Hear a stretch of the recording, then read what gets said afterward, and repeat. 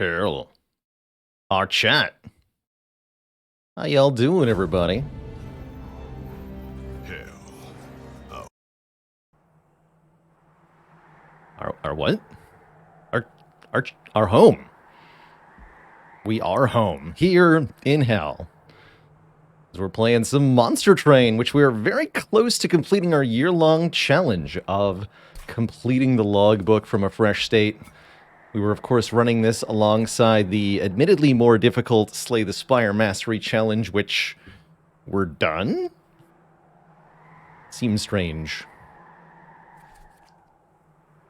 Meanwhile, we're almost done mastering everything in Monster Train here. We have a handful of cards, 5 unmastered cards, 2 of which come problematically from the same event, although I think I know how to grind runs to make this happen in a reasonable time frame. And 4 clan combinations remain. We also have one of the most difficult cards to master that's still remaining. I'm speaking, of course, of none other than Glugsider, the big slug from the Wormkin clan, a ridiculously hard-to-play unit at 4 capacity and more problematically, extract 4. You have to have 4 charged echoes to play this thing, which is pretty tricky, actually. Just Blake. What did Yoda say when he first saw Star Wars in 1080p? HD, am I? Love it. Do I remember which card that I hadn't mastered before I reset the save? I can't remember if it was Consumer of Crowns or Shadow Siege. I'm pretty sure it was Shadow Siege that we didn't get mastered originally. But we were able to get that done in a reasonable time frame. Just here because you're bored at work. Welcome, Housecat. If you are lost on the very basics of Monster Train, I do have a sort of introductory explanatory run up on the YouTube that can help with just kind of understanding how the fights work in this game.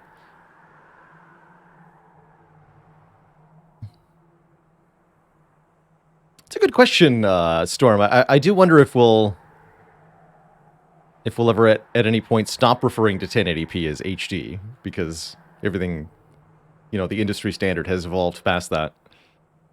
Good question. Mick with 11 months. Shadow Siege and Sketches is a definitely good time, especially if you dupe that Shadow Siege several times. So wait. So, what run are we going to be starting with today? Again, only 4 crowns remain. We're going to be starting with Awoken / Umbra using the Sentient. That sounds tough, actually.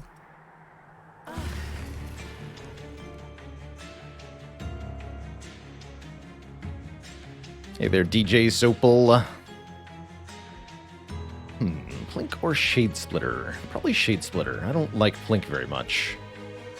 Really at all. This looks like a pretty tough clan combo, I'm not gonna lie. I can easily see why we haven't won with this one yet. Or haven't chosen to play this one yet. I'd say Awoken and Umbra, probably 2 of my weakest clans personally. But there might be some powerful things that we can do with them. In particular, I like the cross synergy that is Lifesteal plus Cultivate effects. Or Rejuvenate effects, whatever it is that procs when you heal. I do like these random starting cards. 2 Space Prisms is very valuable for Umbra, allowing you to fit more chunky units onto a floor. 2 Stings is not bad either. Cards that redraw themselves and cost 0. Let's look at the champion upgrade first. Spikes or the explosive version. Deal 20 damage to the front enemy unit when this unit is healed. Pretty strong, especially with all these restores, which can each proc the effect twice because they heal and apply regen. We also have Awake, applying regen 3. Even more reason to use the explosive version. Let's take the explosive Sentient. Quite like this version. And that effect occurs even if the unit is at full health, which the keyword even says outright.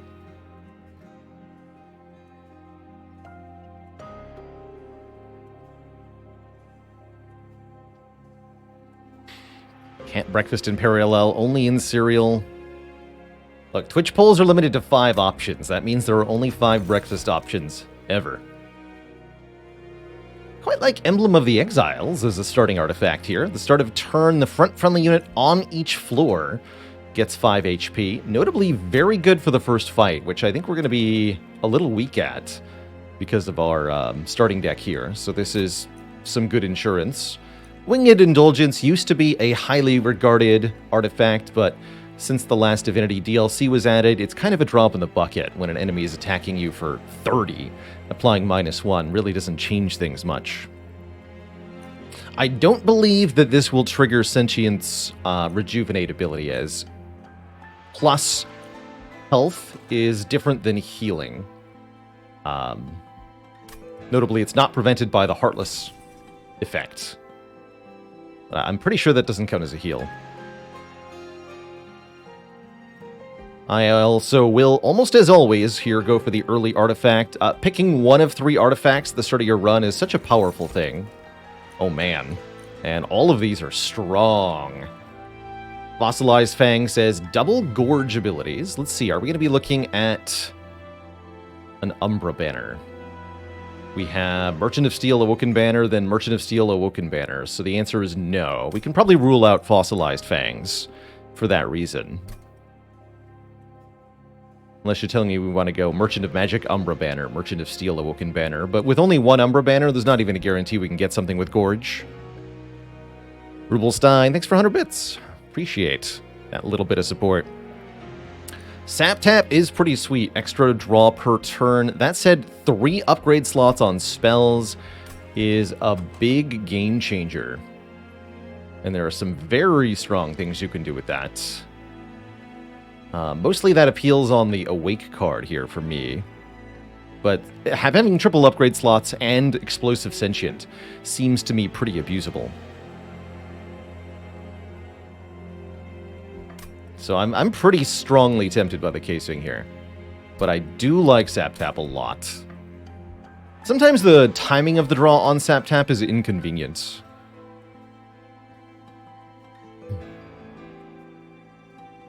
Yes, Ori Pixel. The goal is to stick with one character at a time until we hit our 20 streak goal. I'm open-minded to not strictly adhering to this because I could see it getting too repetitive.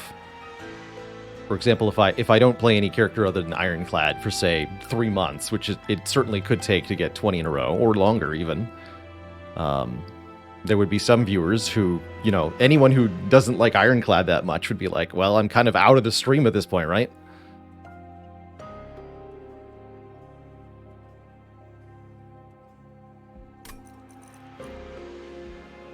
But I'm not sure. We'll see. See how the staying power is. But yeah, exactly. Who doesn't like Ironclad? I feel like Ironclad might be the most universally beloved of the characters. But if we do this once for each character, there will be naturally some objections. I'm going to go with the casing here. I think the Sap Tap could actually be the stronger play. But I'm going to go with the casing, because we can break the game with that. I mean, we're playing Awoken, right? So, Awoken Rail Spike with 3 upgrade slots is just super breakable. Super duper breakable. Like, Clad strategies are too constrained, says Firebird Lover. Well, I'm hoping that our streak attempt can actually prove that wrong, because we'll have to develop pretty varied strategies in order to be successful. Kaboom! And then you regen at the end of the turn, dealing another 20, but they heal for a bit too. You're going to go in the middle floor, start healing, or gaining 5 max health per turn. Might have to take some damage to our Pyre here. Well, I'm a little bit more concerned about missing the Collector at this moment. Yeah, middle floor Collector. I don't have a way to get that, huh? No way at all, unfortunately. Concerning. I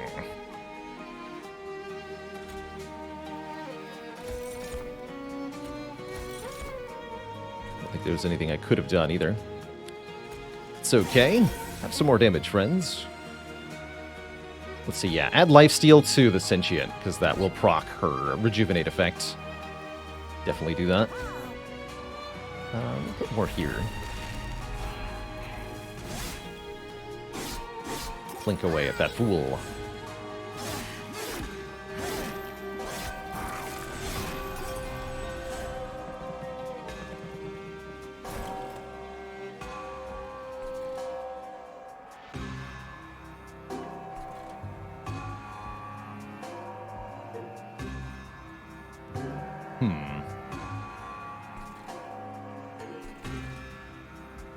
Currently, these two are going to deal 9 damage to the pyre.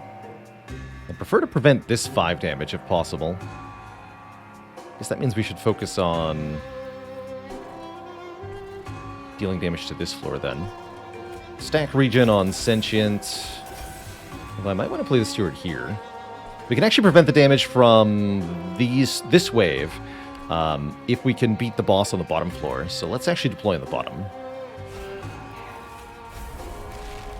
Playing this won't have any effect, because it's taking this enemy from 35 health to 25 health. We do 20 per hit at the pyre, so let's use it here, I guess.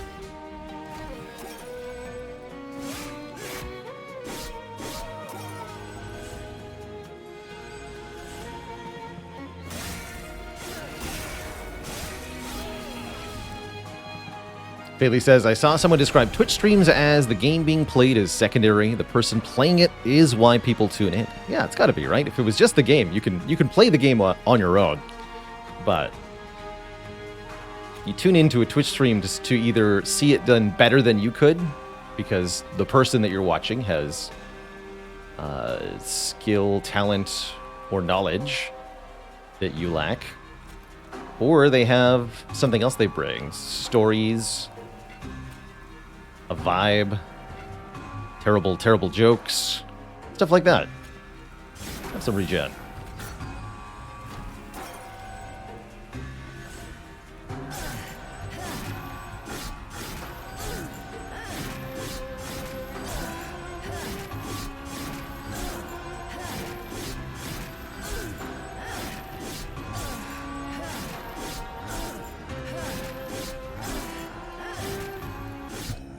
Virtual 256. Which creature is the best smelling of the Awoken clan?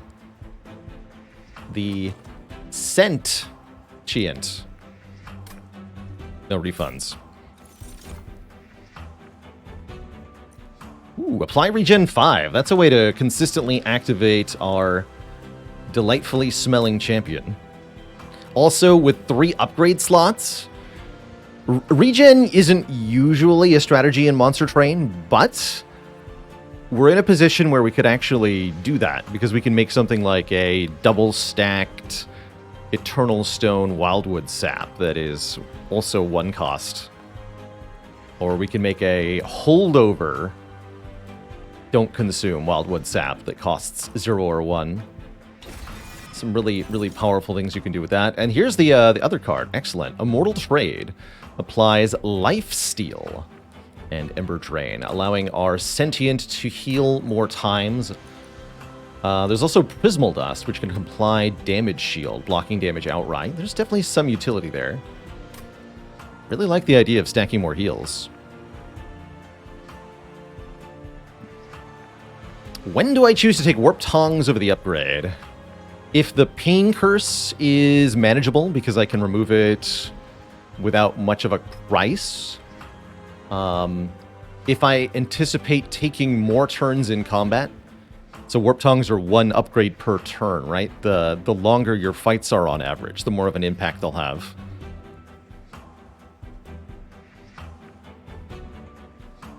So I'd be more inclined to take them, for example, on a Silent deck that's got footwork and well-laid plans and is all about prolonging fights.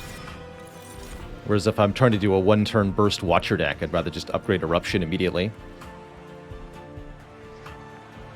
So, here's our first unit draft. We're going to go into Ring 2 here, and I think go Merchant of Steel, Awoken Banner. Although, now that we have triple upgrades, maybe we do want to go Merchant of Magic. Delay our Awoken Banner slightly. Could also just go Merchant of Steel, Awoken Banner, then go to this Merchant of Magic. Choices. I do like the idea of taking Animus of Speed so that I can add Quick onto what I'm hoping will be a Sweeper. I really would like a Quick Sweeper from the Awoken Clan. Morsel Master can be quite nice, doubling our morsel production. Do have some good morsel cards. This can also add things like Lifesteal. Alloyed Construct seems a bit iffy. I'm going to grab Animus of Speed here. That's my belief. And we'll go Merchant of Steel, Awoken Banner. Glad we've got Divine Boons. Shame we only have $100 here. And then we'll probably go to this Merchant of Magic. Let's see what we got up front here. Endless. It's usually not what I'm looking for. We have a Sweeper. We have Vine Mother.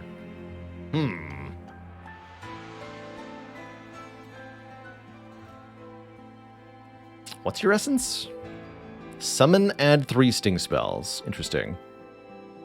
Vine Mother.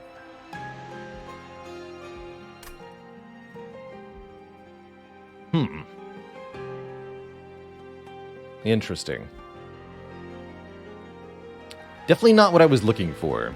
Hollywood, thanks for 41 months, by the way. Awoken Hollow can be scaling. My current problem, though, is that if we stack heals on Awoken Hollow, it means we're not putting the heals on the Sentient. And therefore not getting our explosive damage. I don't totally dislike Vine Mother. Functionally identical to 1 draw per turn, and there's some relics that can work really well. I don't want to fuse my current 2 units together, though, but we can do so next ring if we get another unit. I guess that would be good reason to go to another Merchant of Steel, perhaps. Either way, I really don't see myself wanting this Awoken Hollow.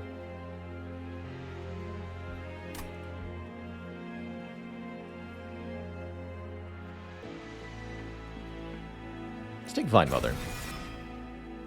I'm probably going to pay for a reroll here. We're looking for Multi-Strike. The thing, though, we want to upgrade one of these units now. I could just add 10 damage to the Animus of Speed and health to the Vine Mother. A nice tanky Vine Mother.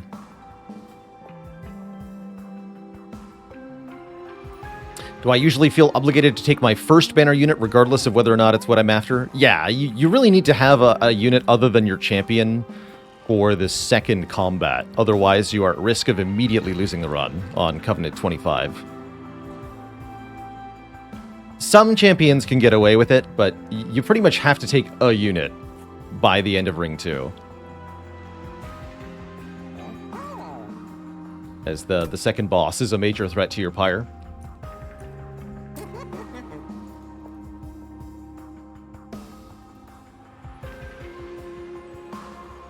Not a Sting Enjoyer, should you be? It's got mixed utility.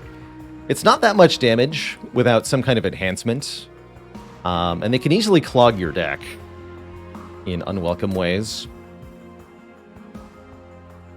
They do tend to fall off unless you're spamming incant activations off of the Stygian clan. Stygian loves stings. They're also really good on Wormkin if you can get them infused somehow. Strike. So I guess the question is, am I going to another Merchant of Steel now? I really want to use this Lightstone casing. It seems like we're so short on everything. Alright, I'm going to try the following. I'm going to take this money, but I'm going to try to spend it here. Not in love with this run so far. I like that we're getting another unit draft, though.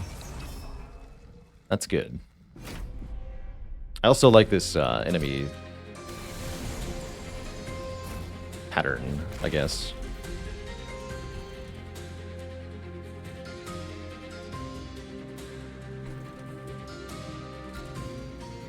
We can put Vine Mother in the middle for this combat. These enemies are going to have haste, meaning they go from the first to the third floor more or less instantaneously. We'll put our important units up top.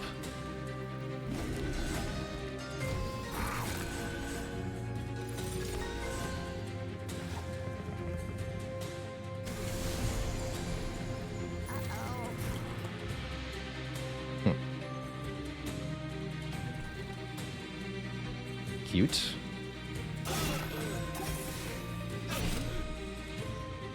Alright, the quick one takes out the clergyman now. These both die. I might use the restore up top anyway. If one of you makes a damage morsel, I can kill the collector. Otherwise, we're missing it again. Maybe I should have stuck around with the sting. We do miss collector again. Feels bad.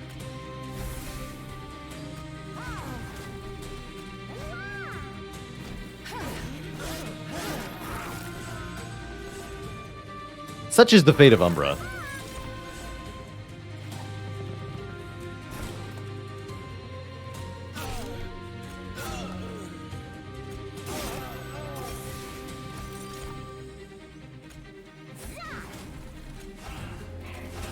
Played a lot of cards, though.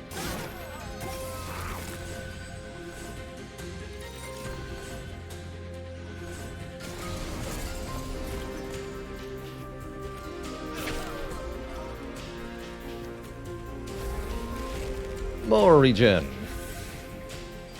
And have some lifesteal, too.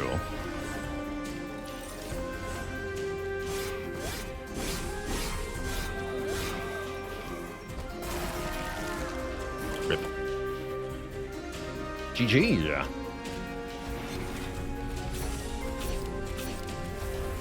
Have a steward.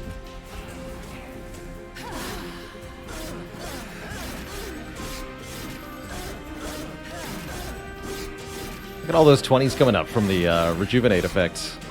Again, we're benefiting from both lifesteal and regen. They both separately activate the effect. It's pretty cool. Get wrecked, Mr. Boss. There we go. Second Wildwood Sap helps us stack that regen even higher, allowing our champ to take on more and more and more things. Ember Forge. 2 Ember per turn. That'd be a fun fusion with the Vine Mother, actually. Huh. What a fun utility unit. Curious. More energy? More passion? We have 2 Divine Temples coming out. You know what? Let's do it. Actually seems conceptually quite cool. And here's some units we can actually try to scale. Animus of Will has big multi-strike. Scales stats pretty well. Crucible Warden gets damage shield when eating. Shadow Eater gets health when eating.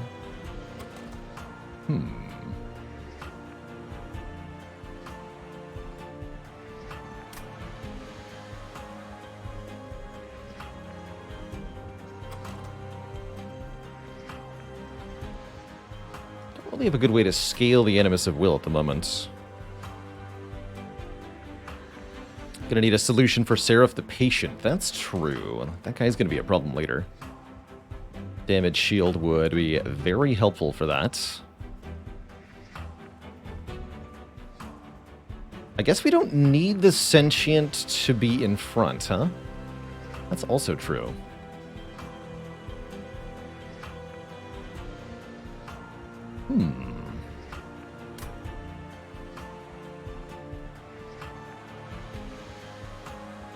Could also arguably infuse Crucible Warden into the Animus of Speed. Get that damage shield 5 up front. It's quite useful. I think we will take Warden here. I like Warden quite a bit overall. And I think a Gorging will be useful in general with lots of spell upgrade potential. I think that means we don't go to the Merchant of Steel. Not this one, huh?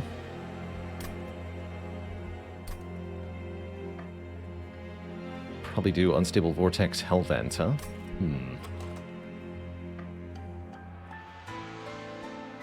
Should try to have a good spell then. What we got here? Hold over.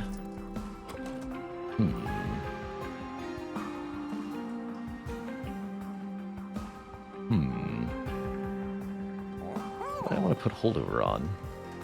Just make a holdover 0 cost restore. Seems basic, but it'd be pretty effective with the sentient.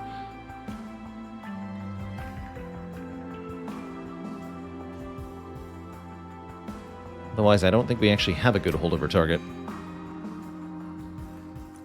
We could check for -2 cost to put on Awake, which we don't have.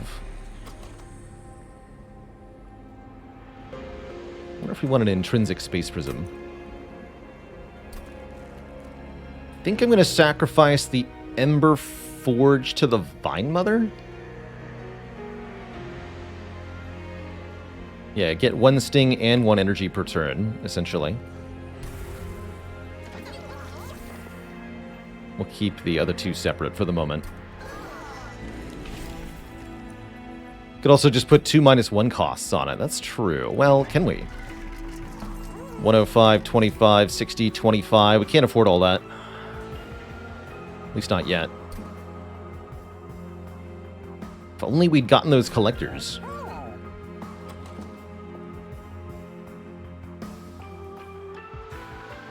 We can slap holdover and 30 magic power onto a card. We could make a 40 power sting. Or a really huge heal. I don't totally dislike a 40 power sting every turn, quite frankly. Although that's only 40 damage per turn, which is not much in the grand scheme of things. Currently, we have no way to really scale. Concerning. Yeah, it might have been better with piercing, but even then, being able to only hit the front enemy means you can rarely actually benefit from the piercing. You're going to be targeting something with like 200 hit points when you want it to be able to piercingly hit the 20 health sniper in the back line. That's what makes stings kind of fall off, ultimately, is their inability to target stuff.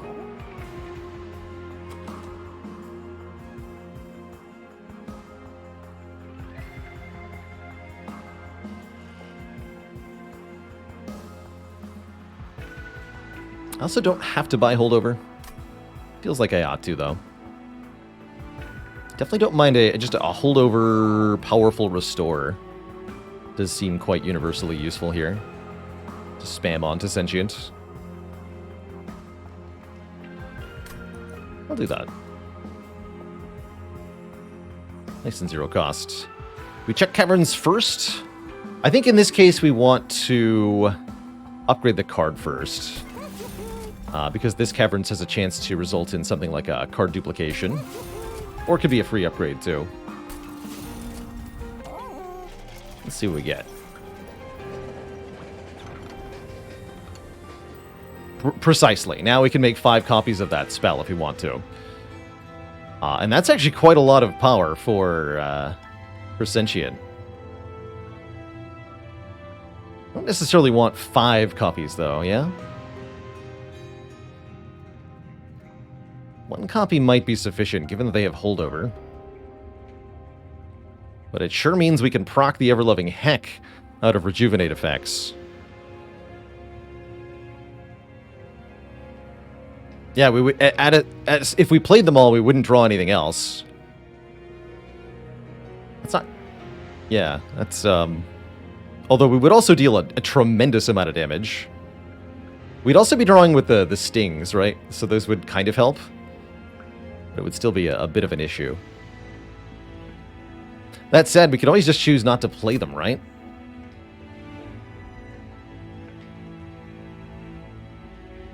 There isn't a rejuvenate scaling unit in the deck. Sentient does.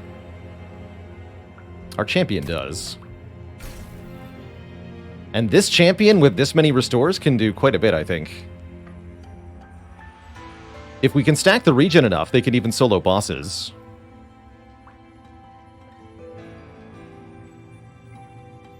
The regeneration stacking is what lets us beat bosses with this. Although I'm not 100% it'll be enough. Let's find out. Ka-ching.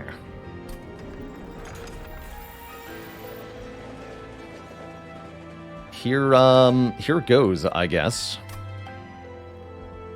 This is definitely bizarre. As far as strategies go. Good luck to us.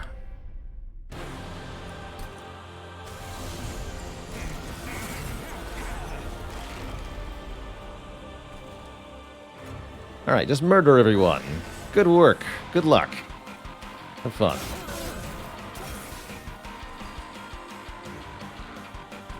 I guess you'll go in the middle.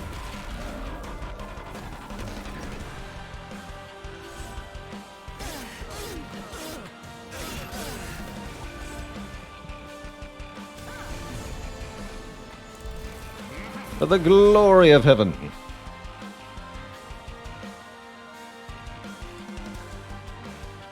Actually, you're currently dying, huh?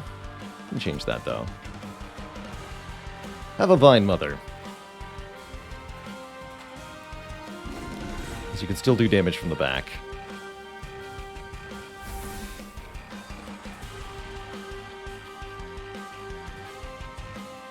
You look like you want a friend. Have a friend.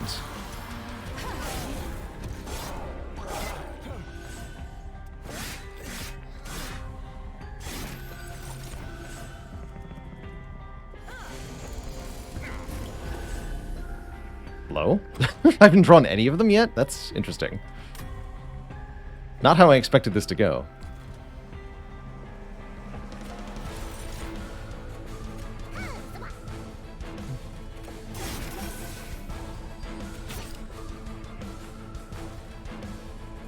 Look like you want some lifesteal.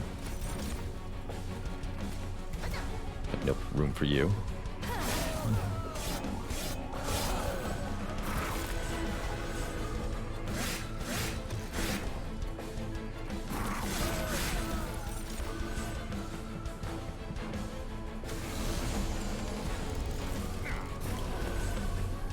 There we go.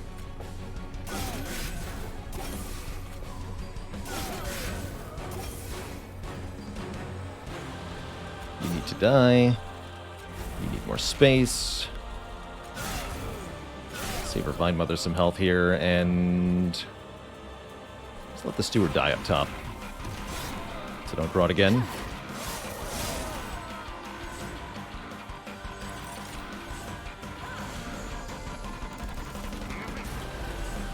Here we go.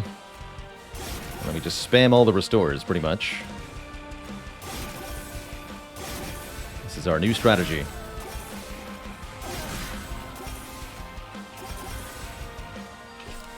Oops.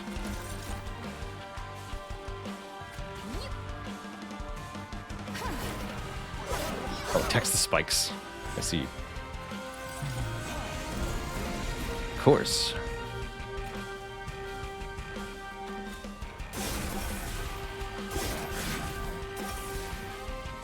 So as we exceed 12 regen, which is the amount Daedalus is doing each turn, watch how the amount of life loss he takes increases.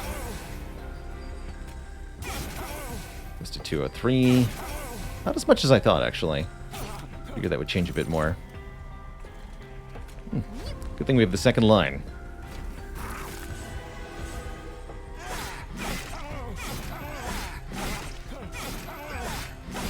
Only doing 1 damage, I see. It takes the boss quite a few hits to kill us, as we have high values of regen.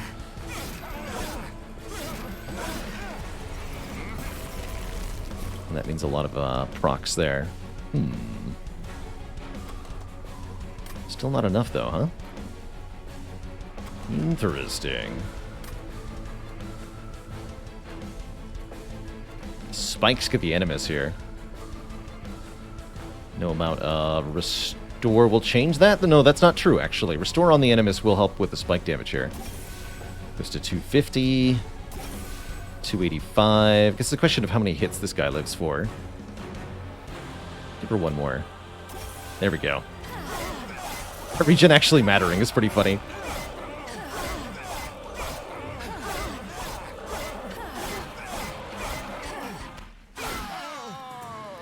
They die at the same time. Good. Cycle of Life. Apply spikes. Or forever consumed. 30x damage to the front enemy. I do like having a way to deal lots of damage to the front enemy, and we have decent energy generation, too. Take a forever consumed here, I think. Rejuvenate. Gains spikes is pretty powerful.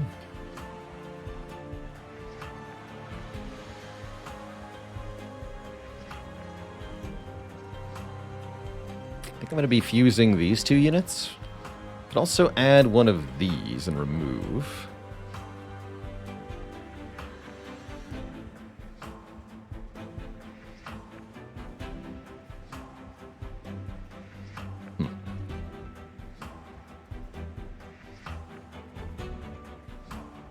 Could merge the Alloyed Construct with the Crucible Warden. That is an option. I don't think we have quite enough morsels to actually make that work.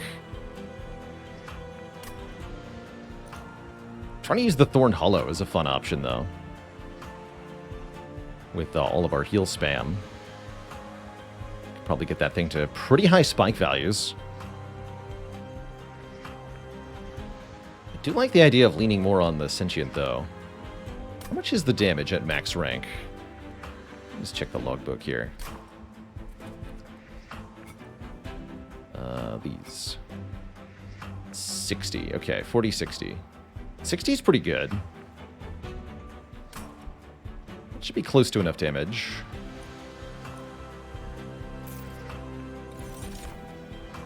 Definitely going to take more card draw here. With all these restores. Do I want to dupe anything?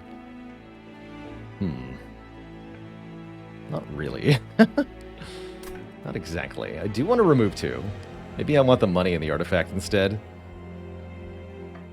We're definitely going to go Unstable Vortex, Merchant of Magic here. Super going this way. So yeah, I'll take the money then, so that Merchant of Magic can be a bit better. We don't quite have a good card to do beyond the Restore that we already have so many of.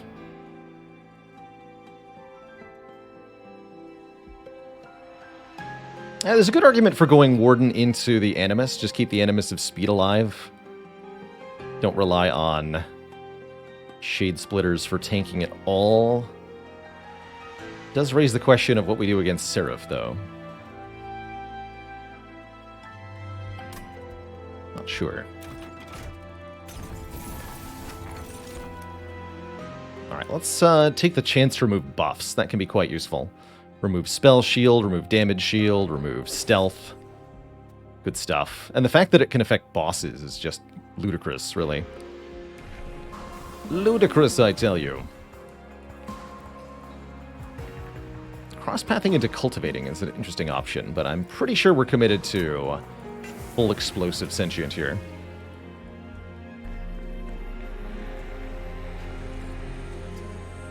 Don't think this is going to work, the more I think on this. But I'm going to do my best. Definitely going to do my best. Alright, Spell Chain Wildwood Sap. Let's see if we can actually make this work.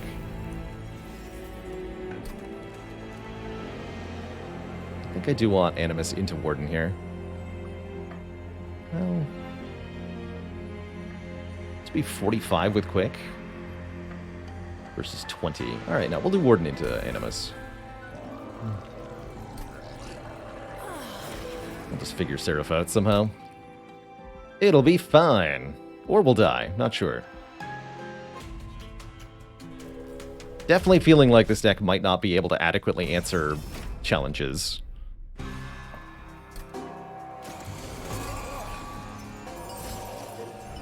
But we'll see.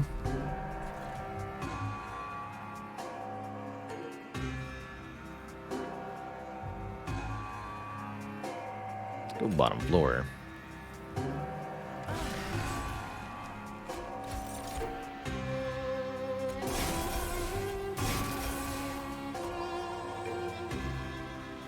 Gonna go in the back. This guy's gonna get through.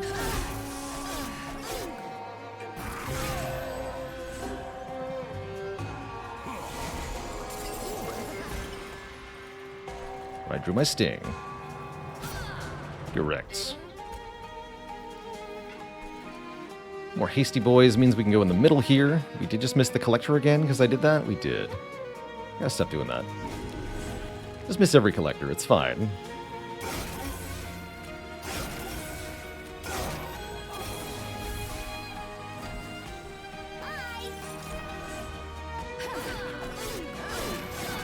Money's for chumps anyway.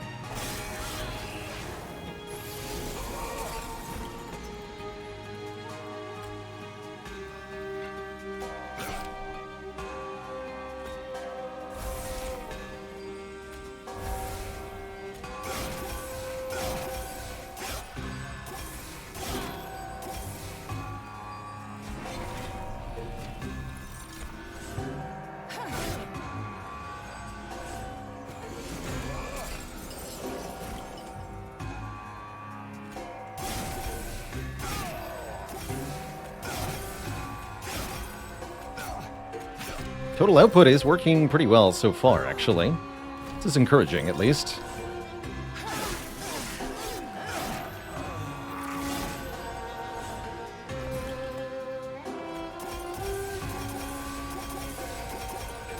We're already getting to pretty high regen counts.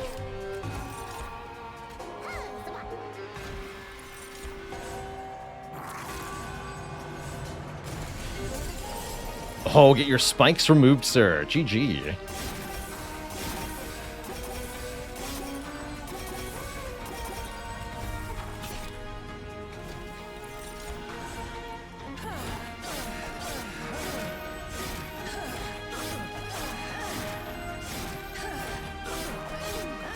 I can see this working. Good. Good. Robak, thanks for 15 months of support. Thank you, thank you. Get some shield. Healing spells cost less on this floor. Or restore health to all friendly units on the same floor. What a fun infusion effect. Or Awoken. I don't think we can use it though. I don't think we can use any of these. I've already got you. We don't need these. Where's the Awoken Rail Spike at, hey? That's what I want. Well, that's one of the many things that I want, realistically. Permafrost. We start with the Concealed Caverns this time. So here we could be adding a spell. Oh. Upgrade a unit to add melee weakness or get for the greater good, allowing us to summon allied units to our floor. Huh. For the greater good seems like it could be pretty neat here. And it's a spell, which we can upgrade 3 times. Let's give it a shot. Let's see what happens. I don't think the units can be shard enhanced. You get special made for the player versions of random enemies, basically. But it does let us overstack a floor, quite helpfully. What are these? Ah, there's Priory's Cloak. When a friendly unit is healed, deal damage equal to the amount healed. Although you have to actually be missing health for this to deal damage. I still think it's pretty sweet. Notably, this will help tremendously when it comes to dealing with bosses, because the regeneration amount from the Sentient will actually be applied. Let's take Priory's Cloak here. Lifesteal 2 could be quite nice as well, but I think this will actually matter quite a bit with what we're doing.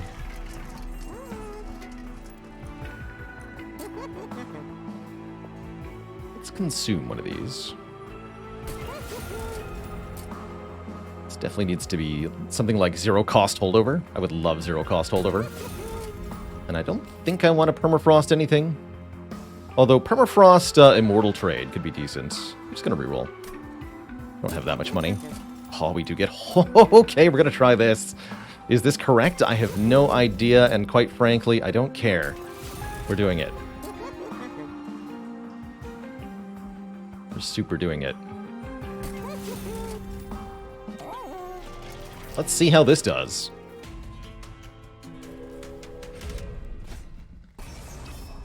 Stealthers, no problem. This is actually one of the easiest fights ever for this deck. Normally these things are a bit of an issue. But A, they have a 50% chance of having their stealth removed. And B, they get absolutely nuked by our champion.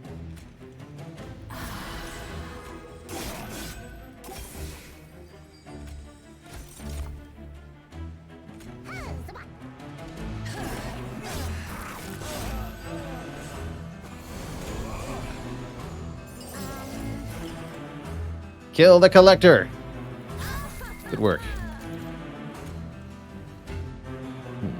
Might have to throw a thingy in front here. Oh no, we're fine. Because now the quick kills you. Got it. You'll go in the middle. Heat this to the sentience.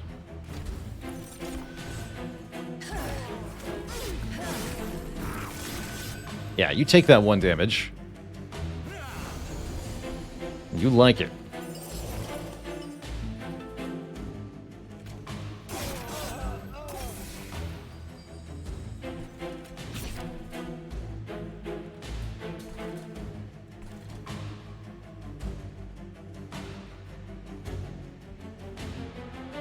Don't know if they're going to be good or not. Let's find out what we get here.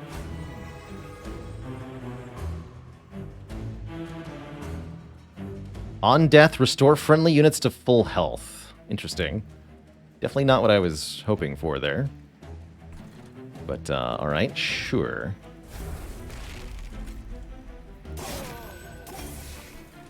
This guy might be an issue. Do have pyre armor, thankfully. Forever Consume can kill him, maybe.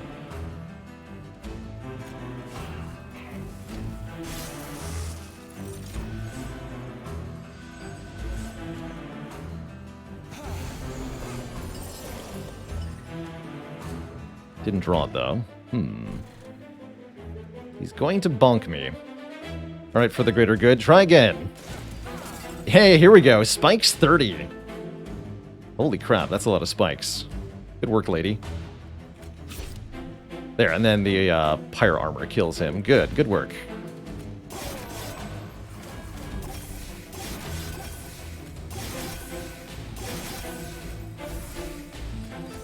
Get spiked on, friends.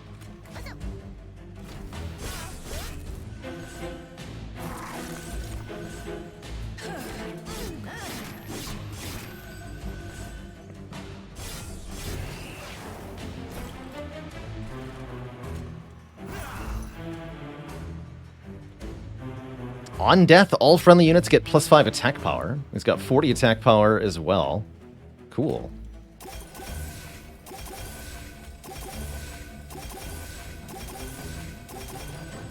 Didn't manage to stack enough regeneration this time. Oh, that's because we didn't get the spell chain thing.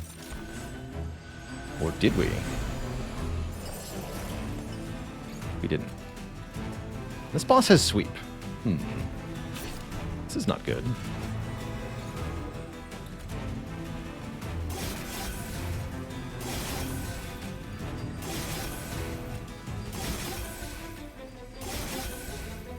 It's really not good.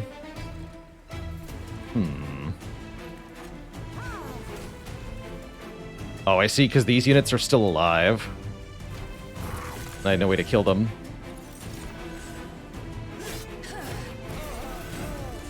That's bad. That's very bad.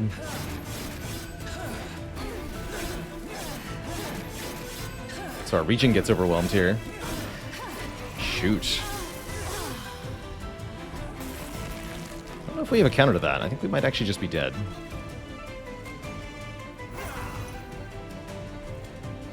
I think we're just dead.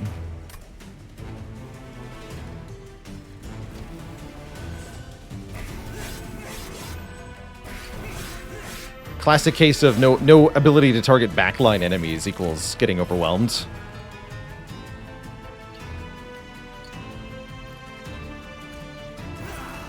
Two of those does not help me. GG then. We're dead. Hard countered by this boss. Ultimately, I don't think this deck was going to go the distance because I think its core strategy was just very weak.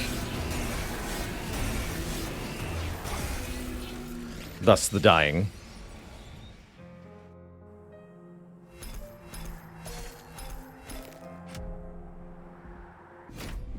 Usually that's how regen runs go.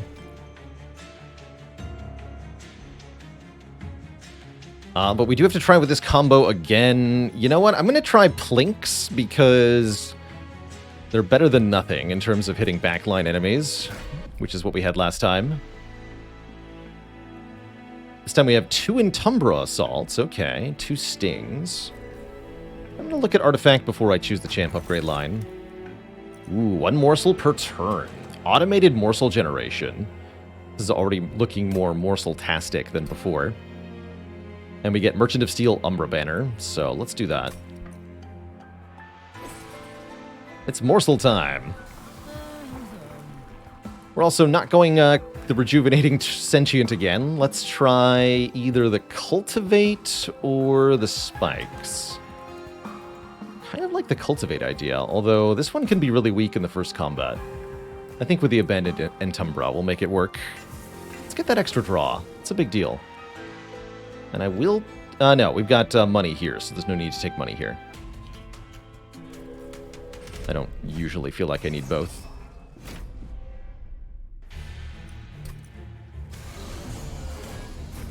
These jerks are pretty hard with 10 armor, but we can mostly just let them go to the pyre, and they'll only deal 1 damage. So it's really not a big deal.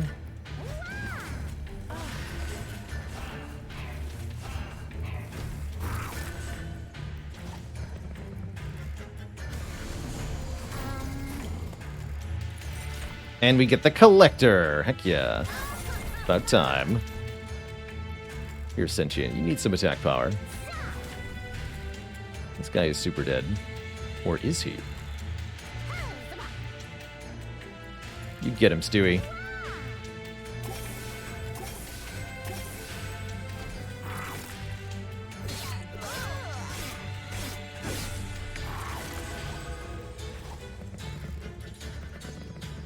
Your feeble attacks will only make the Sentient stronger.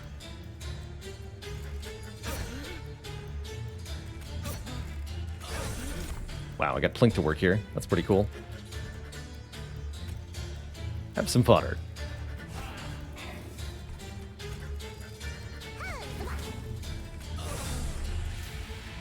Okay, one of them gets to the pyre. That's okay.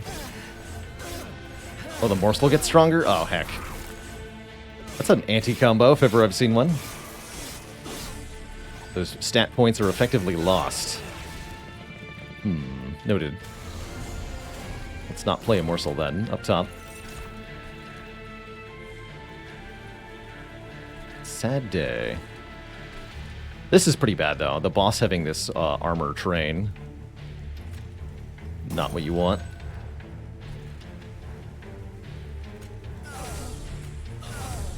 Hey, that actually made a difference. Cool.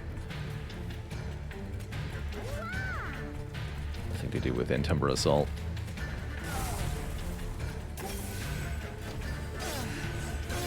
How's it going, Major Foley? Hello and welcome. Thanks for that tier 1 sub. Welcome to the Cozy Sub Club. Glad you found your way here.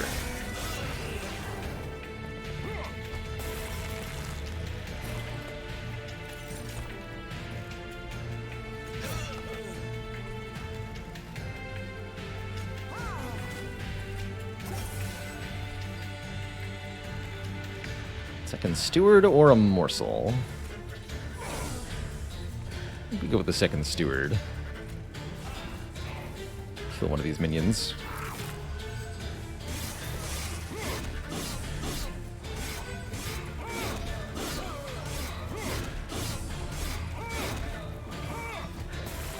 This should be in our favor here. Yeah. Easy peasy. It was only 4 damage to get the unit draft. That's quite good. I can feel everything. Do like Glimmer. Restore health to friendly units and deal damage to enemy units makes it one of the best spell power recipients ever.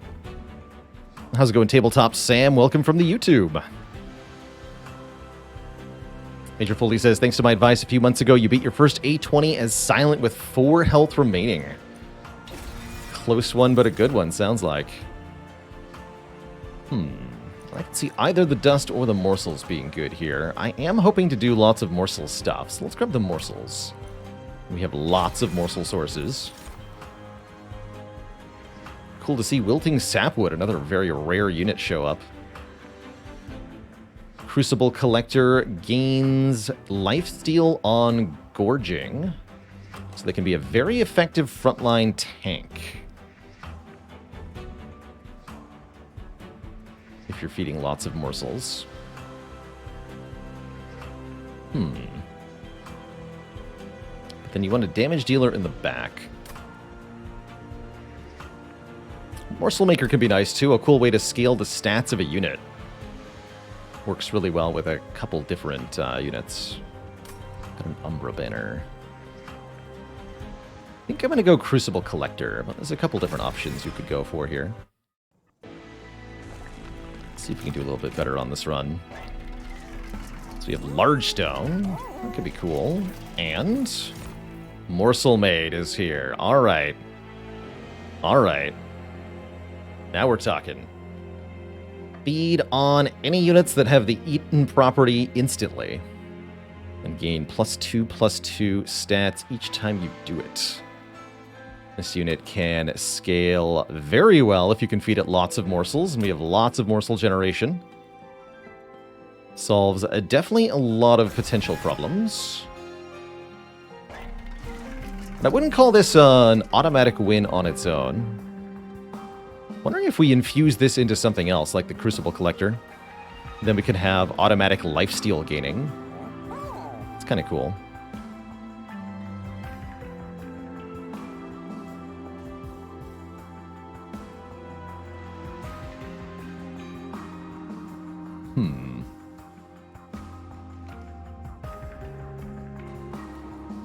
Gains a lot less stats if I infuse, though.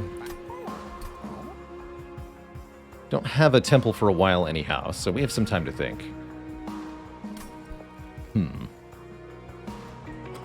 One of the cool things that the Morsel Maid does is make space somewhat of an irrelevancy, so I like it a lot with the Large Stone.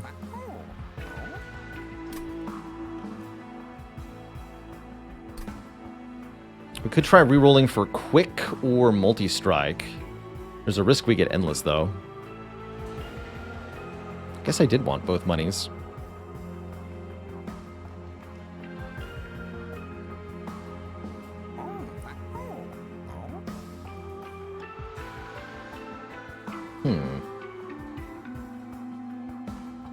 Cannot get a win with the Fish Clan. I had to really start embracing the power of spells to start winning more with Stygian Thromborax. Their units alone don't do all that well. And the secret is to break the game using Merchants of Magic. Are there 4 rare stones? Yes. Large Stone, Endless, Quick, and Multi-Strike are the 4.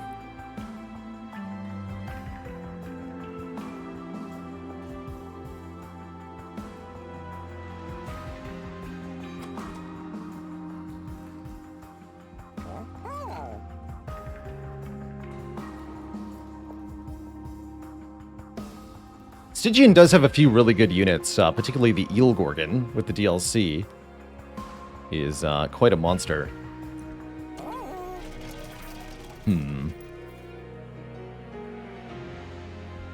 Yeah, if we do Morsel Maid into Collector, my worry is that we don't get enough stats. Although we will have a ton of lifesteal. How are we going to deal enough damage to kill stuff? That +2/+2 per unit eaten is a big deal.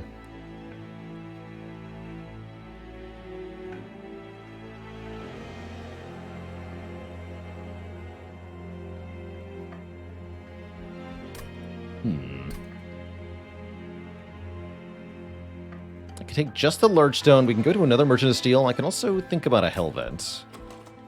Hellvent on packed morsels might be kind of awesome, actually. Allison Rudery, thanks for the 3 months of subbage in advance. Although I wouldn't be able to upgrade it, huh? Alright, let's just do large stone.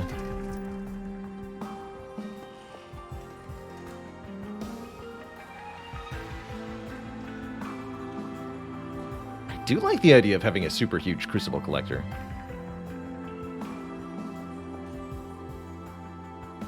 Alright, let's try it.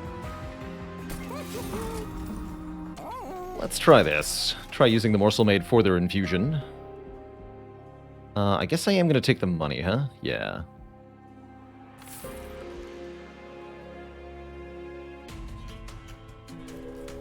Base Mummel, thanks for the Prime sub in the 4 months. Good to have you hanging around. Take a Mark of Invasion, I'm not afraid. We've got Plink. This is Plink fuel.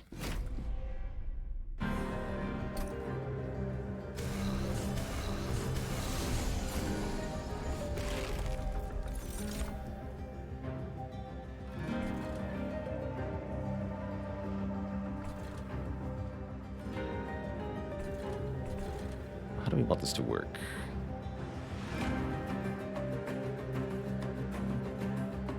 Sentient in front, Collector behind.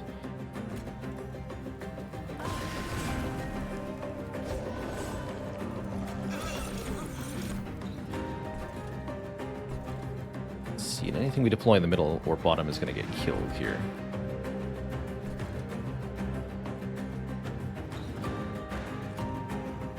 Unless... OP.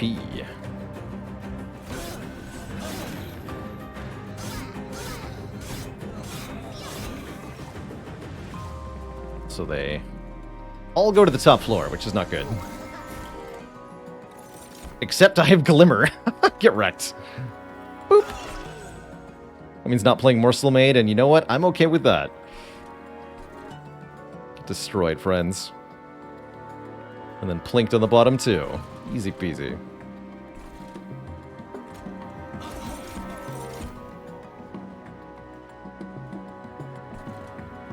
Collector being killed by a Magma Morsel. You'd love to see it.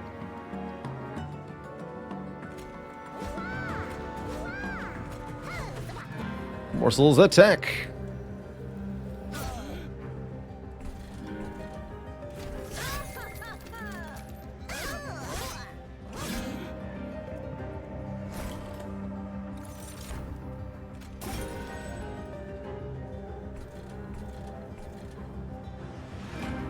Somebody needs to eat all of you. Please and thank you.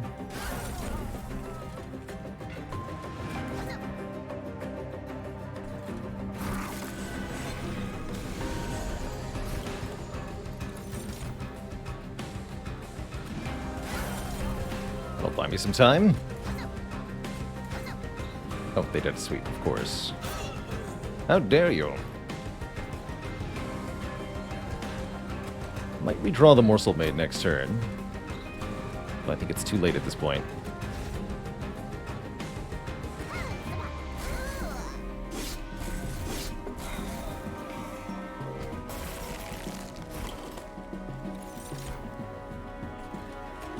Stack a little bit of regen on you. Really all I can do.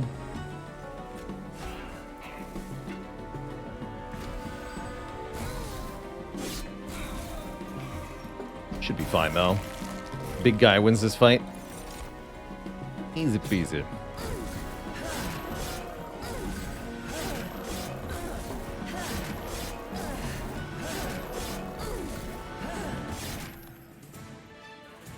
GG. Vine Grasp is kind of nice. It's also a neat way to activate the Cultivate effect on our Sentients. Sometimes. Resto Debt can be vaguely useful. We don't have good heals yet. Oftentimes we don't need good heals. It's the lifesteal. Take the Vine Grasp. And I was thinking we wanted a Space Prism so that we can actually feed morsels to our 5 capacity floor. That's quite helpful. Might even make that intrinsic if we get an opportunity.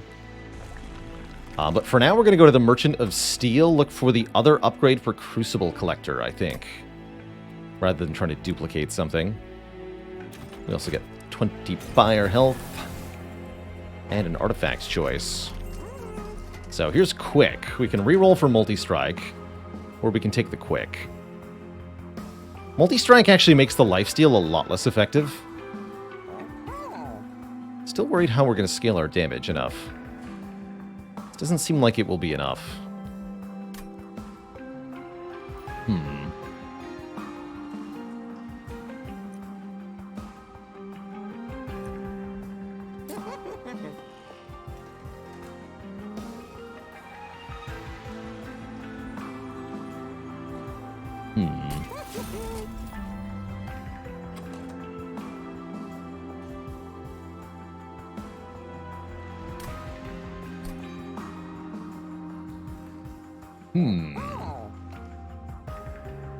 Tricky.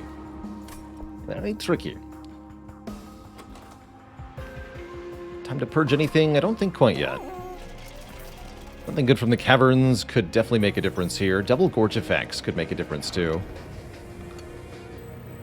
Do you take a swig? Guess I'll take a Strength Stone. Add 10 more attack power to Crucible Collector is welcome here for sure. 45.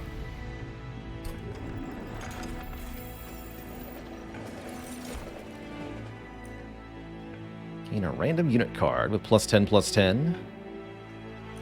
Or don't take as much of a penalty when things slip by. Actually seems kind of important. Because we are not scaling our damage all that well. We definitely may have things get by us. Let's take a Vapor Funnel. Okay. To our first major boss we go. This fight shouldn't be too bad.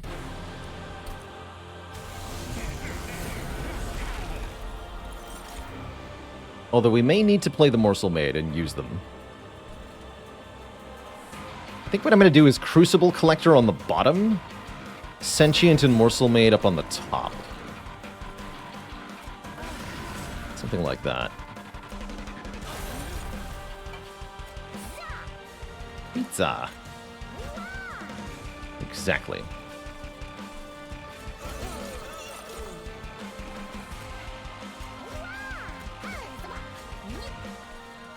And boop you, I guess.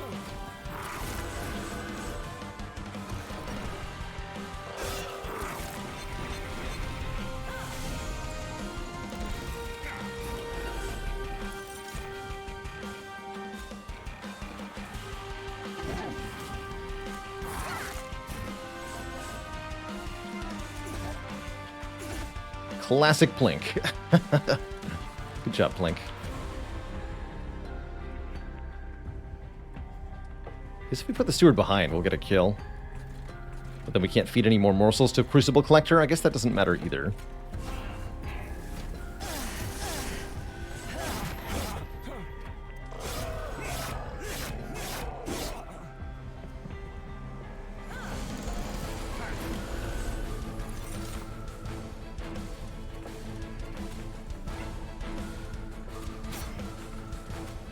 Or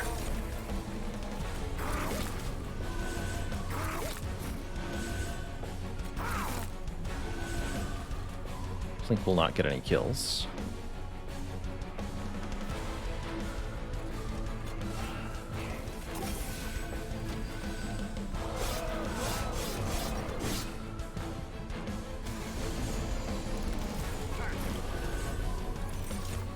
Kaboom!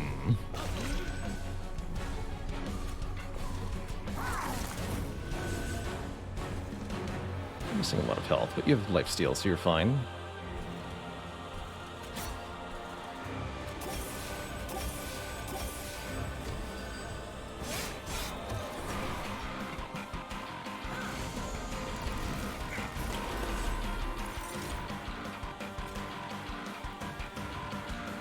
That should go on the bottom floor, huh?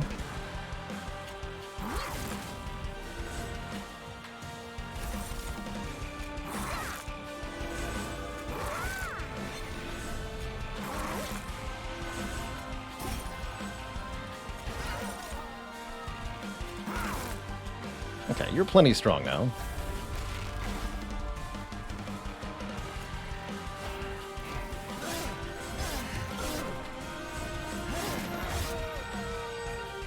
Sushi Cat with the 13 months the Baker's doesn't get.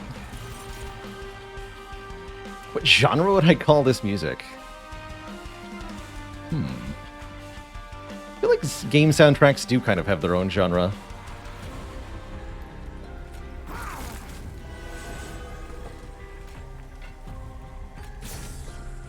Epic hell music.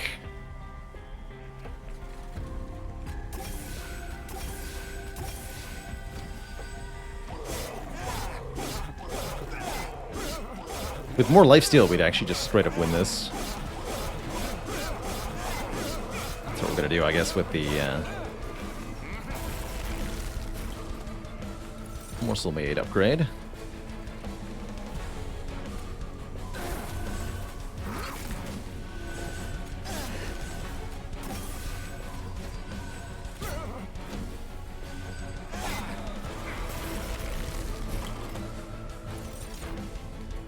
GG.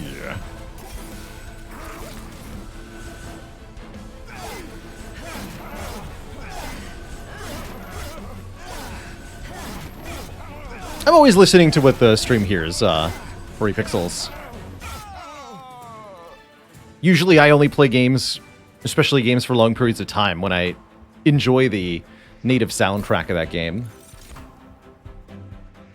Oh, Blazing Bolts. Hello. That can be quite a way to deal with damage. We definitely want stuff that can kill enemies via spells, and I'm really liking Blazing Bolts. The more times you play this, the stronger it gets, up to a 4-time hit, I believe, after playing it 3 times. Animus of Will is here.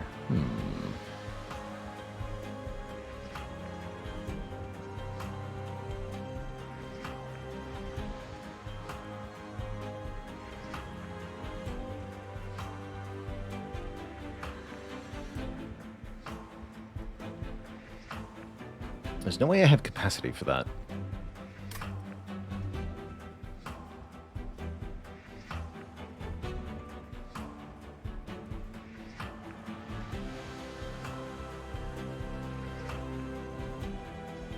Although we could abandon the Crucible Collector plan and do Animus of Will into Morsel Maid. That could be quite strong. I do want to put Morsel Maid into Crucible Collector, see if we can still make that work. Maybe that means we could do Sentient plus Animus of Will on a different floor? Sentience cultivate scaling on the Animus is what I'm looking for here. Let's try it. Second, the Star Renegades OST. That game is jammin'. Really enjoy Star Renegades. Really enjoyed Star Renegades. Okay, let's try 2 different floors then. Give me more card draw. And are we going Merchant of Magic or Unstable Vortex? Deeply unclear. Looks like I'll probably go Merchant of Steel here, unless I... Yeah, we want to go to a Merchant of Steel, right? Totally we do. Okay, that looks great. So, Merchant of Magic, YN. Upgrading Blazing Bolts and Glimmer could be a huge deal. Let me get money, too. Have I tried Eratus? I tried Eratus Lord of the Dead briefly. I don't feel like I played quite enough of it to get a full opinion, but it seemed pretty similar to Legend of Keepers, conceptually and execution-wise. some fun to be had there if you're willing to look past the imperfections.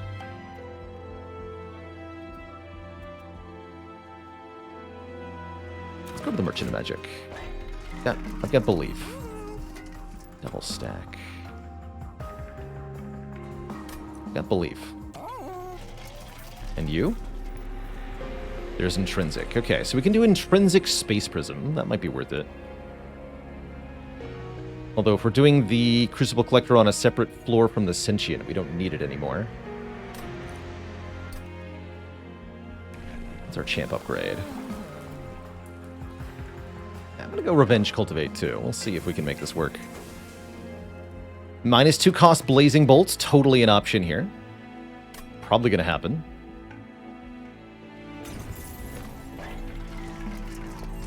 Let's see, does Double Stack do anything good here? It does not.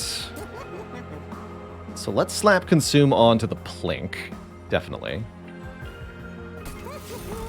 And a -1 cost onto probably Engraft to start, then pay for the reroll. Remove Consume. Probably that's amazing on Packed Morsels, because we have a morsel made. That seems pretty good. Get more money here. Okay, cool.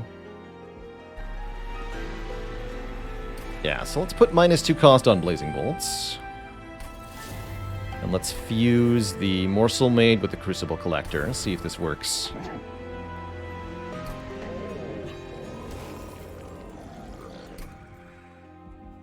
Our 10 spell power card. Yeah, Glimmer looking good here. Basic but effective. Could put -1 cost on the Packed Morsels, or we could try to make Packed Morsels hold over later.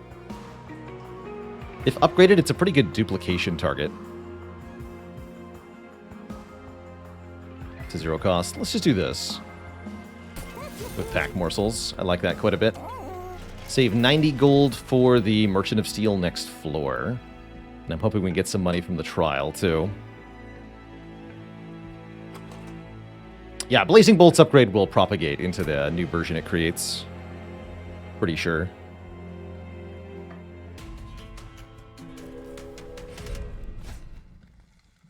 This is literally free.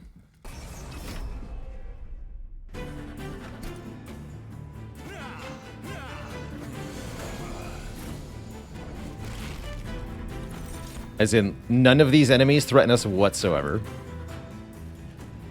It's kind of cool, actually. But do I want to put the Sentient up top just to take a bunch of hits to scale our Animus of Will? I think I do.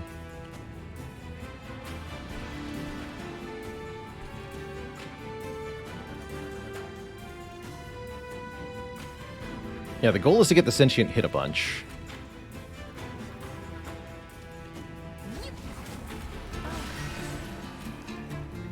This.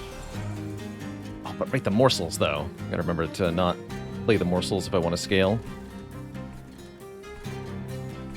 It's only cost me 1 proc, thankfully, but next turn it's actually quite important that I don't mess that up. Okay, don't play any of this? No, play this. Heal 1. Yeah, we don't want those morsels getting bonuses.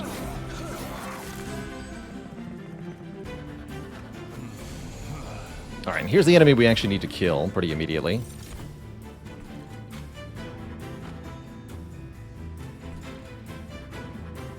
Train Steward can kill this.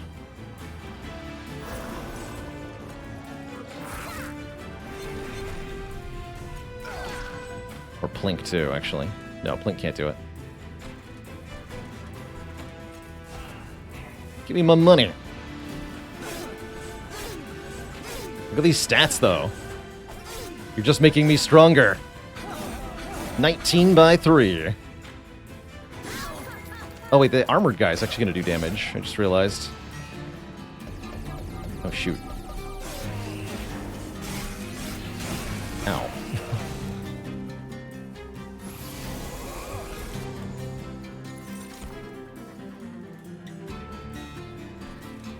Screw you too, buddy.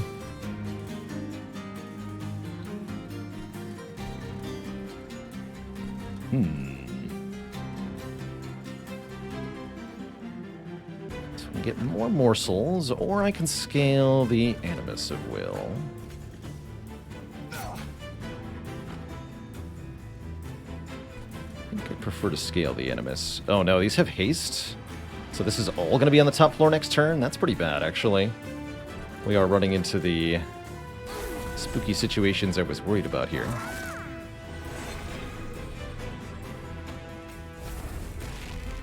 A train steward. As a friend.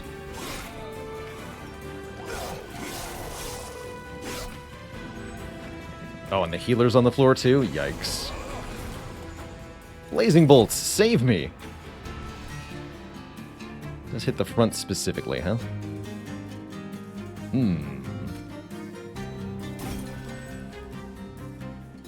Concerning. Although I can pull an enemy to the front.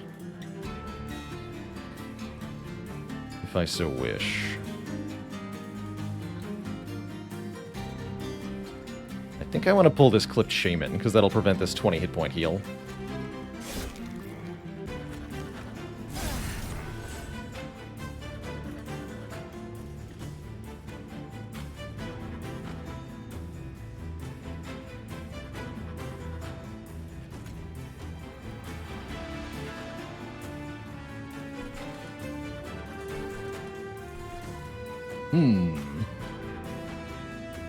Tricky. This guy definitely needs to die. Oh, I could have gotten 2 morsels there. We'll scale this thing instead.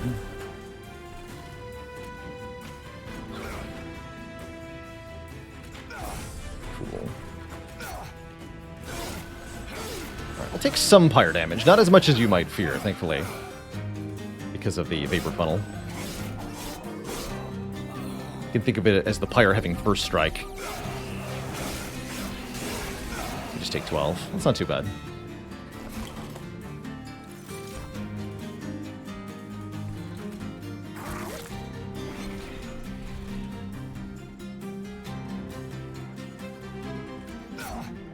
Double Entumber Assault gets a kill on this back line. Let's do that.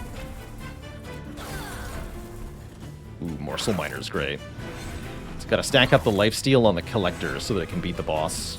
Or at least hold its own against the boss. For a little while.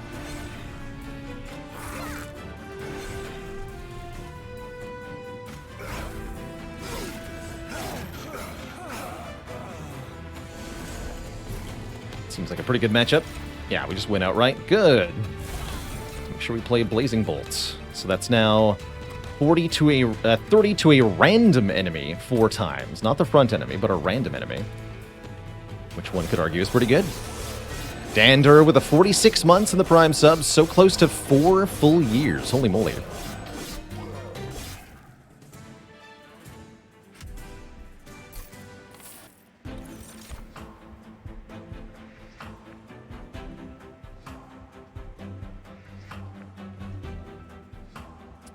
Root an enemy for 1 turn can be quite useful, especially when you're not able to kill stuff that quickly.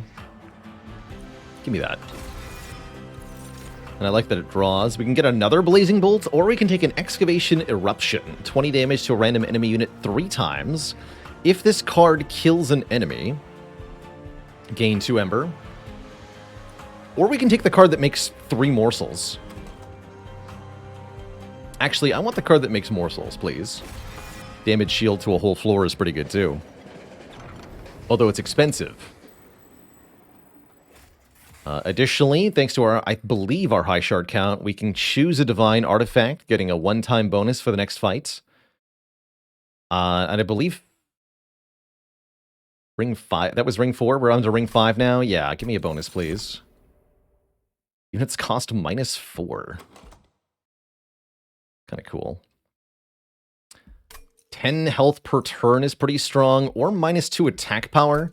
This could be the self-made Harpy, right? I'd love to see the self-made Harpy with -2 attack power. Give me that.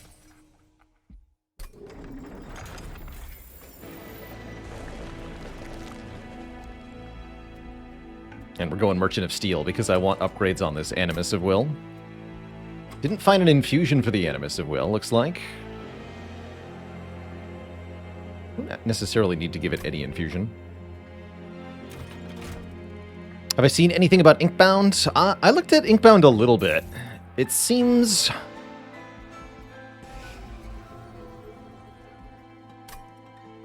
how to phrase. There's a lot going on in Inkbound, and I'm not sure that the game is equal to the sum of its parts. I'm curious to see how it changes over the early access period. I'd heard that there had been monetization, but after feedback, they removed all the monetization. That's a pretty good sign that the devs are willing to significantly revamp in response to feedback.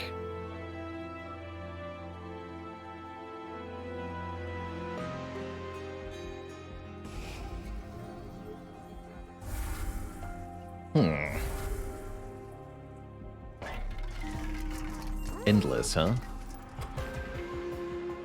Not what I wanted.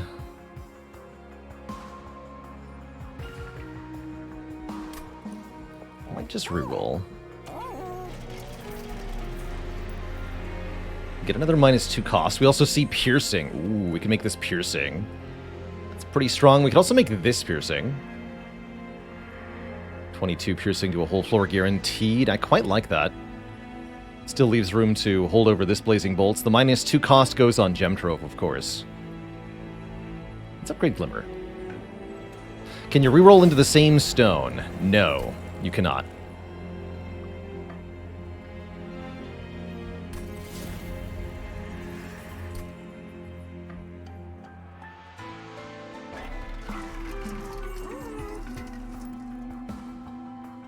But these ones, yes. These can reroll into the same. And in the Merchant of Magic, you're always guaranteed to get -1 cost as the first upgrade. And rerolling just for the second Emberstone can be well worth it. Getting lots of Emberstones onto your cards can be a very, very powerful thing in Monster Train. It's one of the reasons I never take the plus energy boss choice, because you can discount the cards and then add more card draw and functionally get a better result almost every time.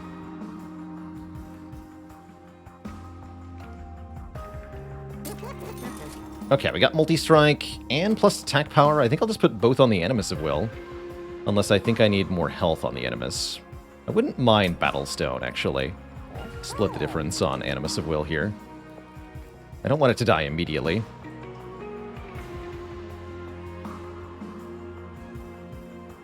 Let's do that.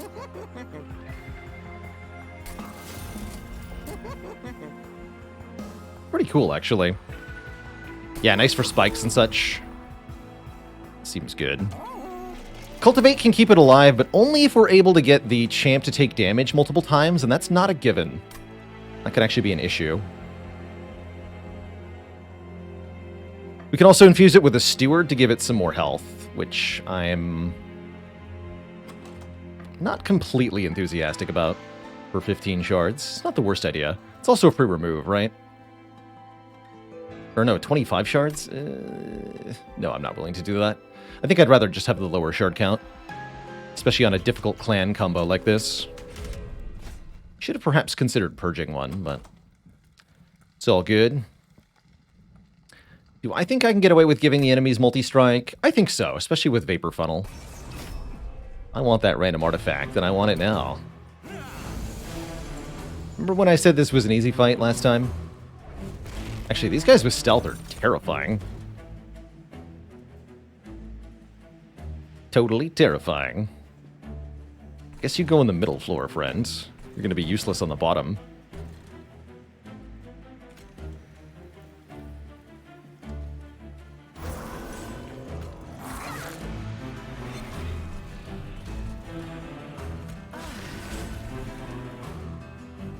Actually, Super Plink is even better here. Feed.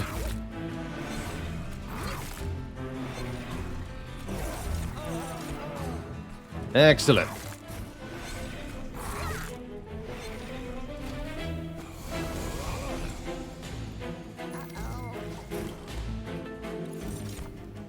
You.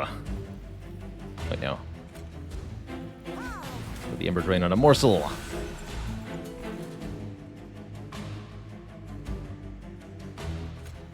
You, go to the back of the next wave.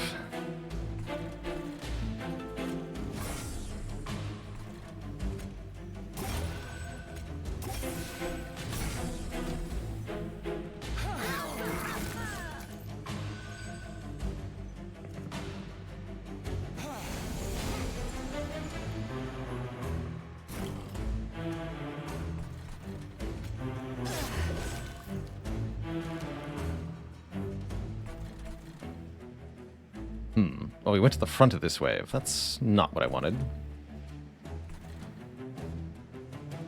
Oh, well.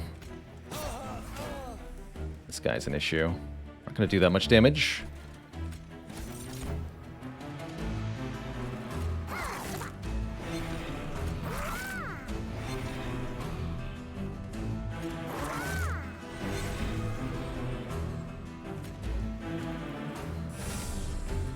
Kill his friends.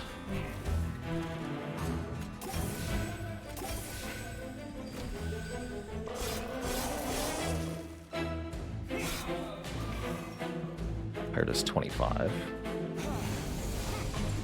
Well, this guy's a problem too. Oh, Blazing Bolts is here though. That'll help. Huzzah!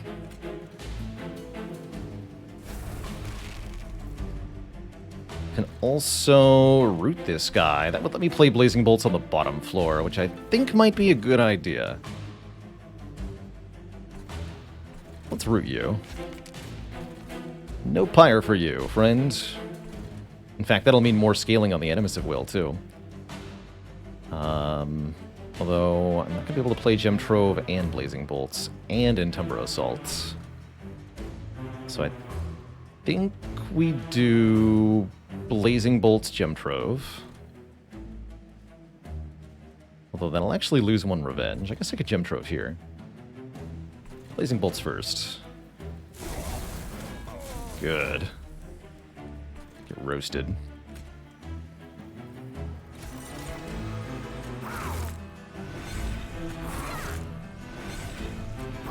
Is our champ going to be able to take this assault next turn?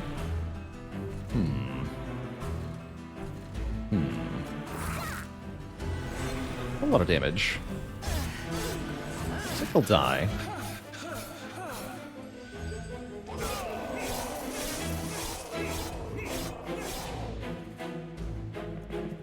Might be able to change that with spells, though. Ah, we got Glimmer. Okay, that's good. That's very good. Currently, we live on 1 hit point. Spooky. That actually means less scaling for the Animus, but that's fine. Here, scale the Animus some more.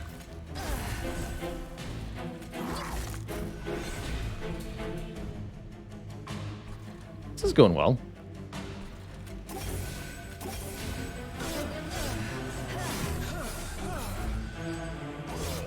I think this is one of the first times I've successfully used Cultivate to do stuff.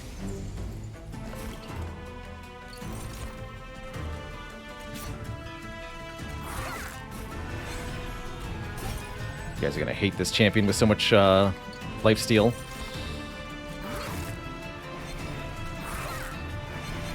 Those poor stealth enemies. Oh, Plink gets in there.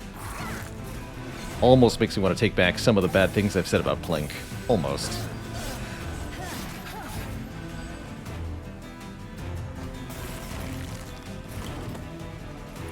Yeah, we just straight up win.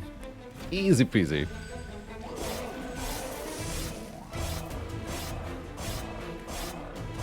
How's it going, Calrothis? I think the purges are going to be worth it. I tend to save up purges a little bit in Monster Train, because you can buy them at any merchant. And the price is just based on how many purges you've gotten on your run. Sometimes I'm looking to save up, for example, for a good trinket from the trinket merchant. And then if I don't find one, I'm going to purge. That's what we'll be doing next floor, for example. Cool that we get rationing scales. Set our pyre health to 50 before each battle. If this reduces our health, we gain money, which is pretty cool. Restore to full, add sting spells, or another root. I want another root. Let's give me control over the enemies. What is making the middle guys eat the morsels instantly? Great question. They are infused with a unit called the Morsel Maid, which says, when a morsel is played on their floor, eat it immediately. Pretty cool.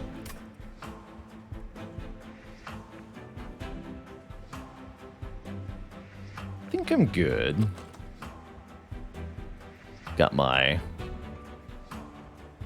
blazing bolts. I'm pretty happy with that. So yeah, we're going to go to the Merchant of Trinkets. If we could find Double Gorge, that'd be kind of cool. Shame there's no Double Cultivate. That'd be neat.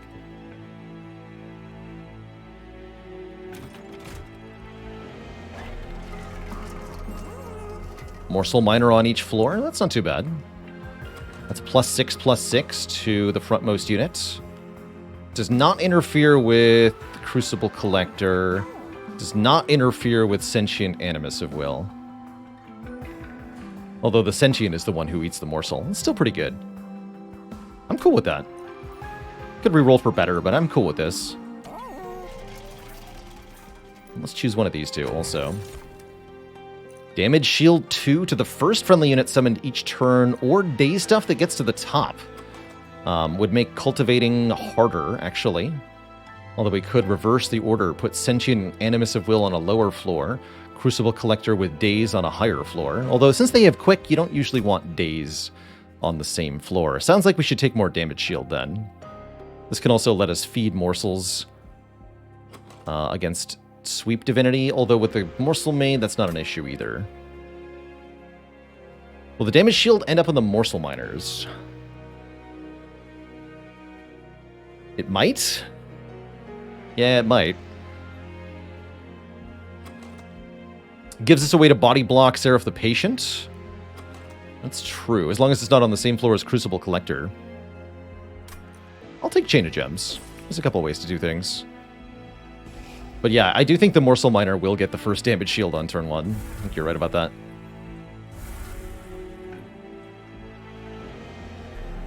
Did I look here yet? Spell Chain.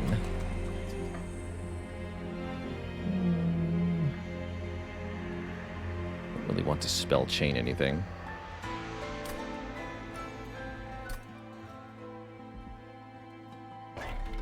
Alright, let's just buy this. Go! We got money, too.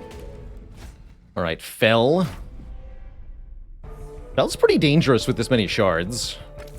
She'll attack 3 or maybe 4 times. Yeah, the top one gets the damage shield.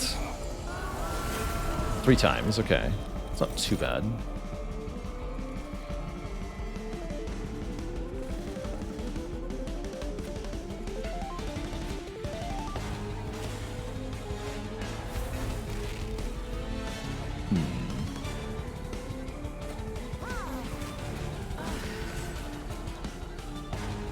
Put the Animus of Will in front. It seems like a terrible idea.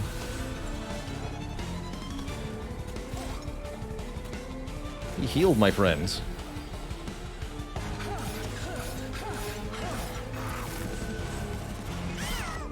Oh no!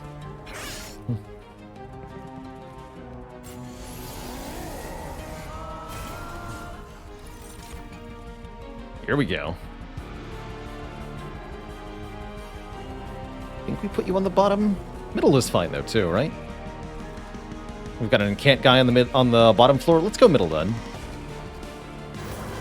It's all the same to me.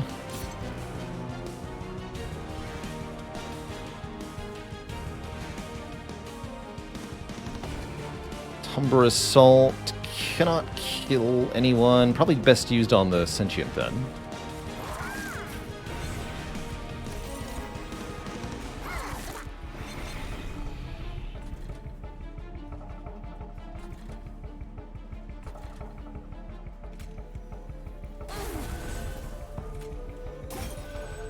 Give me some more health also. Who wants to be constricted?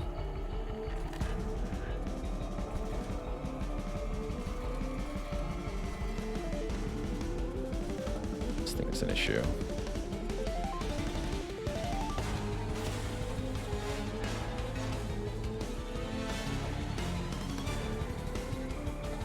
separate out these quill marksmen.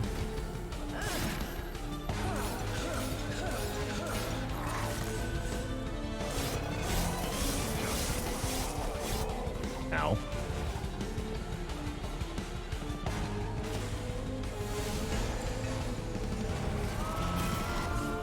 Oh, that is a lot of rage. Oh dear.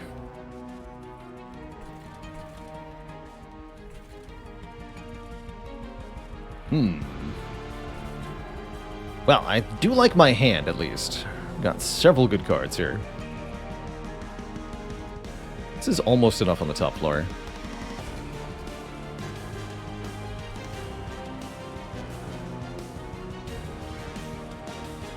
Piercing Glimmer on the bottom or this floor both work pretty well.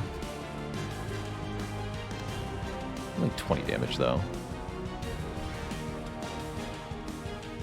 Probably Blazing Bolts up top.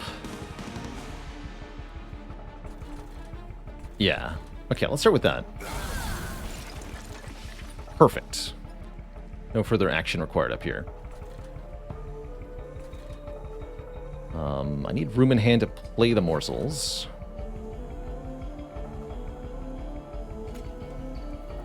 Snare that thing, I guess. Eat.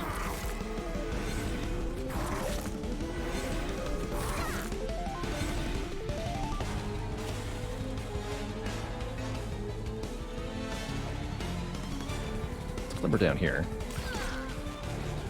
This wave seems like it'll be fine. And then Super Plank with Fell, maybe? Sure.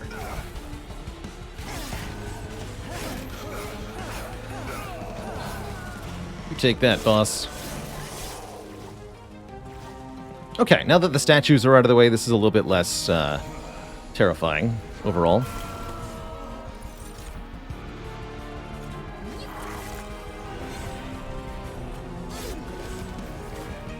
This guy is an issue. So we are not even close to KOing him.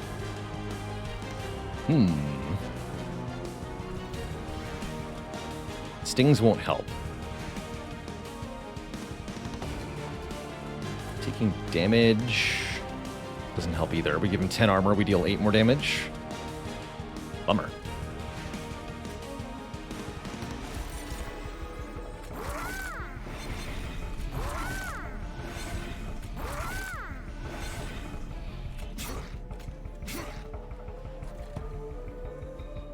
Still worth doing. Any pyre damage we take does come out of our paycheck next round. That's okay.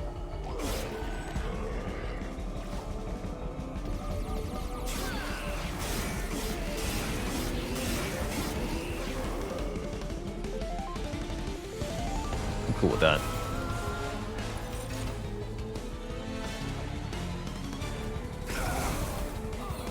Heck, that guy in particular.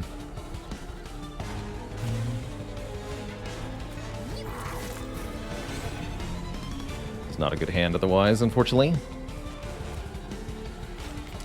Here, you just stay down there, friend.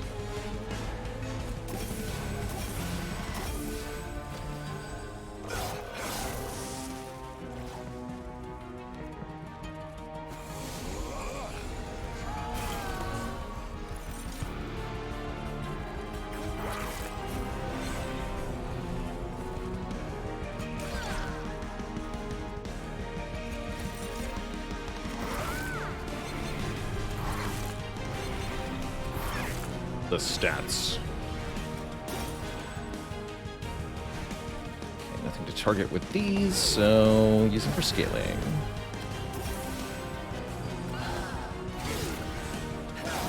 We need better ways to heal Sentient if we want this to keep working. Some spell power upgrades. Second Glimmer could help.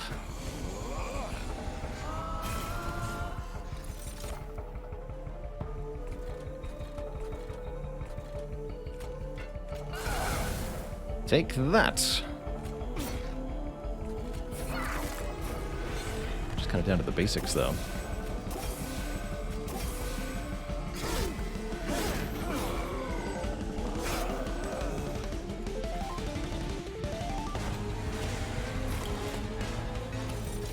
Final wave. Fight. Well, I guess that won't matter, huh? Lifesteal is what matters.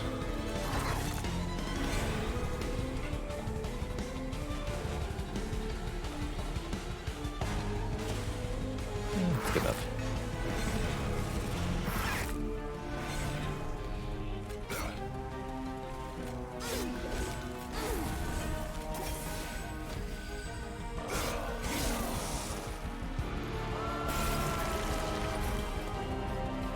That does 1,200 to fell. That's very good. And that's before we play any morsels on this turn, which we will definitely be doing.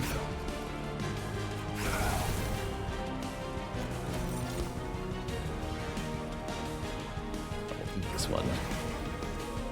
But it's got 2 damage shield, though I can't kill it with Timber Assault.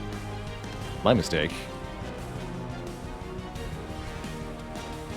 Kill this one then.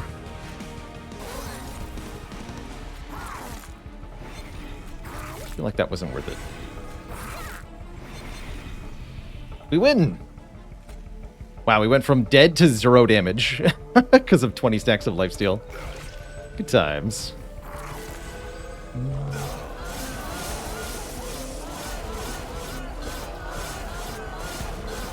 Really showing off why this particular unit is so good at boss battles.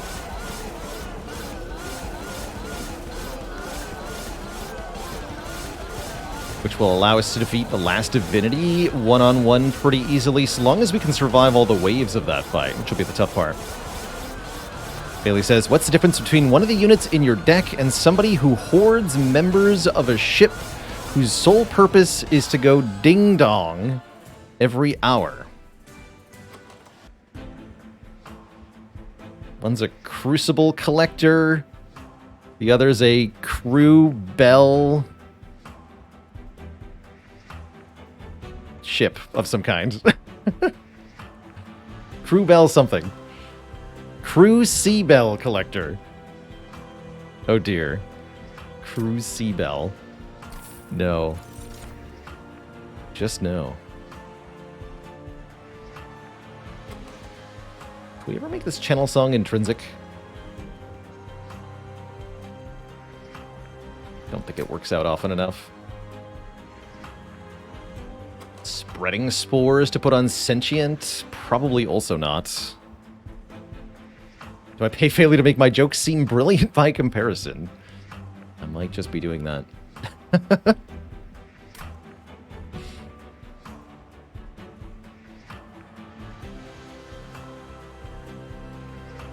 Let's get these. Let's get these.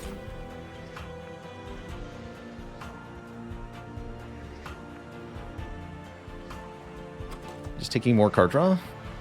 Feels like the right play, yeah? Because we can just further discount stuff, yeah.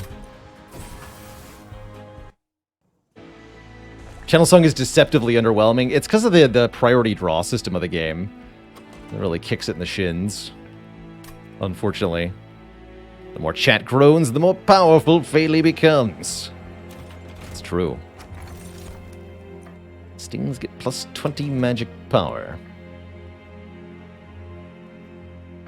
Kind of whatever. Or Golden Vault plus rationing scales is kind of funny. As long as we at least have 25 bucks. Lose money when we take pyre damage instead of combat damage.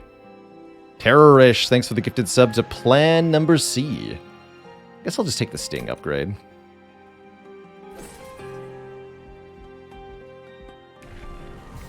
Cultivate 3. Will that be enough? I don't know.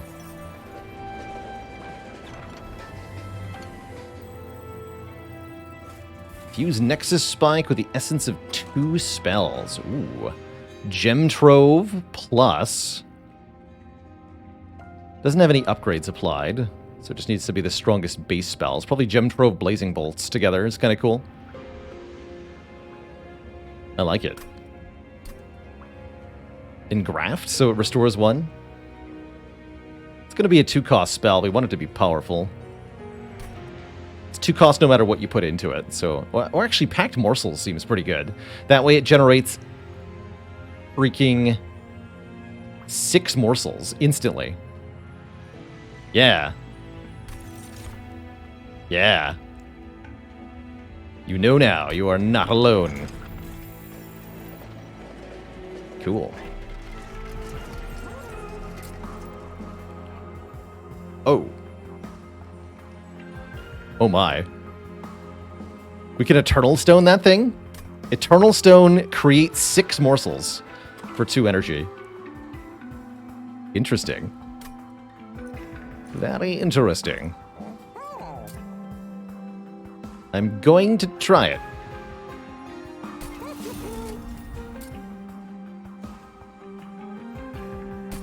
Stand back, Twitch chat. Seems powerful.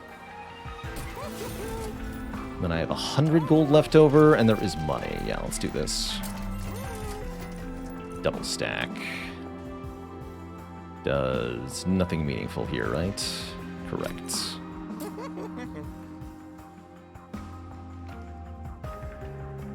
Cool. Yeah, we just need to make sure we have room in hand when we cast it, which is definitely easier said than done.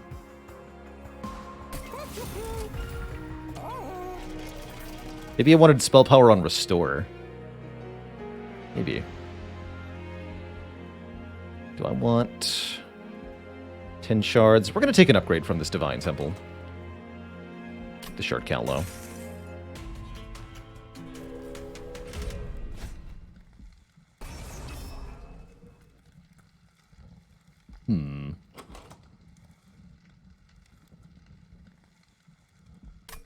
Can I do that? I'm not sure I can do that.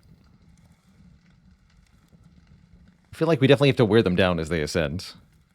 Pretty sure that just kills me. So no bonus money is really bad. Losing 400 gold at the end game here that we could have used for an artifact seems tough.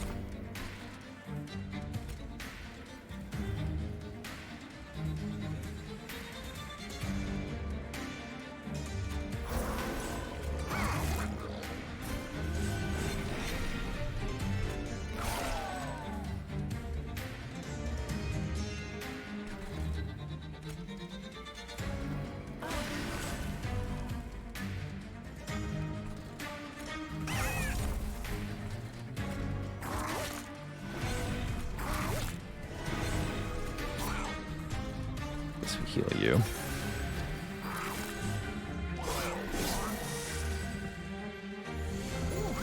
Yeah, we draw so many cards per turn, it can be definitely hard to make room in hand for all the morsels sometimes. That's a little tricky.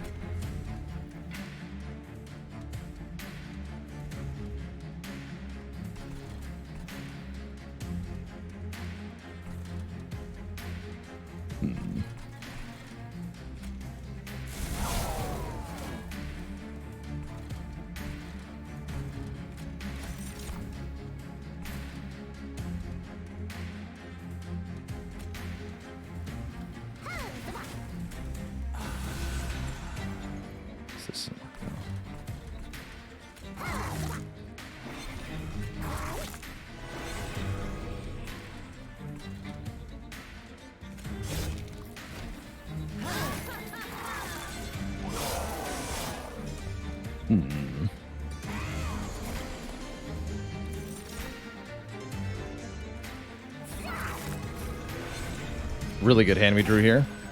Really, really, really good hands. It's just 35, so we just need to do 1 more damage to you. Let's entangle you twice. Of course, of course. That's kind of cool. It looked like it was 3 morsels, but then it was 6. A mystery.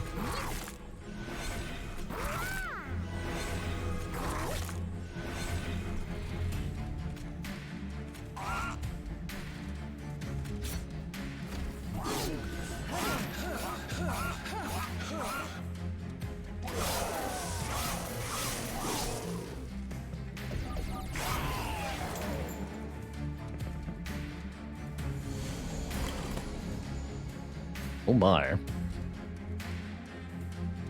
There might just be a glimmer of hope here.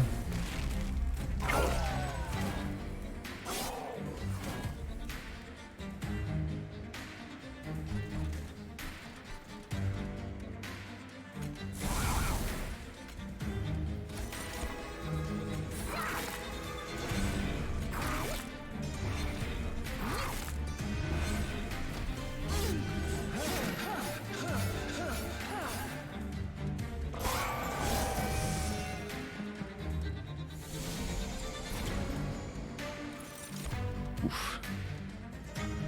Looks kind of spooky. This will scale our Animus of Will quite nicely. That's good. Good.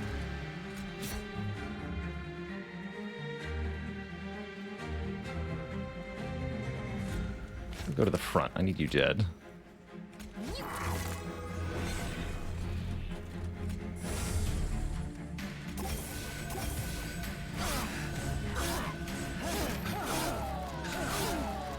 (26x4) is pretty good damage. It's not enough for ring 8, though.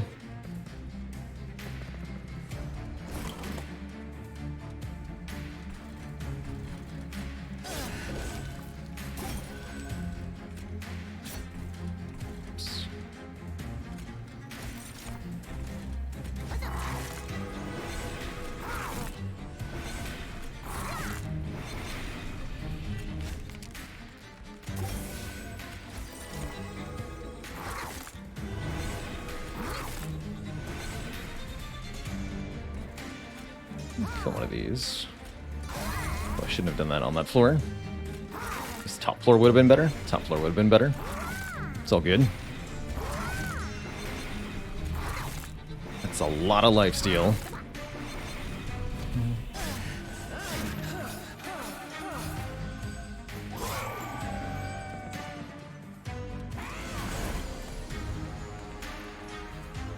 And look at that. We just beat the boss straight up. Pretty cool. Yeah, I think we would have had a really bad time with the challenge, unfortunately.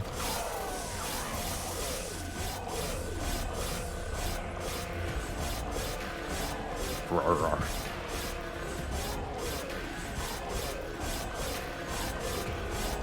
Much growling was had.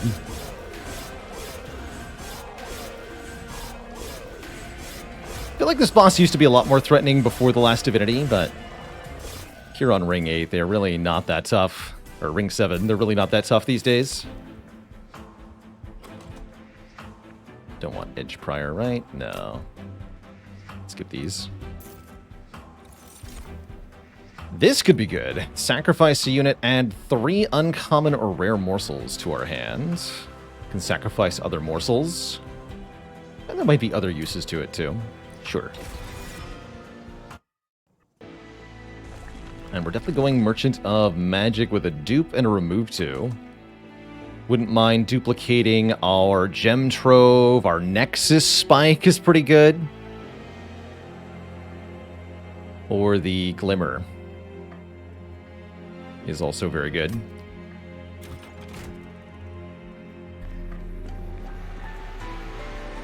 Magic power we could add to Blazing Bolts. It's a fun thought. Let's check the Artifact Merchant first. Probably can't afford anything here. No, we can't.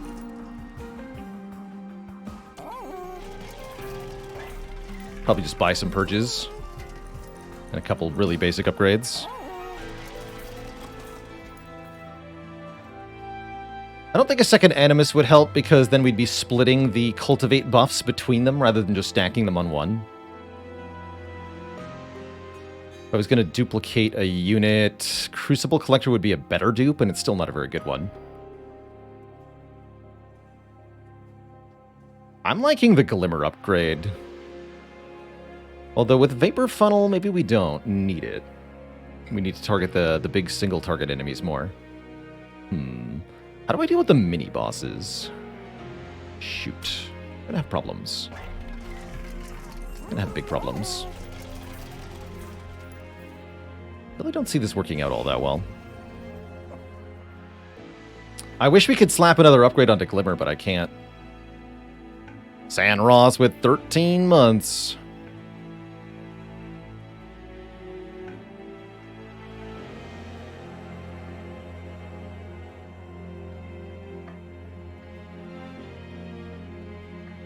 We could duplicate the Animus and merge it into self to attack one more time. It's not the worst. Costs a lot of shards, though. I think I'd rather have another damage spell.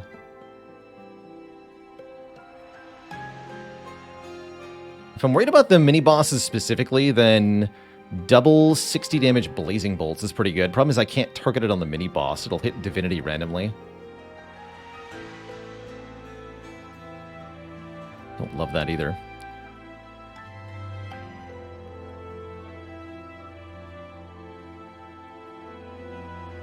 I could just dupe the Glimmer. Get rid of the really bad plinks.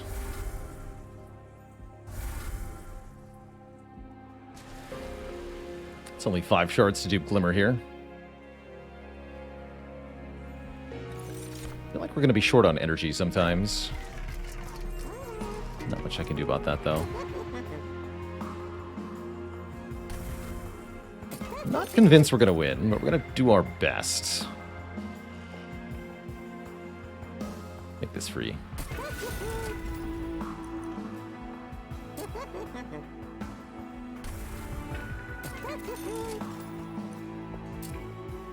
We can add 10 magic power to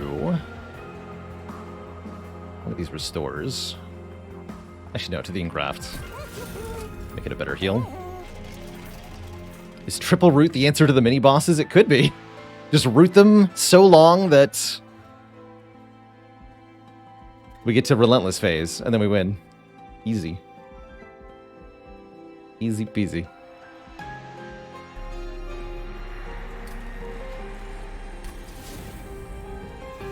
All right, here goes. Gonna do our best.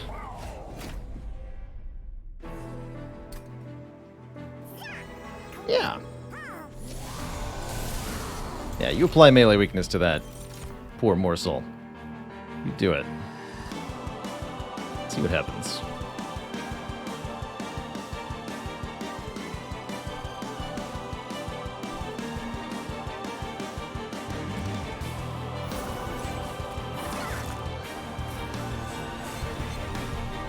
Got Nexus Spike turn 1, that's kind of cool.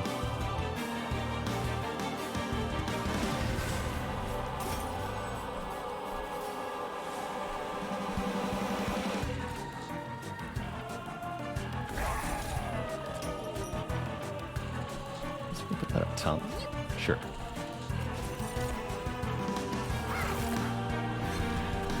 The power.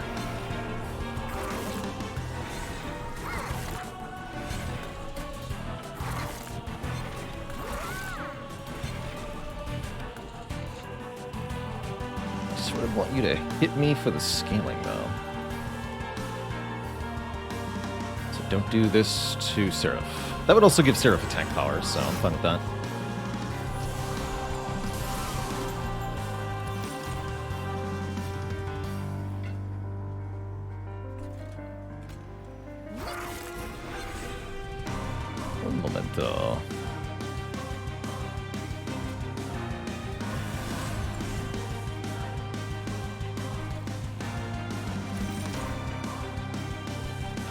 Miner definitely goes here.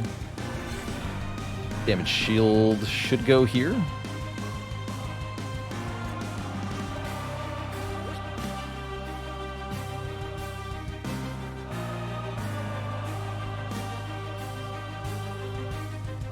Wait, no, that's a mistake again. So again, that causes the stats to go on the wrong unit. So, and Tumber Assault that. Please and thank you. I want that stats.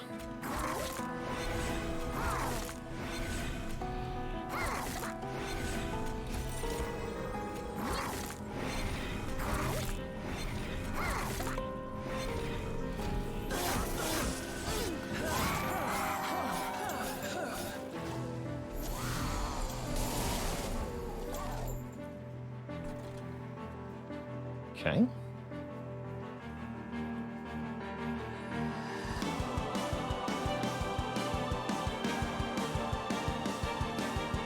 Tumber Assault to get started.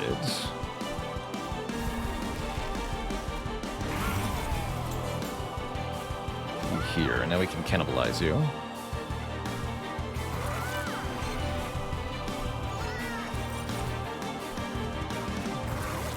More lifesteal. good attack power. Nothing ever gets to the top. I guess that's fine. Probably a desirable outcome, actually.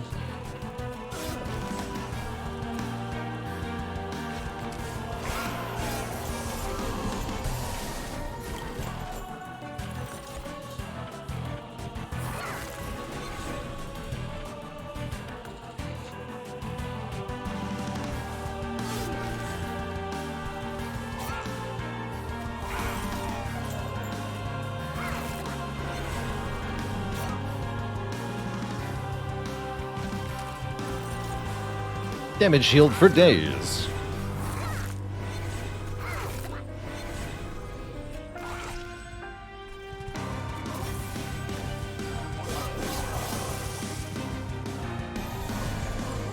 Hello.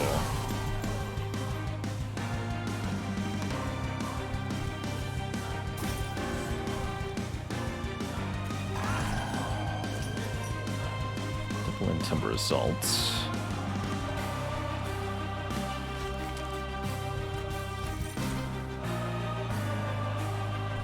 More of this.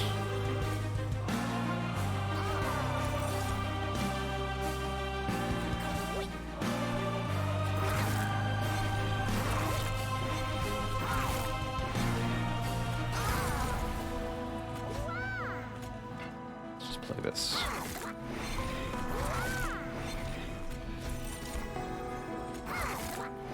$33 lifesteal and counting.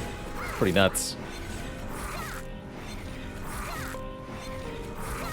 We are definitely going to kill Seraph with this.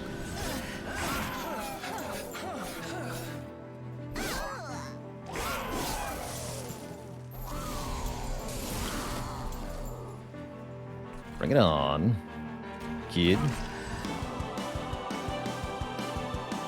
You died to the pyre, so this is fine.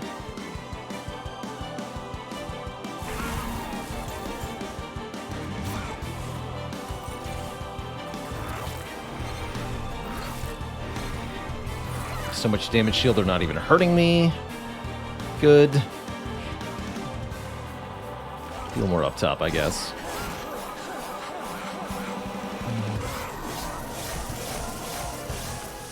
Ridiculous.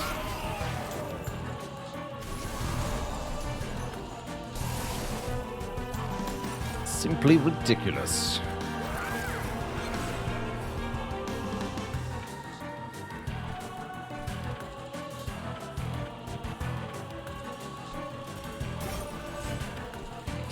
Sting you. Snare you.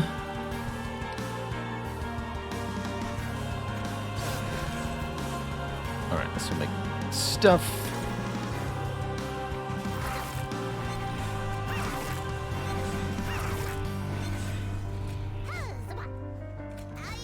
Aye.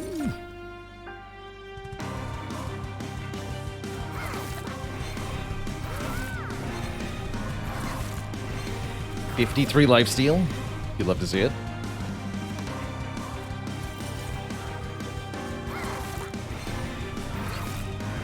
$57 lifesteal. Okay. There's more where that came from, apparently.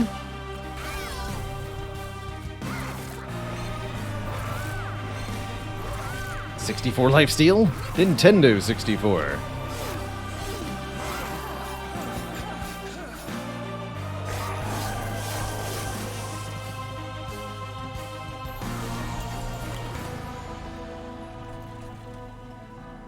Excuse you.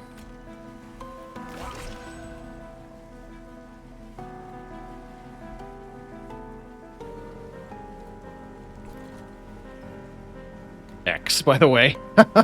X gonna give it to you. Straight up annihilated by our biggest boy. Good times.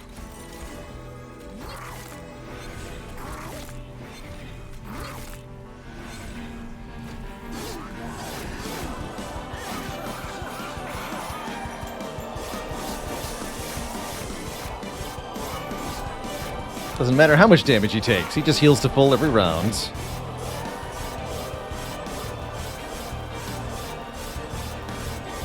Not so patient now, huh? Consider your crucible collected.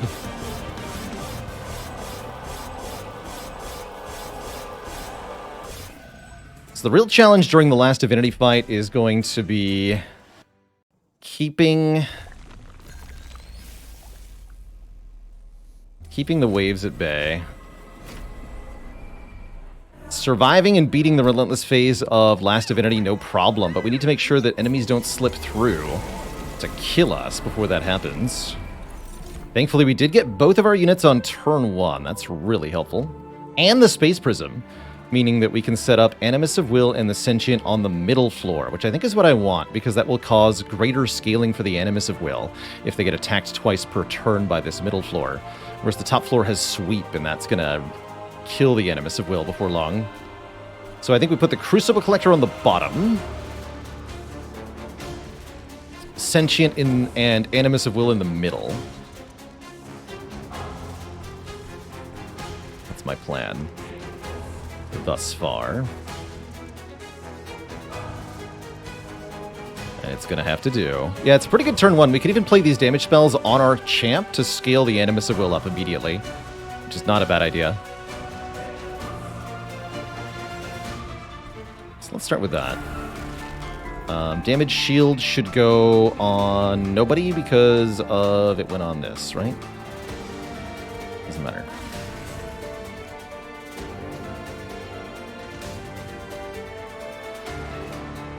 Oh, but that was scaled as Morsel Miner turn 1. Maybe I do want to deliberately Timber Assault it. Kill the Morsel, get more scaling for the Crucible Collector.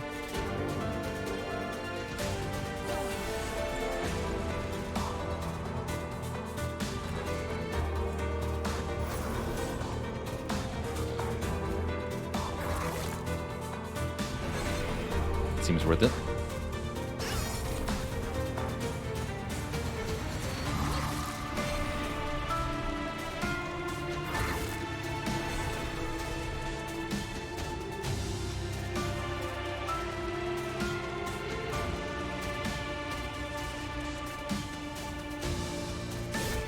Pine grass you, I guess.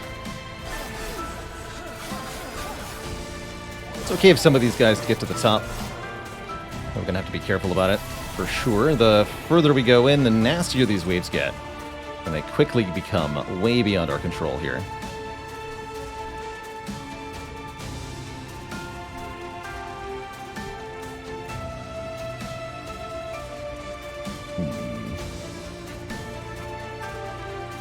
Plus 15 is good.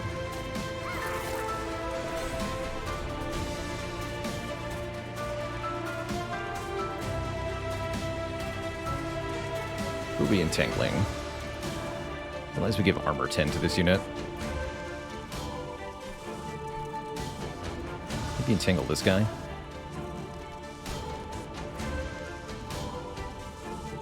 Let's entangle this guy for a couple turns. Alright, now morsels. Doesn't really matter what we give you at the moment.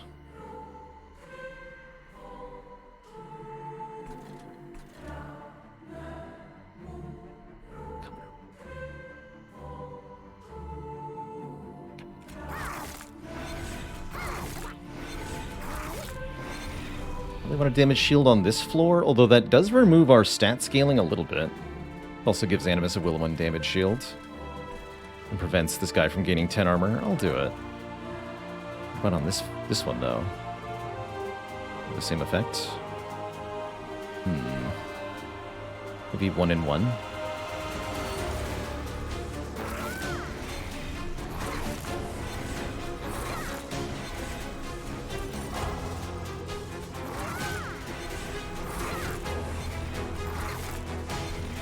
Health ones don't do much.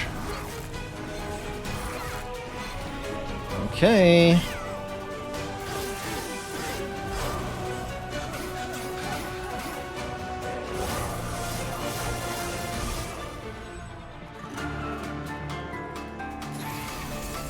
Starting to get nasty in here. Oh, thank goodness we have Glimmer, though.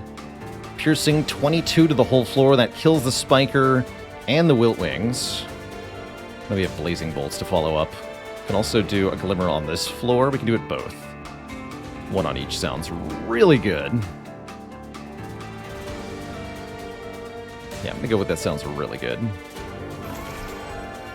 Dramatically reduce the damage the sentient takes. This looks a lot better. This guy's getting through, but that's no biggie. And then here.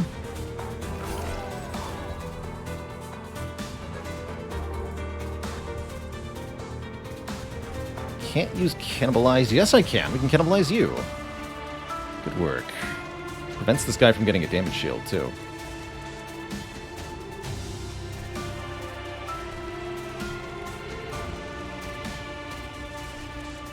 I think we want to use the stings down here. This guy looks tough. Eee.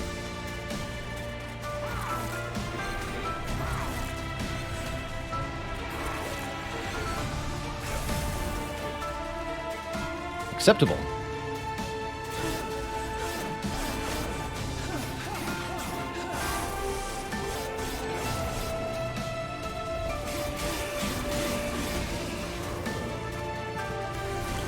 Okay, here's our first major problem, the Discipled Inquisitor. We can ensnare him for a couple of turns, which means the Crucible Collector will hit him multiple times. Is that going to be enough? I'm not sure, actually. How much damage is this going to cause? Too much.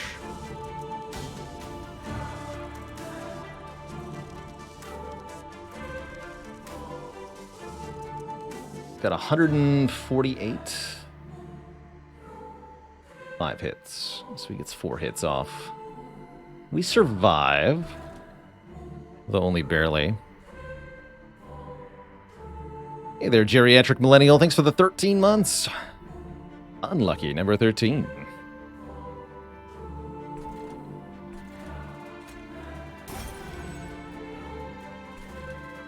Yeah, we're going to double ensnare you, but I don't know if it's a good idea.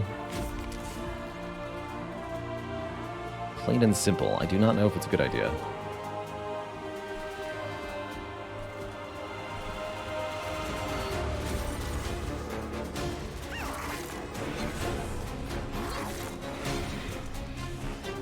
You're going to get cannibalized. Give these armor. I don't like that either. There's nowhere safe to cannibalize. There's nowhere safe to cannibalize.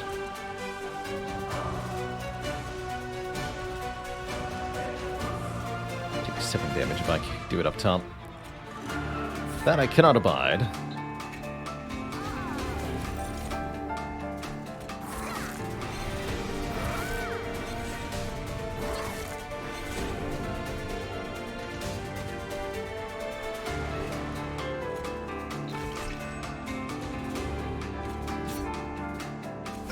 There we go.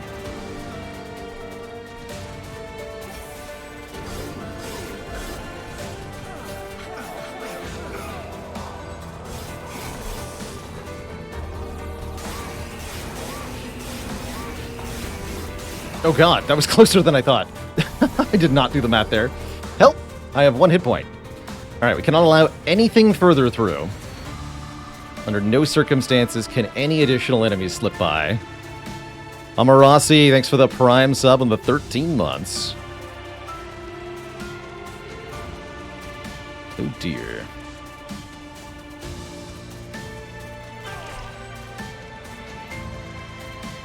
But my face.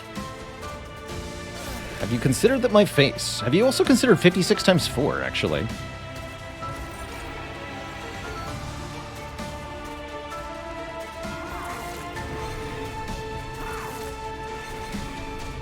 Blazing bolts go. Definitely that helped. Might need the additional power of Plink here. Can't do double Entumbra Assault, right? Yeah, just play Plink. I don't draw those again. And we did some damage.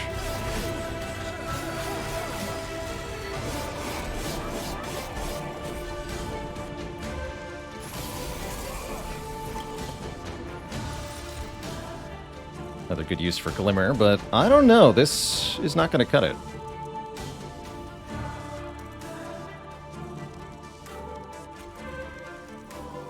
I think we're toast here, Twitch chat.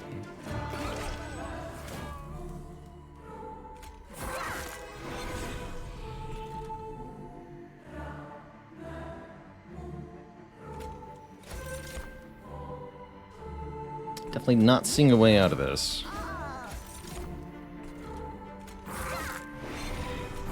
Can't even stop the mini-bosses, right? This whole wave is impossible. This is a tough clan combo. This is a really tough clan combo.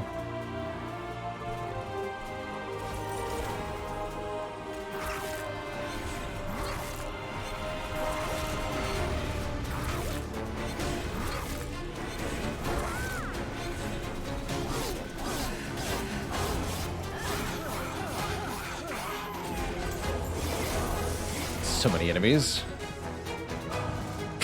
Help! My pathetic little glimmers are not working.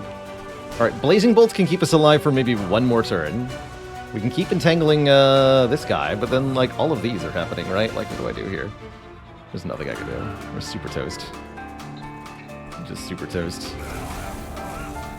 We do get this guy, though. Okay, hold on. So you're saying there's a chance. I like it.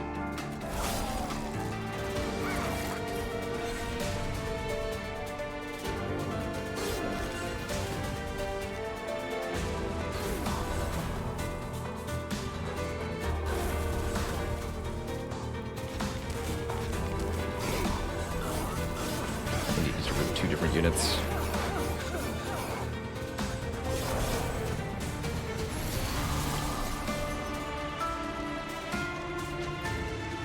Alright, we are, as you might expect, pretty toast here.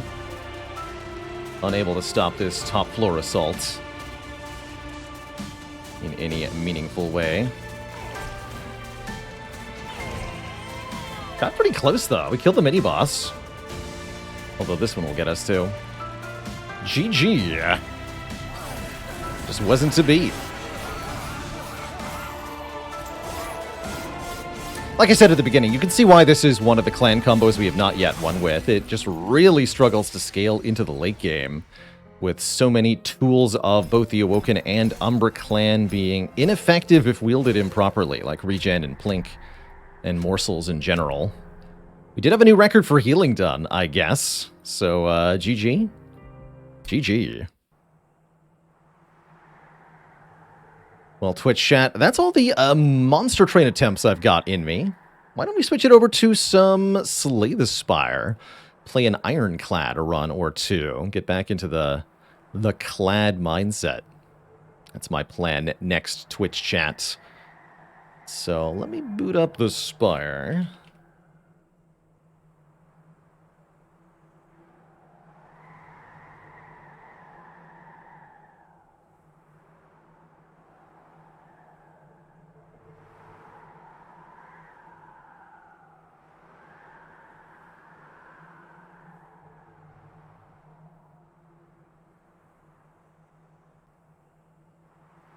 All aboard!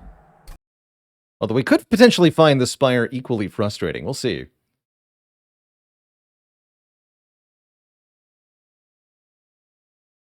Ever heard about a Hearthstone mod for Slay the Spire? I can't say that I have.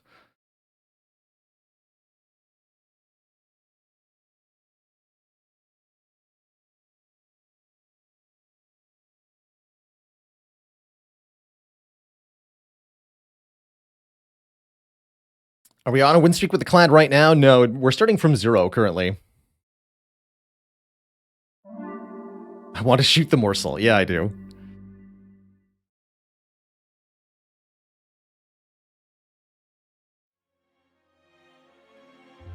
Yeah, I do. All right, Twitch chat. Before we jump into some Spire, I'm going to take my first break of the day here, refill the legs, get some more water, grab a quick snack. I'll be back in 5 to 10 minutes for some Spire-ific action. Please, Twitch chat, don't go nowhere. I will be back in a few minutes. BRB.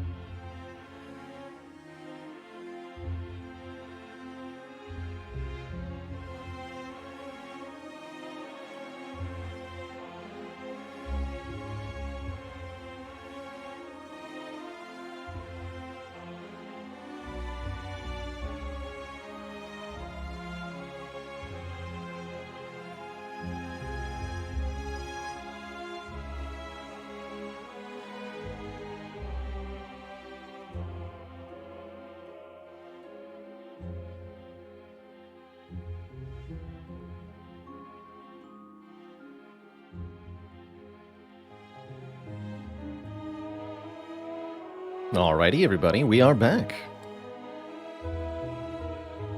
Welcome back to the Spire.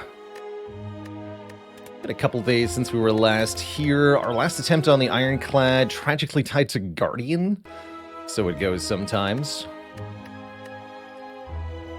Really not a lot of damage that got offered to us this act, and it ended up causing us to fall short.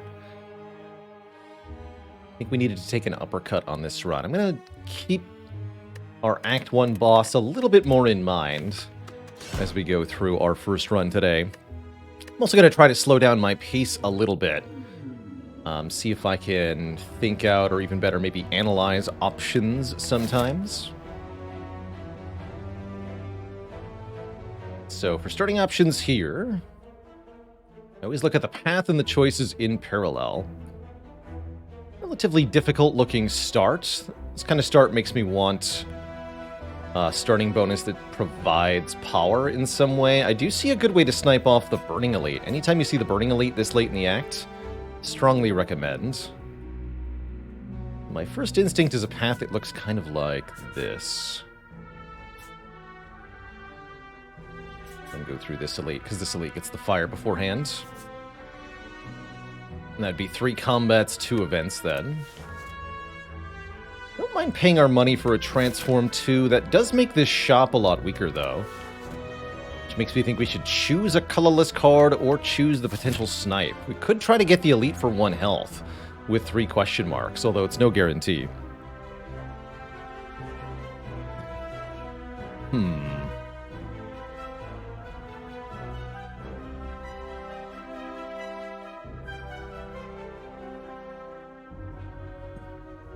Tabletop Sam says it's Asexual Awareness Week, so here's offering you an ace up your sleeve. Very good.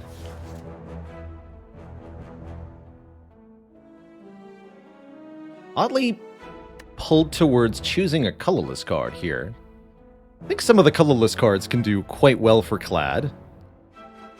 Is there a command for current streak? Yes, exclamation point streak will list the current streak, which is at 0 presently. Hopefully this will be the first win of a new streak. I am thinking colorless here. Any other considerations to make? Can always skip if we don't get anything particularly useful. Stuff like Swift Strike, Trip, Blind, those are all welcome.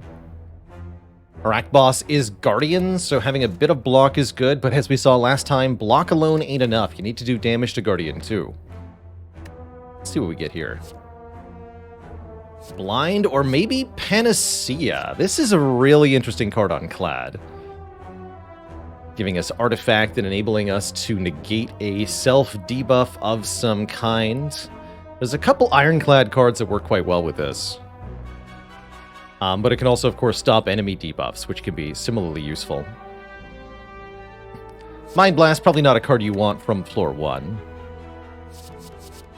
So I would normally say Blind, but Panacea has some good use here. It's also a 0-cost exhaust card, which means if you get Dark Embrace or Feel No Pain, or Dead Branch, it gets a lot better.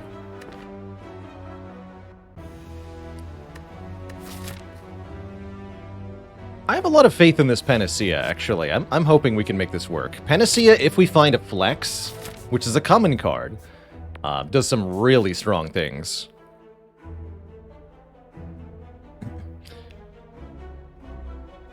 Artifact will not stop self-damage, though. Like Combust or Hemokinesis or anything like that. Let's see. Only guaranteed 1 strike next turn. Can strike them each once, or maybe I want to bash this one. That way I get a kill with the strike guaranteed. And I can play 2 defends. Let's do that.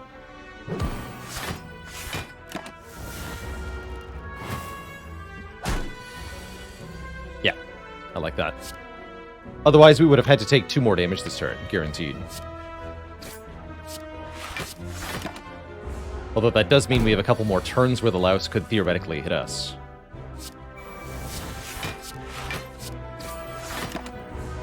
Looks like we come out of the fight with +5, though. That's about as good as you can hope for in any opening fight for Clad.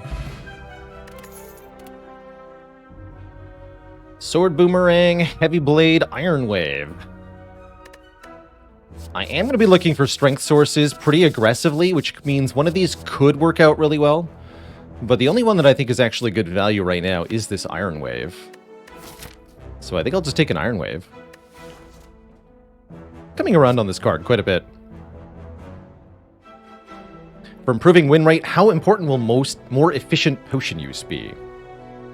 Every discarded potion is wasted potential, but every used potion is discarded option value. It's kind of a tough call to make each and every time.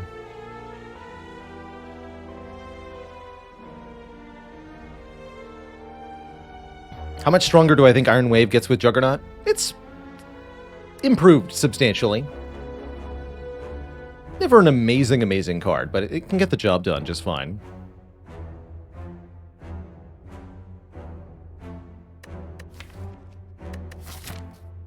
Heavy Blade feels awfully YOLO in this situation, although it does do better damage than 2 strikes, I guess.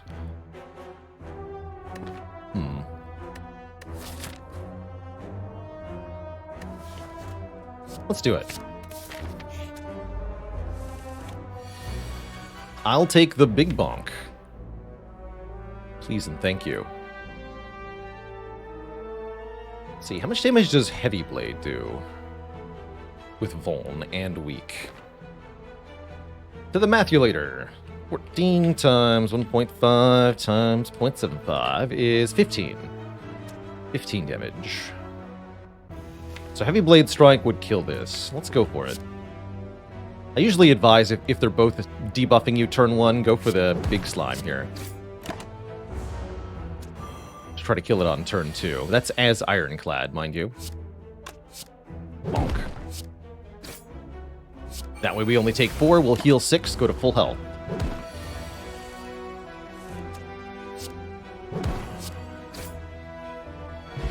Come on, flex. Oh, nailed it. All right. Best deck ever incoming. Got it in 1. Oh, baby.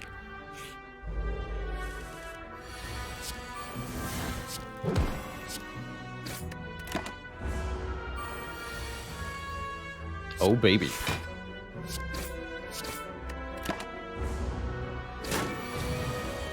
And so with an artifact, Flex becomes Inflame. Just instantly gain that strength for the rest of the fight.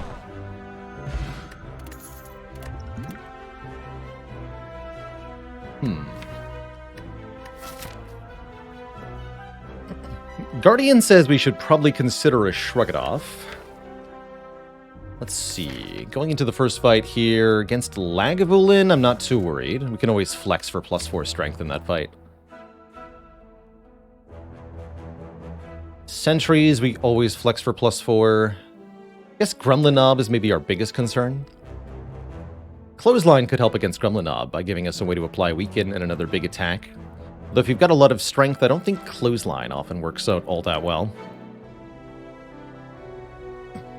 So in a position like this, going into your Act 1 elite, I like to sort of try to figure out your matchup against all 3 of the elites, and then improve whatever is the worst.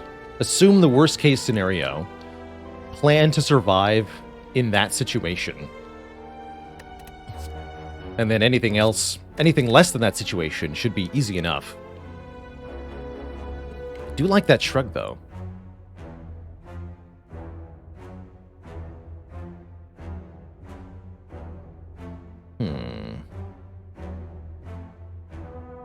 Interesting, Ripnator.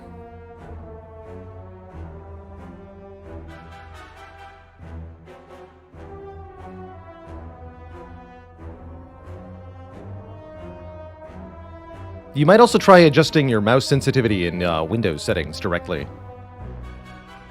But if it's just during the Spire application, I'm not sure where I would go looking for solutions there. Dingus Butticus, thanks for the Prime sub in 4 months. And Kavoth. It's you, the hero of Kavoth. Thanks for the 7 months. I like Clap quite a bit with some strength. It's probably our best card against Gremlinob, as it all but assures we can Vuln the Heavy Blade. I also like that for 3 energy we can play Flex, Thunderclap, Heavy Blade. Let's take a Thunderclap. I don't often take this card, but I like it here. Might as well pay for a card remove from Cleric. Might as well. Going into Guardian, I probably remove a strike here, although I could argue for defend remove, and then remove 1 strike going into the shop.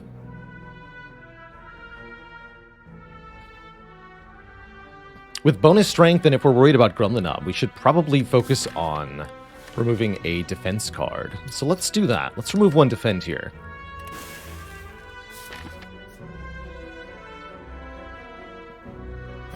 And I want that flex upgraded before the elite fights. Let's take another event. We meet again, says Ranwid. We can give up our colorless potion, 58 gold, or the Thunderclap for a relic. Huh. 58 gold is the option that gives us the best chance in this elite fight. I'm pretty committed to a shop, though, so I'd prefer not to give up more money. This is potentially not that useful of a potion, although it's also potentially life-saving. Really high variance potion. I don't mind giving it up here, as I feel like even without a potion, we should be able to win this elite fight coming up. But it could help a ton in, say, Lagavulin. Let's get a relic instead. Permanent bonuses are definitely good, and I really love Gremlin Horn as a relic at large for making AoE fights, multi-enemy fights, much easier to deal with. Absolutely upgrade that flex first, since we're hoping to keep the strength. Ooh, turn 1 Panacea. Panacea later, Gremlin Knob. You're out of here. Pretty sure, anyway. Well, actually, we're out of here. We're not Vuln. That's good news, because I don't think I'm killing next turn. Which means we're going to take 8, and then only 16 next turn. Although I'm probably playing Flex, so make it 19. Let me kill the turn after. That's not so bad.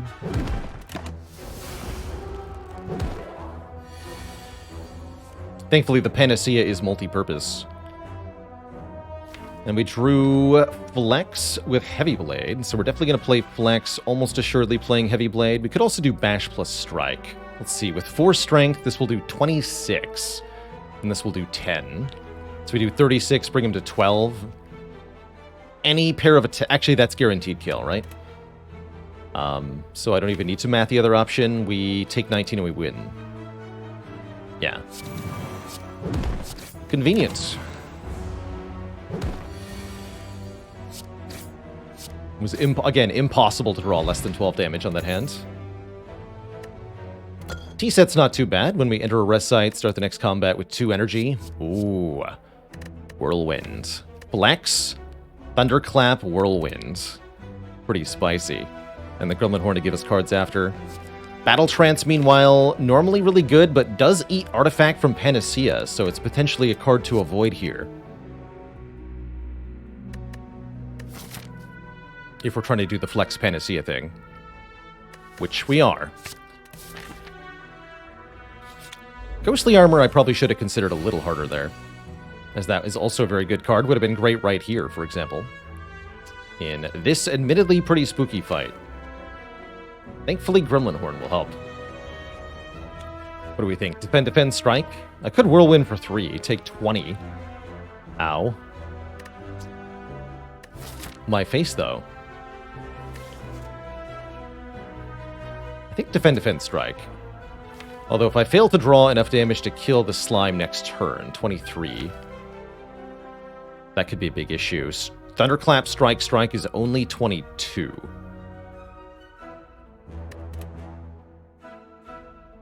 So maybe it should be defend Whirlwind for 2. Take 15.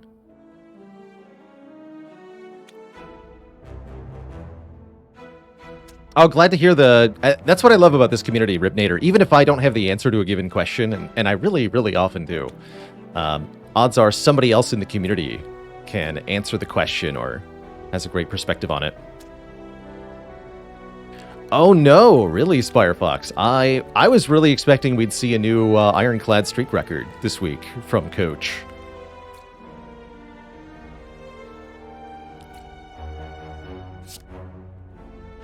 Fully expected him to get there.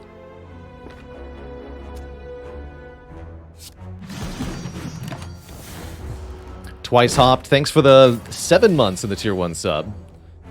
Oh shoot, this isn't even a kill. Oh my god. We're so hosed. I guess we're resting. Hello? Oh man, this is brutal. This is one of the toughest fights in Act 1. For sure. What a horrifying fight. Let's see, we're still weak next turn. Even worse. Horrifying. Just horrifying. When I hit 20, yes, we'll play until we lose, of course. I'll finish out the streak. Absolutely. But of course.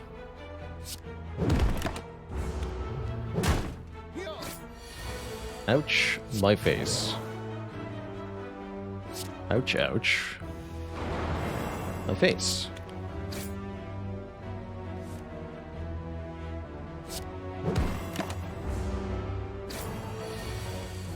swear I used to have hit points. Jeez, man. That was brutal. That was absolutely tough. Do get offered to feel no pain. That's pretty tempting. Would make super sentries very easy if we encounter them. I like this forge pot a lot, too. Although this could be a situation where we need to take the True Grit first. Kind of wondering how we deal against Guardian right now. I like Feel No Pain with the Panacea, is the thing. But in the current situation, we're down quite a bit of health.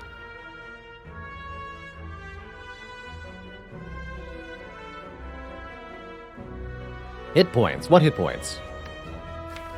Do we ever want a blood for blood? I don't think so.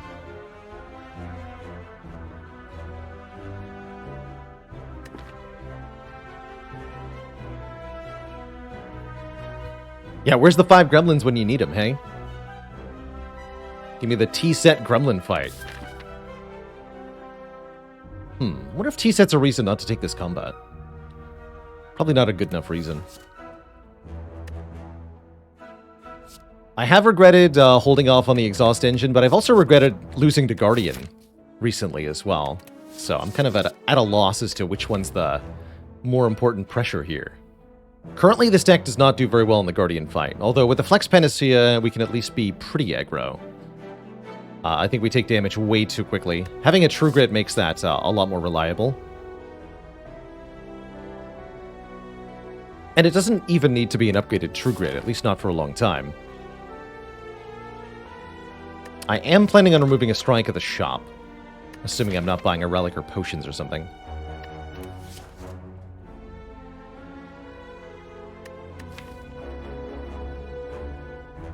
I'm going to take the True Grit. We're definitely going to take this fire, too. I don't actually have to fight that Burning Elite, but I think it's probably smart. And I think the Pen Nib will make it a lot easier. If we deal double damage with every 10th attack, we can probably set that up now. And as much as I hate to do it, I think we're resting here.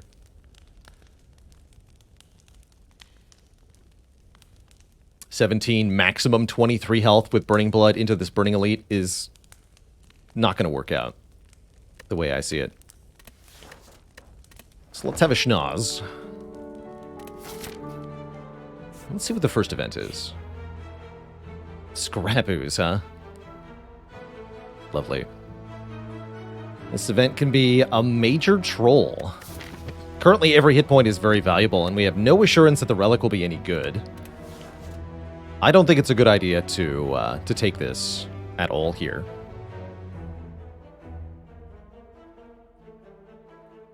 Yeah, want to lose all your hit points again?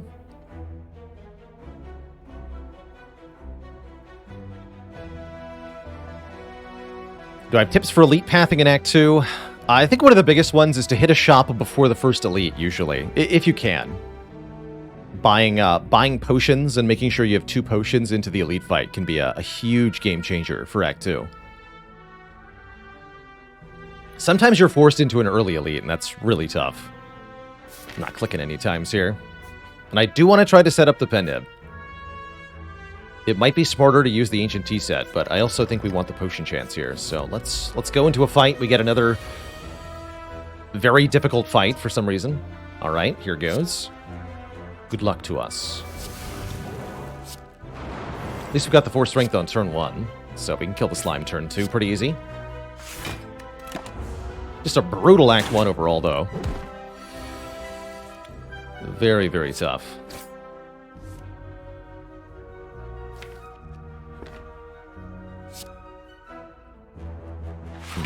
Could get attacked for 12 next turn. Need to be able to kill.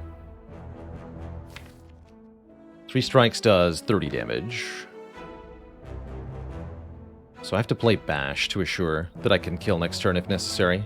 I'd prefer to set up the Pen Nib more, but... do it this way. Okay, no attack. That's good. Is 7 good enough? I'm gonna go with no. Could do better.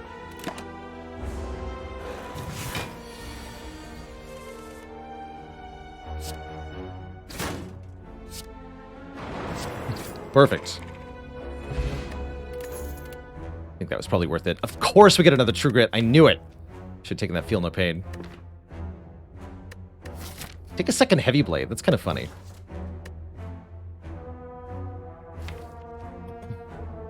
What act do I think most failed runs lose at when going for streaks? I feel like I've mostly seen people get Gremlin knobbed at the end of very long streaks.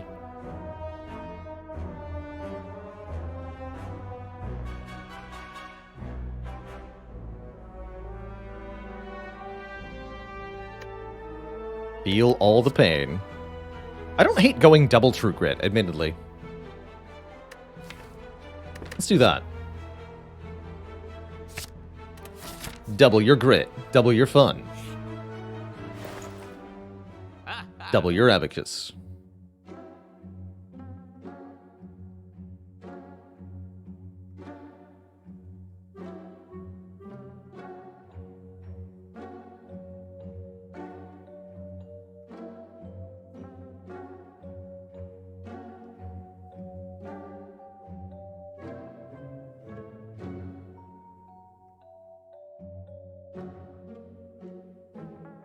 Violent Jelly, did you hear about the slimes that put on a circus? The audience gave out a lot of oohs and ahs. Actually, Pummel seems kind of amazing here. If only I'd taken the Feel No Pain. Curses. How's it going, Merle? Yes, for real. We are going to be doing our dangdest to learn how to not lose. Without any additional ridiculous stipulations, challenges, or otherwise. Just doing our best to prevail.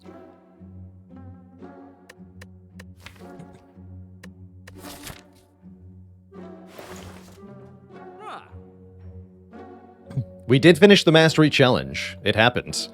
With the legendary Clumsy Run.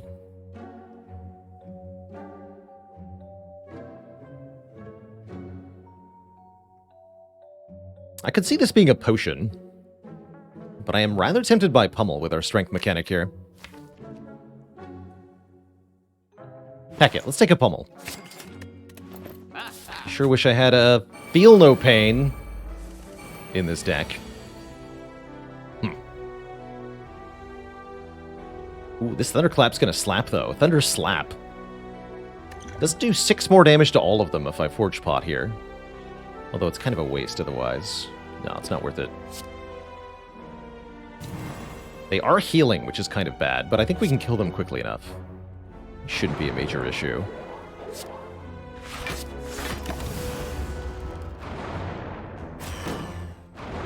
It's not a good flex draw, though.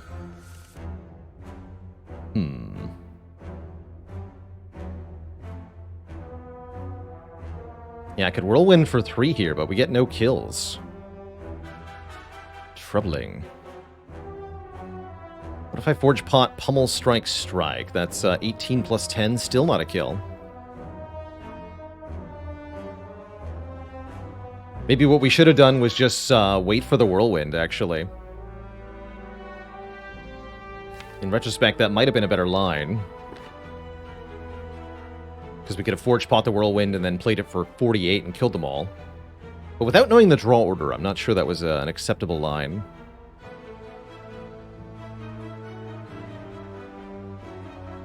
Obviously the hindsight play, that was correct, but... Should we have seen that coming? Maybe we should have, knowing that we just had to solve.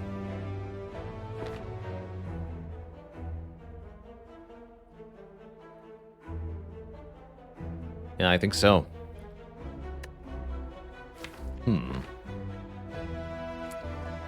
That Feel with no Frozen Eye. I think we just take 20 then. I think we still use the Forge Pot, blap them for 24, and then I should be able to finish them off at least. Does put us in an awkward situation for Guardian, though. No potion, no health. Don't love it.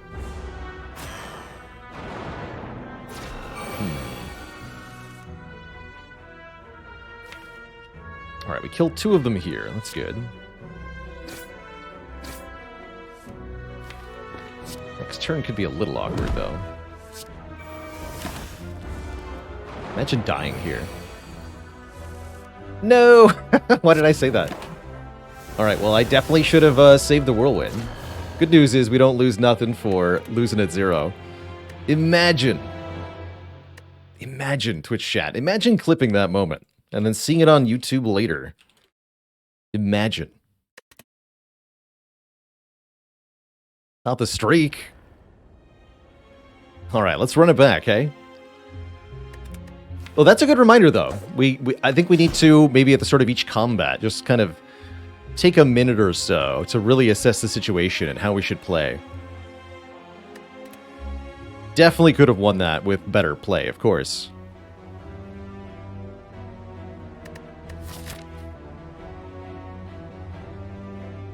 There's a potential Burning Elite snipe. I like this, actually.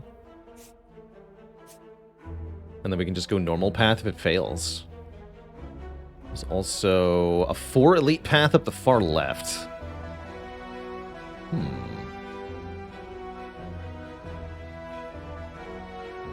Interesting.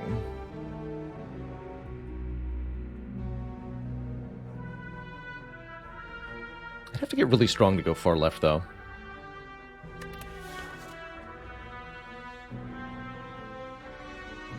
Ripnader says, I used to work with somebody that said stuff like that. Like, if you're sweating, stop and reassess the situation. Either slow down or turn up the AC. Do like that.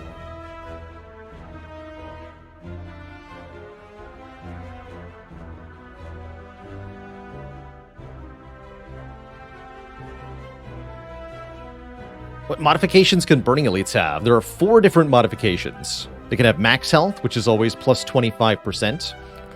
And then the other 3 scale with the act number. Strength is plus 2, 3, or 4. Metallicize is either 3, 4, or 5. And I want to say regen is either 4, 5, or 6. If I remember correctly. So let's see here. As long as we get no combat in either of these, then we can guarantee the Burning Elite for free. Got Slime Boss at the end of the act, so we do want to consider AoE options maybe a bit more aggressively. Having Niao's Lament also makes us want to lose health in Events Mora, because we have essentially 11 hit points of overheal. That's not happening. Never really happy to see these as my card rewards from the first floor, but I've come to respect the consistent power that Clothesline offers in Act 1, and I see it as a takeable floor 1 card, which I do not consider the same true about Sword Boomerang.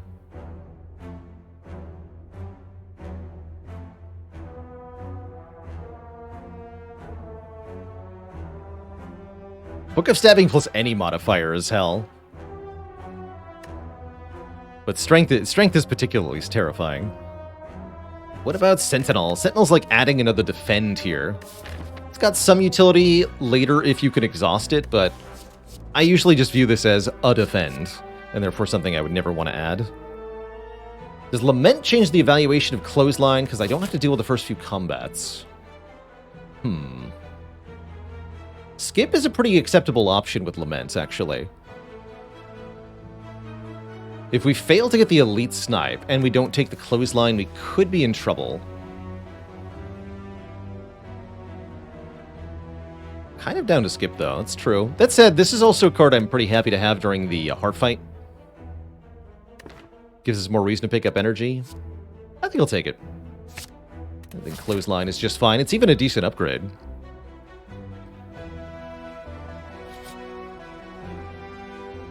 And that's good, because we can randomly upgrade it here with Shining Light. We are going to take the 2 upgrades for the aforementioned reason. Because of Burning Blood, we're guaranteed to heal 12 more health in 2 fights that start with 1 health. So currently we have 11 overheal. This will use all of that effectively. And there we go, upgraded Clothesline. Cool. Good job, Spire. We do get a combat, though, which means we fail the Elite Snipe.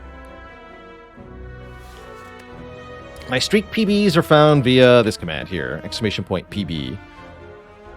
That's my best streaks for each character. Part of the impetus for the current challenge is to improve those silent and defect bests of mine.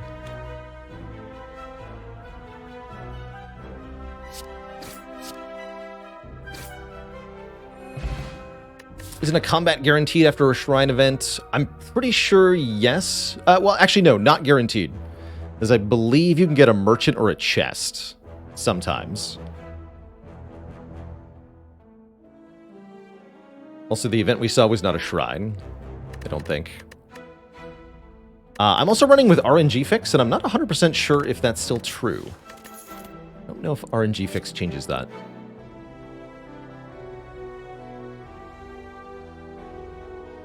That's one of the questions I had, actually.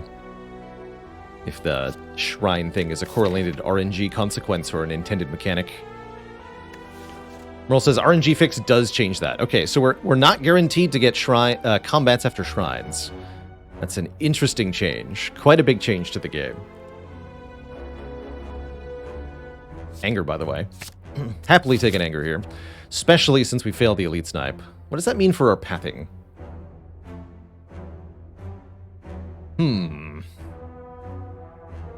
I would kind of like to go more elites now. This upgraded clothesline makes an elite fight a lot more reasonable. Lagavulin and Nob aren't that scary.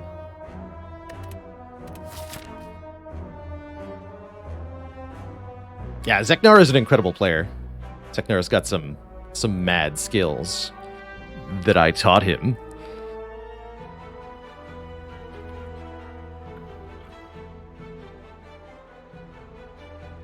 Trying to streak on defect is going to be tough. Definitely. Did I check out Jorbs' correlated RNG video? Oh, I should.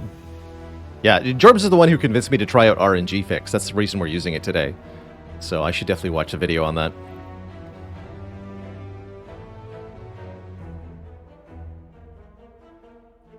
Actually, just to be clear, that's not a shot at Zeknar. Zeknar has said on his stream that he learned to play by watching me.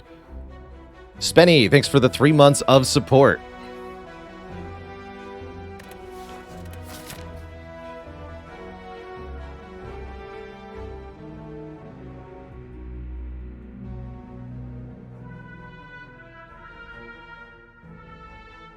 A lot of my skill has also come from watching others play the game.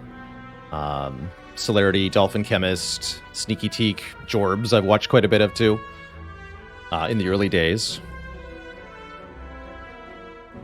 More recently, Paparazzo, Zeknar, Life Coach, anybody who streams Spire at a high level, I'll check out, see if there's anything I can pick up from the stream. And ultimately, when it comes to Slay the Spire specifically, everybody who streams at a high level has a very large chat room full of people who are brainstorming ideas with them. So it really is kind of a community effort whenever anybody is tackling this game at the highest level.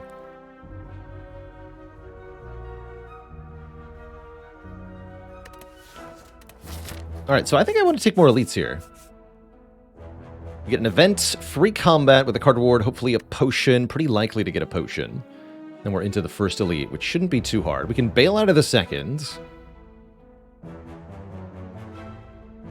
The other option is what? Take this elite and this elite. We get lots of upgrades, but very few relics. We're already up on upgrades, so I don't love that. Or we could continue on the path for the Burning Elite, which is mediocre. I think I want more relics. I'm pretty sure I'm going far left here. Uh-oh. Oh no. Am I worried at all about RNG Fix causing confusion with potential records?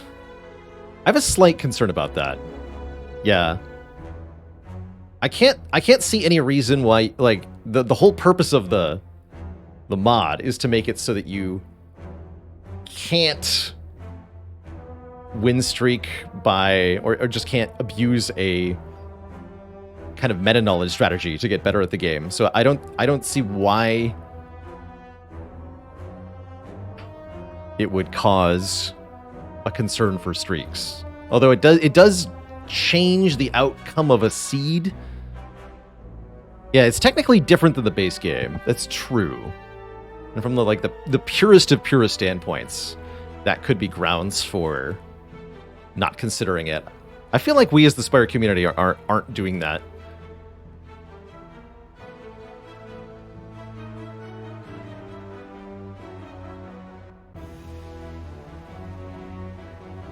The bigger concern for me is that it means that you cannot, as a viewer, recreate the seed.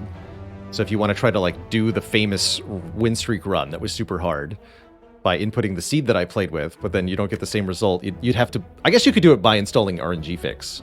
That's not so bad.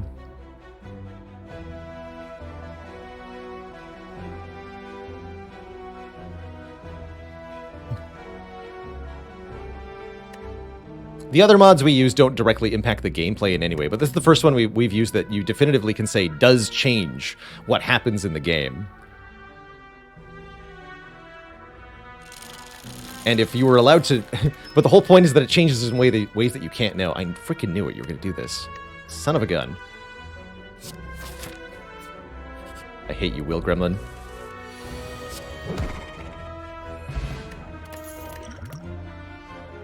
Sever Soul? Save me from my decay. I think this is actually a pretty good Sever Soul.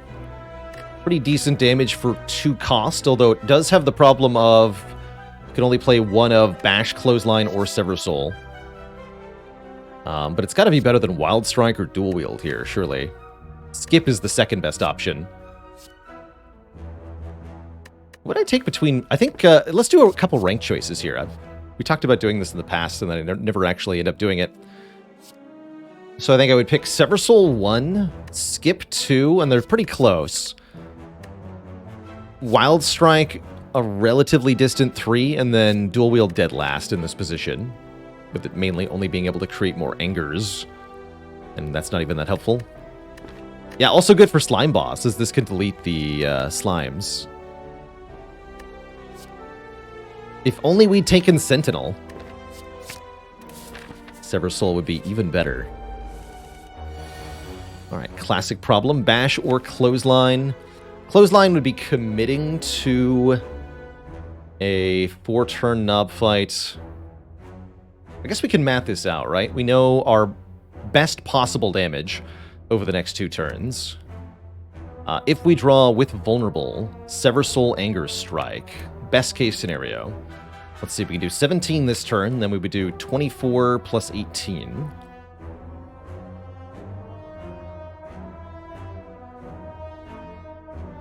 And then the leftover damage would be 2 strikes for another 12. 71, which gets there with a Fire Potion. So we can have a 3-turn fight if we Bash Strike. But I think it requires an exact draw. Or at the minimum requires Sever Soul next turn. If we play Clothesline Strike, then our best damage is what? 16 plus... All of these just add up the damage cards. 24 plus 16 is 40, 60, 80. We'd have to draw 7 damage on the 4th turn, and we're guaranteed taking 6 plus 18, I believe. Yeah, 6 plus 18. There might be a way to save the Fire Potion as well.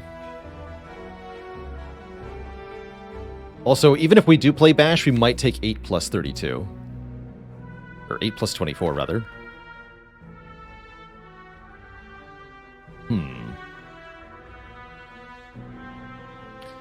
Sounds to me like I might want to play the Clothesline then. Ultimately, it is the upgraded card. It makes more sense to play this than the Bash. And then we pretty solidly get through this fight, taking... What is it, 22? That's not too bad. There's a chance we save the Fire Potion, too. Although I don't think it's a very high chance. Oh yeah, and I see we take 2 more damage if we don't draw Decay plus Sever Soul. We might also be able to play this Defend to save a little bit of health. Okay. Do the Clothesline. That's the conclusion I arrived at. Well, the good news is we draw the Sever Soul and the Decay together. I think drawing the Defend on this turn means we don't want to play it. Let's see, it saves functionally 6 health this turn. He goes to 8 damage, we block 8. Next turn we take...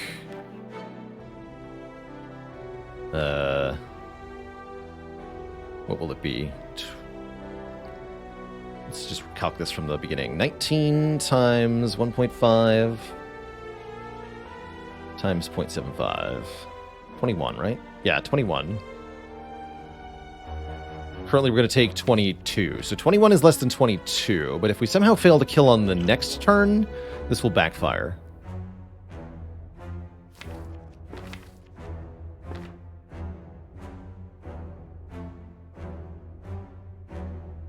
So it's save 1 hit point, make the worst case scenario worse. I think I'm just going to take the full damage here. If we haven't killed by next turn, we get to keep the fire potion, so I don't hate that situation.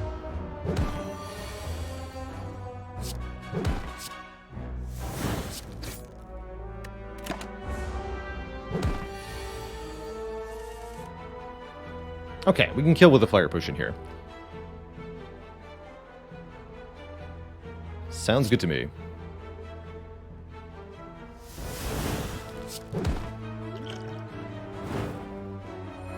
Get a peace pipe. Not my favorite first relic, but at least it gets rid of this stupid curse. I also like headbutt quite a lot with anger. Sentinel returns. To pair with Sever Souls sometimes. Seems too unreliable, but it could work. It's clumsy done. It sure is, Gabork. We got there. Do I know whether a mod's source being code? Blah. I don't think I know the answer to that, Banish Radish. Mr. Cookie Minion, thanks for the Prime sub and the 7 months.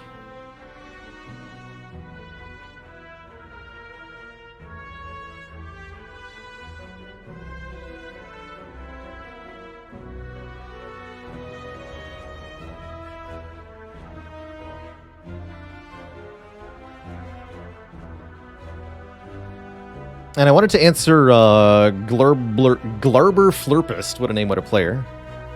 Asked, what is my understanding about how correlated RNG potentially stratifies the Spire community at the higher levels of play? Love the phrasing on that. One. It's been essentially, the two camps, theoretically, that I could see are those who trend towards playing the game as designed and those who trend towards attempting to maximize success within the constraints that the vanilla game provides, even if those constraints are not as intended.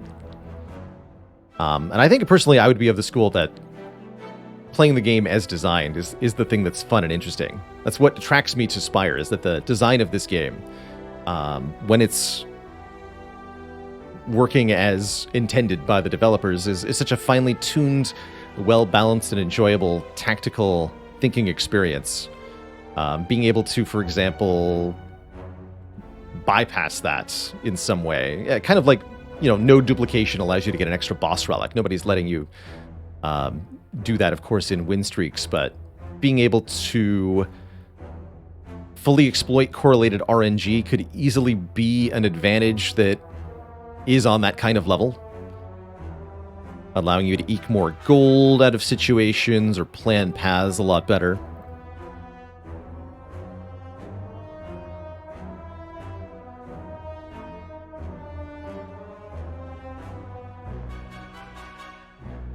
And agreed, there are, again, no official rules on the win streaks. It's pretty much all by consensus of the community, which is existing here by and large on Twitch. I'm not aware of any major Spire gaming communities on, like, the other streaming services.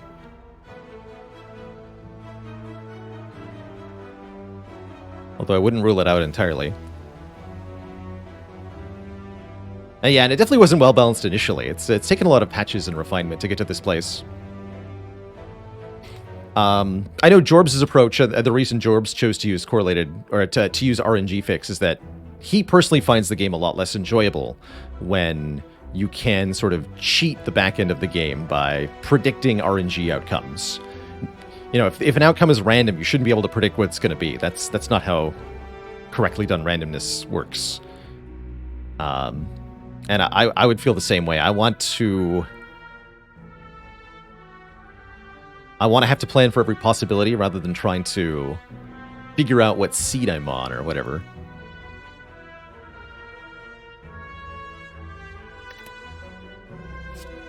Anyway, I'm taking a headbutt here. Headbutt's great against Slime Boss, too. So if I remove this curse, can I take another elite with no potions, sentries, or Lega? I don't really think I can. Maybe we fight this elite with the relic.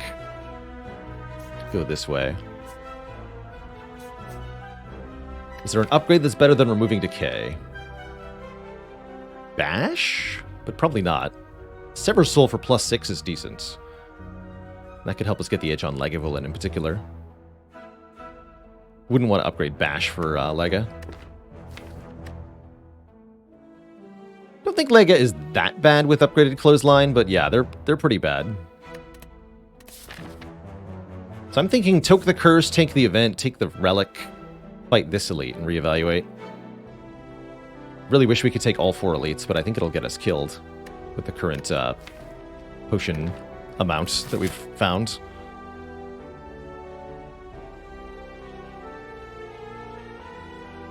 Let's see, do I have a correlated RNG command? Yeah. Yeah. In answer to your question, Dandy G, what RNG fixes is what's explained in that link there. Correlated randomness in Slay the Spire. Being able to use the outcome of random events of one kind to predict the outcome of random events of another kind. Did I ever hold a world record for Clad Streak at any point? Nope. Only record I've ever had for Spire is for rotating win streak. Both Ascension 15 and Ascension 20 at separate times. I guess I still technically have that A15 win streak record, but it's not a category that anybody plays anymore, so it doesn't mean anything.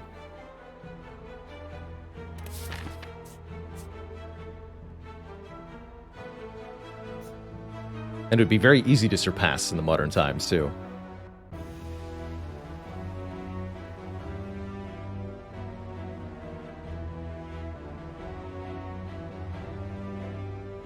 I still have the A20 win streak record. That has stood for over a year, and nobody has managed to beat it yet.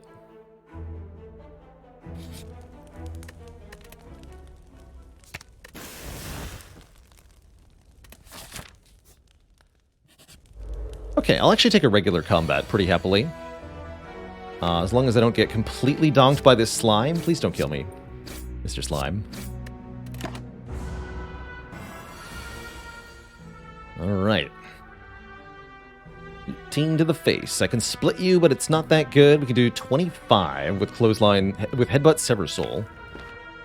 Guess we would Headbutt the Sever Soul. And then I could maybe kill one of the resulting slimes next turn if we draw Strike, Anger, Sever Soul exactly. So there's a 66% chance we could kill one of them. That's pretty good odds. That's my alternative. Play Clothesline, Defend, set up a better split next turn. That would take 10 damage.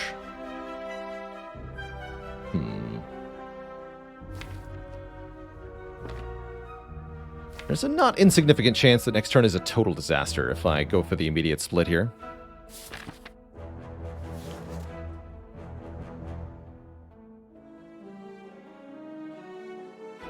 It's actually a tough pick as to what to do. So again, the two lines are either Sever Soul and Headbutt the Sever Soul right now.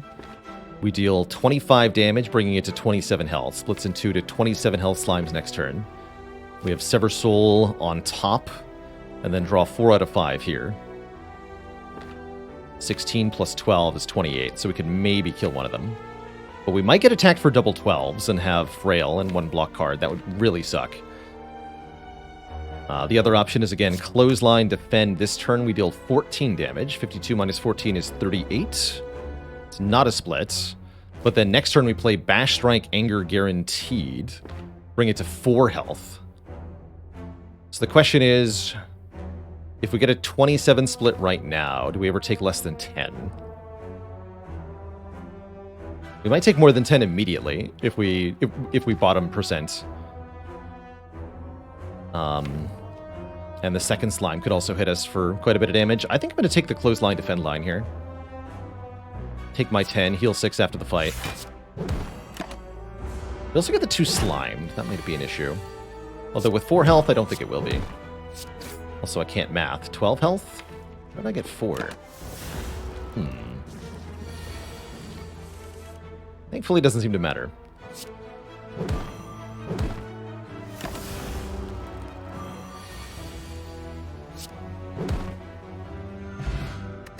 Useful potion, that's good. And an impervious. Hard to turn down an impervious. It's great against slime boss, too. Oh, yeah, yes. Thank you for the mods update, Faley. Here's the current full list of gameplay mods. Do appreciate a do-over on that.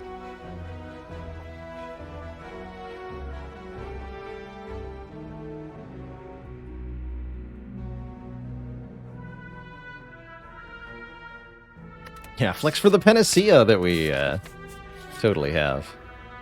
All right, I'm really hoping on this relic will make a big difference in this elite fight. Otherwise, we're going to be in a tough situation here. Dang it. Bottled clothesline isn't the worst thing in the world, especially with an upgrade. I actually do like that in the heart fight especially.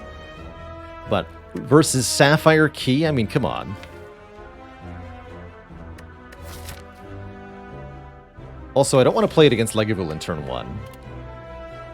Take the key then. Alright, well that was not a helpful relic. But it is Laga. That's better than it being Sentries, I'm pretty sure.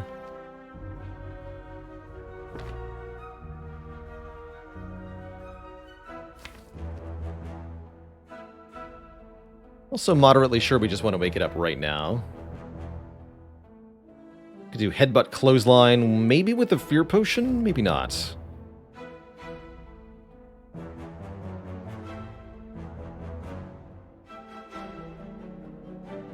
Got basically all the block cards in the draw pile, which makes this a really good opener.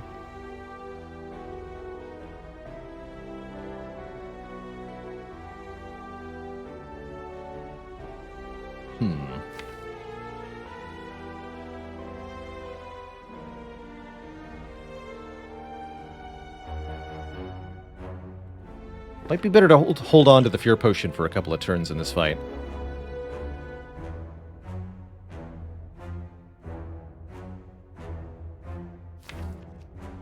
My next 2 turns are probably spent mostly blocking, which means not getting a lot of damage done. Let's do this. Keep it for now. Right, because I can't play Impervious and Sever Soul. I could do Defend Sever Soul. It seems crazy, though. Let's block the full 15, surely.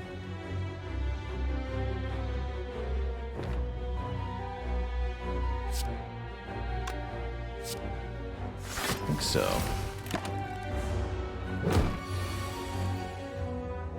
And then next turn, Fear Potion. Start doing damage. Get to bash 2, huh? Alright, we're going all aggro next 2 turns, that's for sure. Do we really need this then? Almost assuredly. And it ups the damage of bash too. Alright, clothesline, save me. Thank you.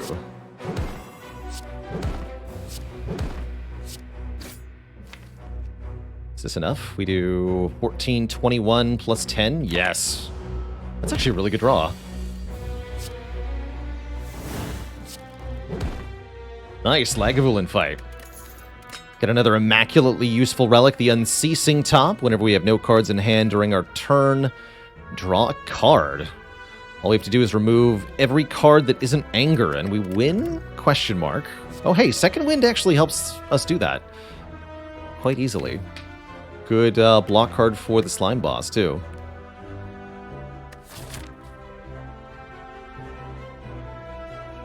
And I guess we'll go this way. Given how weak we are, it's probably a good idea to spend some money at a shop in this act.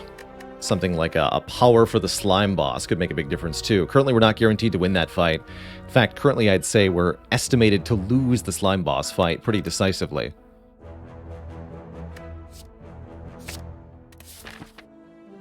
We only get a couple of upgrades.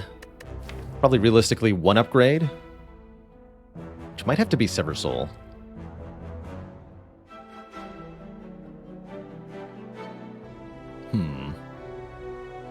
Anger is also a reasonable upgrade, especially with the Unceasing Top and the Headbutt. We upgrade Anger.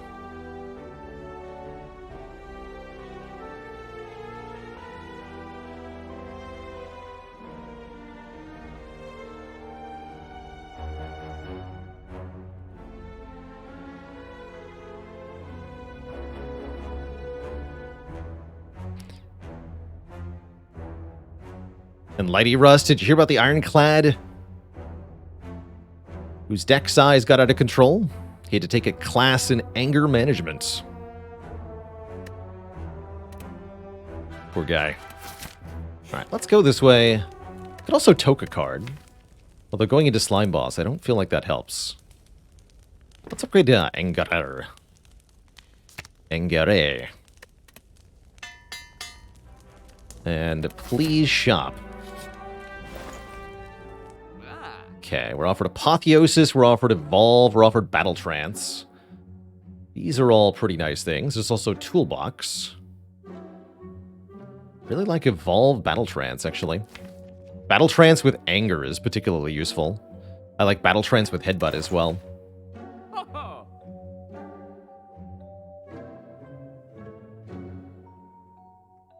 Is Apotheosis just good enough? No. No, it's not. Despot, good to see you. Thanks for 25 months of support. Hope all is well with you, friends. Do we have enough for a remove as well? Not quite, looks like. No, not quite. We can buy a potion, though, which I think is a good idea for this elite fight. Battle Trance Evolve Flex Potion, or Battle Trance Evolve Blessing of the Forge. I can Flex Potion.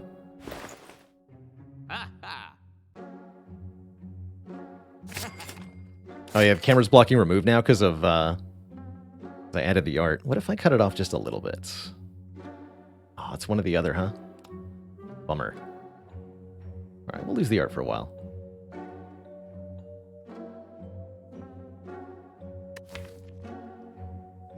Normally I like Apotheosis a lot, but this deck plus all upgrades still doesn't beat Slime Boss, is my issue.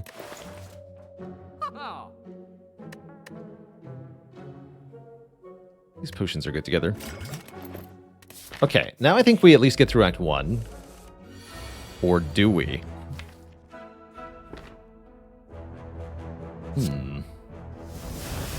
Unceasing Top, go!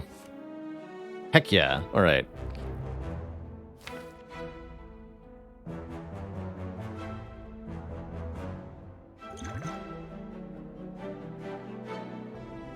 Trying to figure out if we Ancient Pot, Flex Pot here. I think I'd rather do that in the Slime Boss fight. Cool. So we got a couple bonus draws already out of this Unceasing Top. That's neat. I can headbutt Sever Soul here.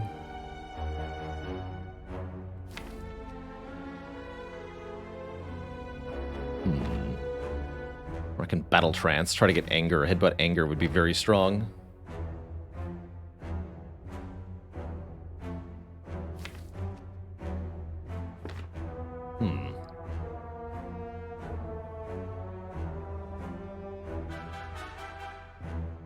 3 out of 7 draw that Anger. Let's do some quick math here.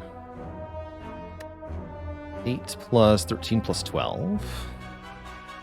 It's 33. Which means we gotta hit 38 more damage. 27 plus 12. 39. So there is a way to get a kill without potion use. Let's Battle Trance. Yeah, we get it. Okay, cool. We kill. Go Bash, Anger, Headbutt the Anger. Kill guaranteed.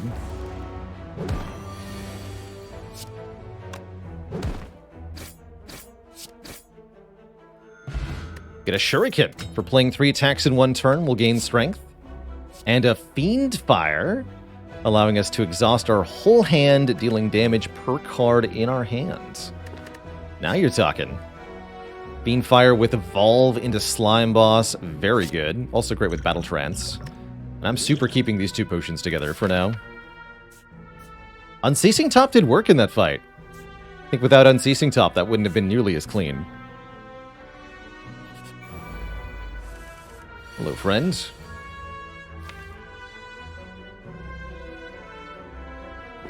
Guess I don't need to play the Evolve, huh? Hiya!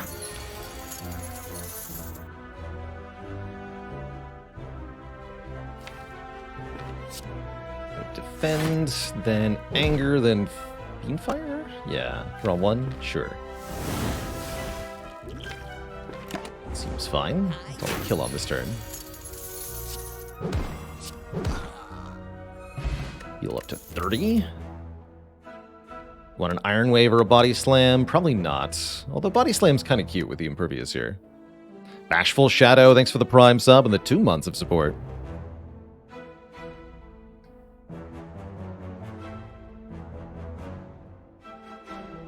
Skip.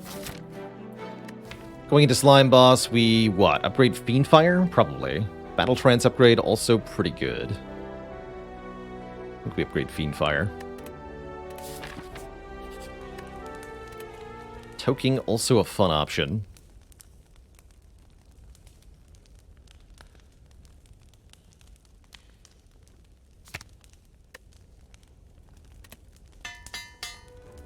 I'm going to be rewarded with Pyramid, I know it. I think the main question to ask ourselves here is, do we Ancient Pot, Flex Pot for the Slime Boss fight? With the Evolve, that might not be necessary.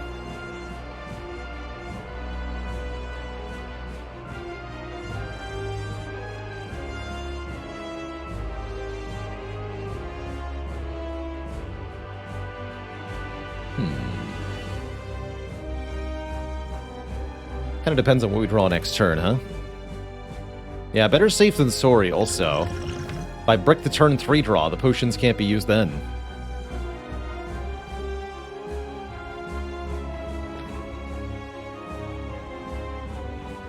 Tough call, actually. I do think our best odds are if we just get out of this fight. I'll do it. I'll do it. 6 strength for this fight. Yeah, we don't draw Impervious on the right turn. Definitely complicates things. So we should bring you as close to 75 as possible here. 16 by 3. It's 48. 117 minus 48. Wait, that's not 48. 16 by 3. No, that is 48. Okay. Confused myself. Never second guess. That is 69, which is the wrong number of damage to deal. But we can do Strike and Headbutt.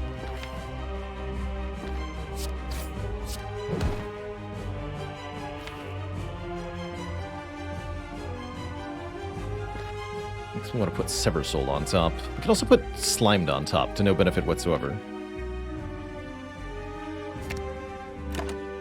Take the Sever Soul in case of a worst case scenario draw. I think that helps me. Well, I'm definitely glad that we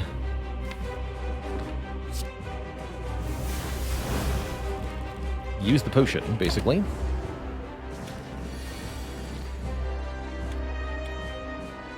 Bash, Anger, Battle Trance. Want to play the Anger before we play the Battle Trance. Get a chance to redraw into Anger here. And then any slimes we get are 1 extra draw, so we should always draw at least 3 usable cards. Maybe more.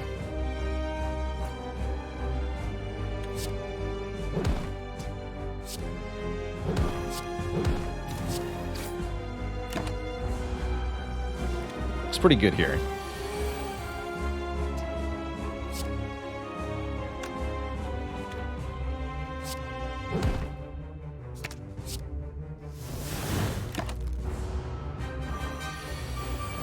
GG. Alright. Potion's well used, I suppose. You can get 1 potion back, although I wouldn't call it a great one. You can choose Reaper or Immolate. Or Brutality. Reaper, a way to get health back, particularly useful with strength gain. Immolate deals more immediate upfront damage and works alongside the evolve nicely. The big boom. Feel more comfortable with an Immolate here. I also like Immolate a lot with Headbutt. Reaper can definitely be a later term win condition. Currently, we're struggling a little bit to figure out what to do in the late game. Although we have some of the important pieces. We can get some exhaust synergies. I think I like taking Immolate here. Personally. Pretty hard to use the Shuriken. And that, especially if we don't get energy, this Reaper can really be a burden. Just the Shuriken is not enough strength to make this work, I don't think. Let's grab Immolate. Let's see how this goes. And Fusion Hammer does make me wish we'd taken that Apotheosis. Still pretty okay with it, given that we have Peace Pipe here, allowing us to toke cards. Could instead take Philosopher's Stone or Calling Bell, giving us a curse and 3 relics. Hey, Alchemist, thanks for the Prime sub in the 8 months, and the congrats on the Clumsy. Can always find another Apotheosis later, right? Gotta say, a deck like this definitely thrives on more energy. The more energy you have, the better Shuriken gets, for sure. Is boss swap into Blackstar usually a bad time or a good time?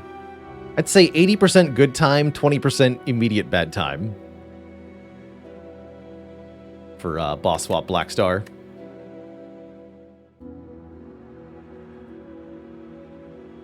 We can toke curses, but we can't toke the Curse of the Bell. That one's unremovable and would stick with us forever. But we can delete it with Second Wind, Sever Soul, or Fiend Fire, so it's unlikely to get drawn more than once. Personally, I'm thinking this is Fusion Hammer. We absolutely need more cards to continue to output effectively here in Act 2. And I think we'll start to fall flat really fast if we take Calling Bell and we don't get good relics. So I take Fusion Hammer here. Although I'm wondering if I'm walking us down a path of getting through the short term but losing in the late game. Guess we won't know until we get there. Could try for 4 elites again. I don't hate it, actually. I think we're pretty good at the elites right now, so getting a lot of relics right now might be a good idea. Could go for a large number of tokes. Fire, fire, fire. Even can remove at the shops. We haven't paid for a remove yet. Although going to 2 shops seems like a bad idea.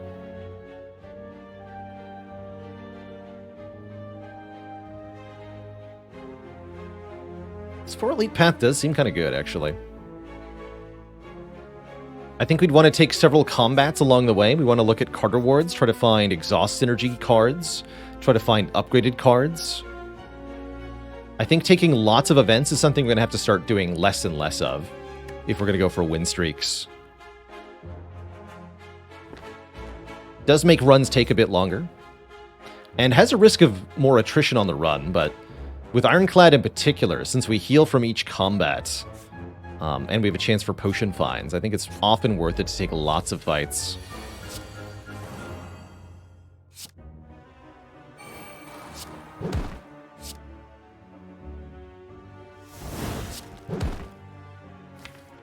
Give me Battle Trance back, or what? Yeah, I'll take Battle Trance back. Battle Trance into Fiend Fire just kills. Easy money. That'll be our core strategy for quite a few fights, actually.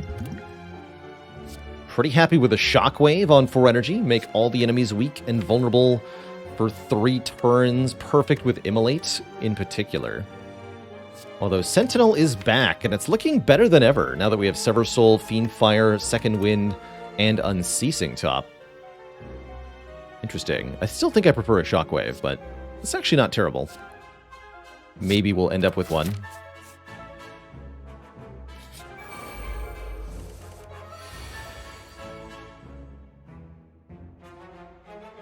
An acceptable time to consider using our Essence of Steel here.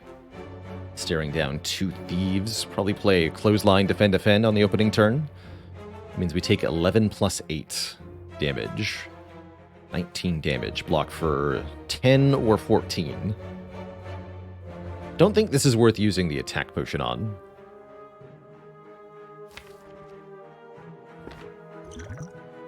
I will use this potion.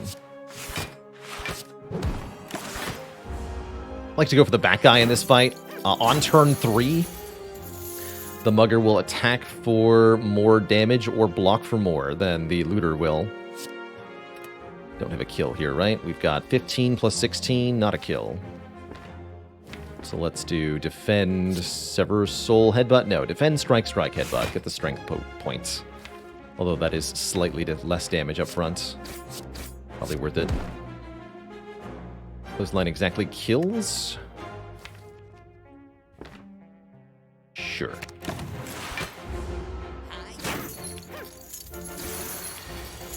They both attack me, and they'll both die for it.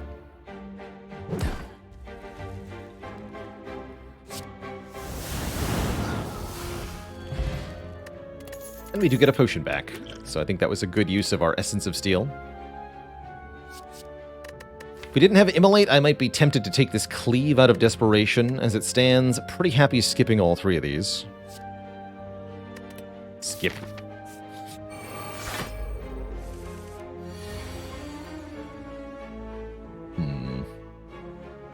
I think we can do this one without a potion. I guess remove all the artifact off the Spirit Guardian. Could also put more vulnerable on the Sentry here if I wanted to. I don't think so. I want to be able to weaken this thing if necessary.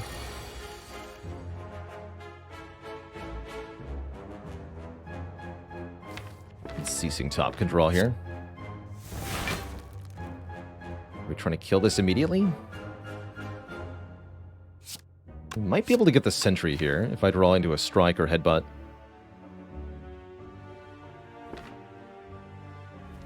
But next turn we might be looking to kill the Spirit Guardian with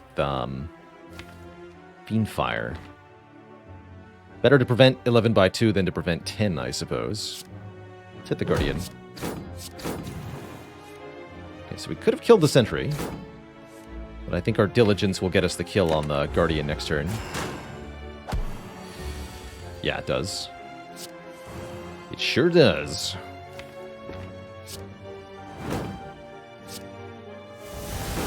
Feels like it was worth it. And I'm quite happy with our potions being preserved here.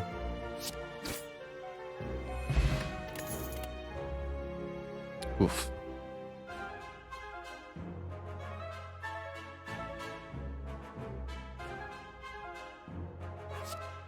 Garbage. But that's why we took lots of fights, right? We need to look at lots of card rewards in order to make sure at least one of them's not garbage. Clash. Dear Clash, where were you when I needed you most?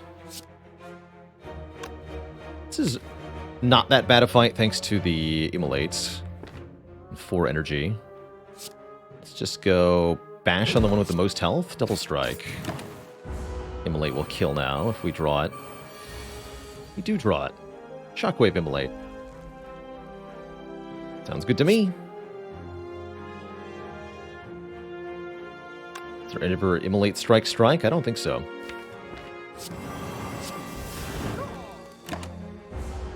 Take 8, heal 6. Not too bad. Not too bad.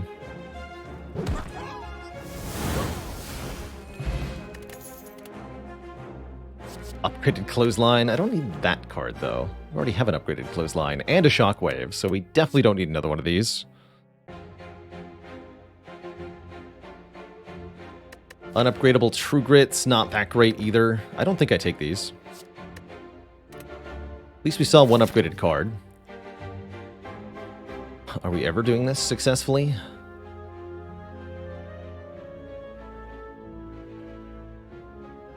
It's pretty spooky. 3 elites in a row with no rest site. We can do it. We got this. We've got a Prismatic Shard.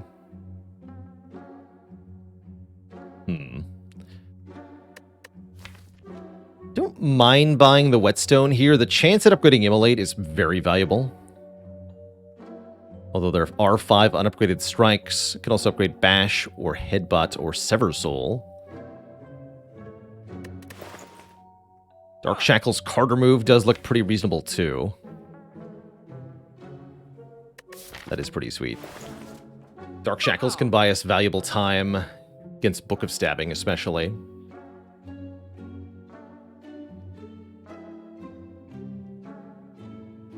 And I like zero cost cards with the top.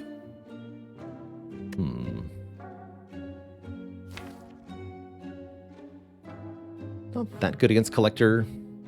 We've already got an Evolve. I would never buy another one.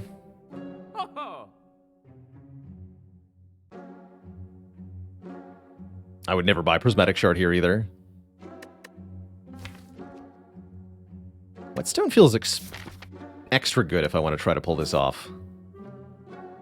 I'm just going to take the flat damage up.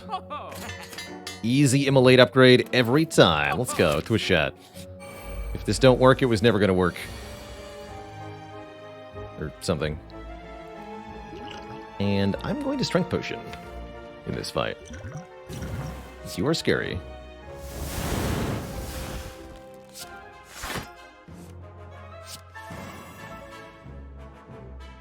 Love missing the Shockwave, but that's okay.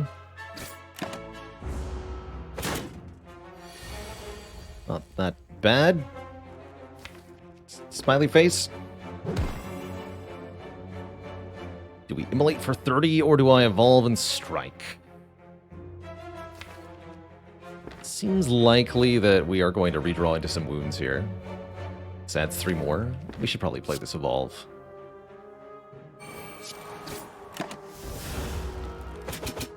Ouch. Well, this has already gone terribly. We're so dead. Yeah, this is definitely the elite that we have the worst time with. To get it first is a pretty cursed here. We could also get us the super elite. Can't use another potion here. Get an awful draw order too. Yikes. Just a bad time all around.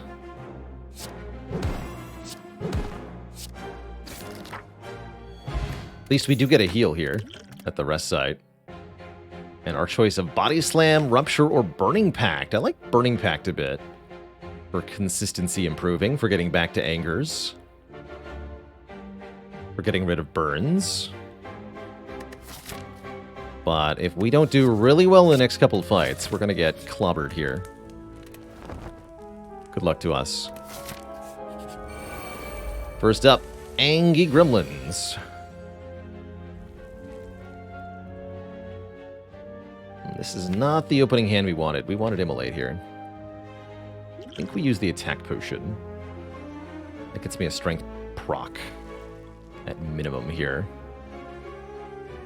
This is 20 damage, so not even enough to kill one gremlin.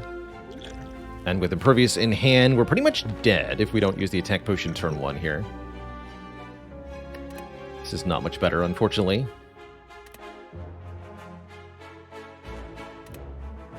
Bummer.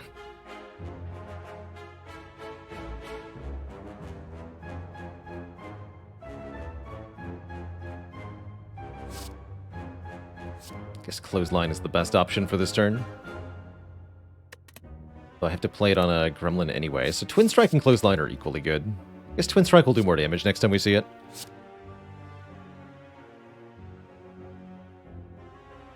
So we're going to Second Wind, Bash, Anger, Twin Strike. Get to draw 1 off the Unceasing top. We can use the Anger on the leader, right? 8 plus 14, 22. So we can kill this one.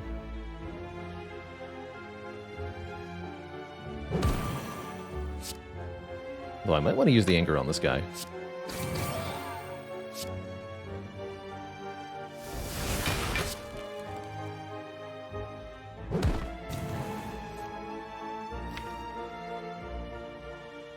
Not going to play this one.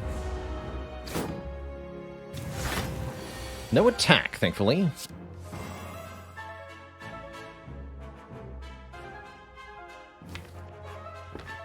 I think this is just Shockwave into Fiendfire on the leader. Takes 7 from the Mad Gremlin here. And then we can try to kill the leader next turn. Because this does 16 times 5. Don't play those. 80 damage, right? Yeah, 80 damage. So they'll be at 65, which I believe is Immolate Strike range, or Immolate Strike Headbutt, maybe? Definitely with the Flex Potion it is. Should be able to do that next turn, though. We are getting attacked. We do not have Immolate.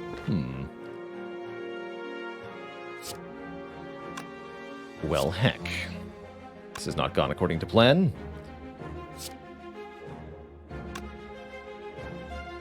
Let's see, if I use the Flex Potion, this would be 30 plus 18 plus 22? 70 damage. So yes, if we use the Flex Pot, we can just kill.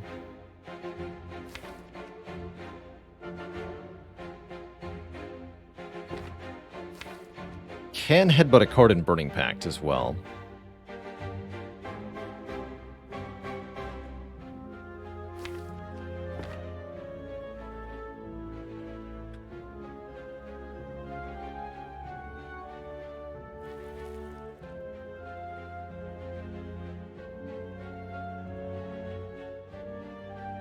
I can headbutt the Battle Trance, too. Does that get me a kill without using the potion, though? I don't think so, right? Unless you're telling me Headbutt plus Immolate does it. Immolate will be 29 times 1.5. That's not enough.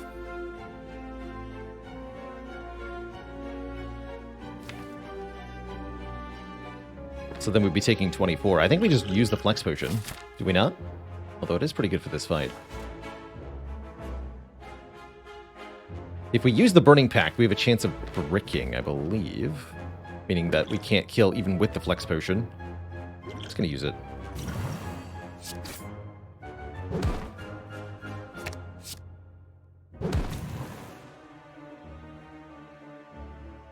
This might be the last fight we win, honestly. We're fighting either Super Slavers or Super Book of Stabbing. The odds are not going to be in our favor here. That said, Exhume is pretty strong, getting back Shockwave or Impervious or Fiendfire. I want Fiendfire back. And the Relic could also save us. Tiny chest. Excellent. This is quite a Relic bar.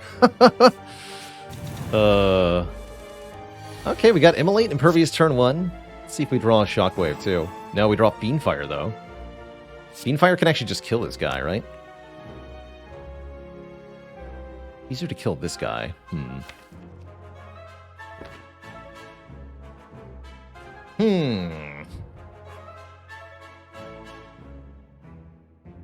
Interesting.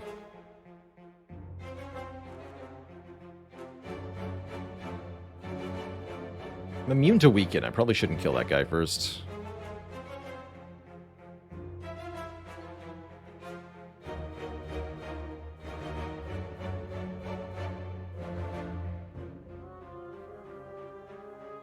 We could do Immolate Impervious. That would result in taking decent amount of damage. They're all pretty low on health, though. That's nice.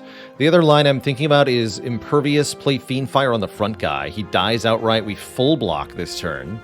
And there's only 2 of them left.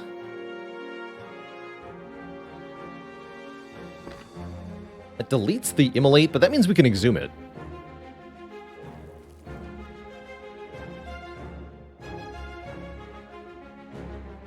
If only the red guy had 1 less health, I would easily go Impervious Fiendfire, kill the red guy. He could either entangle us or make us Vul next turn. Both of those are kind of bad.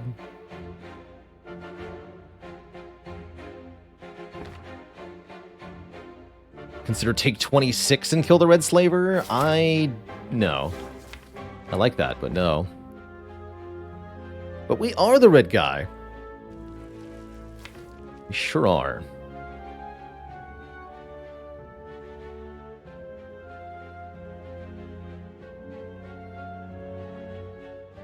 the evolve that makes me not that afraid of a longer fight. Okay, Stargag, thanks for the Prime sub. Welcome to the Cozy Sub Club. If I just play the Immolate up front, though, we have a small chance of being able to headbutt Burning Pact it. Such a small chance, though. Not acceptable.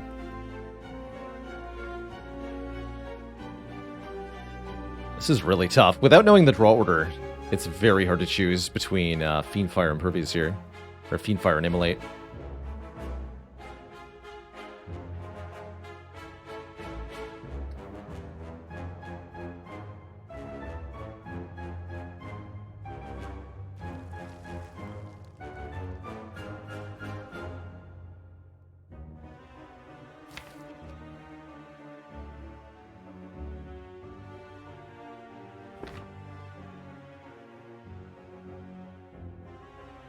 Really like having so much more health by getting the front one.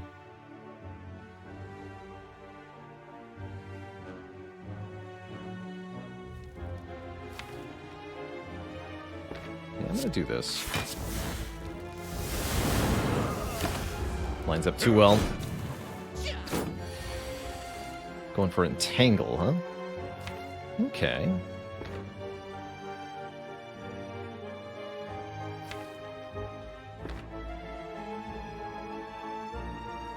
Much I can do about that. Not the worst thing ever, though. Better than being vulnerable, I think, on this turn. So what are we doing here? We're exhuming Immolate or Fiendfire.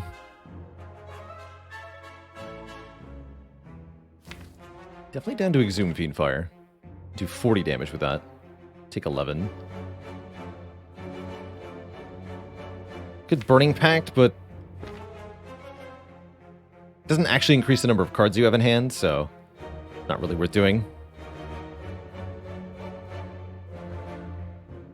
Burning Pact does not increase Fiendfire's damage. So I'd rather just draw one off the Unceasing Top. Which might get the kill, actually. No, can't. Actually, yeah, it could. I could do Anger Headbutt. I'm really lucky. Sever Soul. Boo! Right, don't kill me this turn. Thanks. Great draw. Good jobs. Still losing health, though. Don't love that.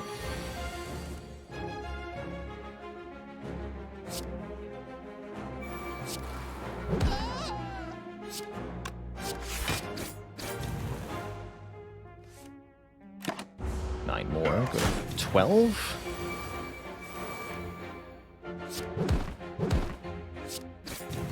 It'll have to do. 25 health into the final elite. We're offered Uppercut or Seeing Red, both of which seem pretty mediocre. Also kind of worried about our scaling for the boss, too.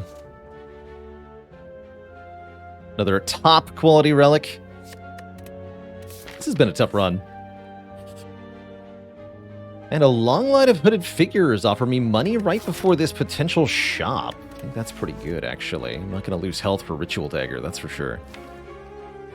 Of all the rewards in the game, these are some of them. I guess Seeing Red with the Unceasing Top is a little bit better. Now you are attacking me turn 1. I guess that's actually good, right? If we've got 2 defends, I think this is probably one of the best outcomes possible. Take 8 damage, win the fight. Seems good to me. Much better start. Could go bad, but I think this will be very good. But Battle Trance. Try to Battle Trance Fiendfire victory. Be really nice.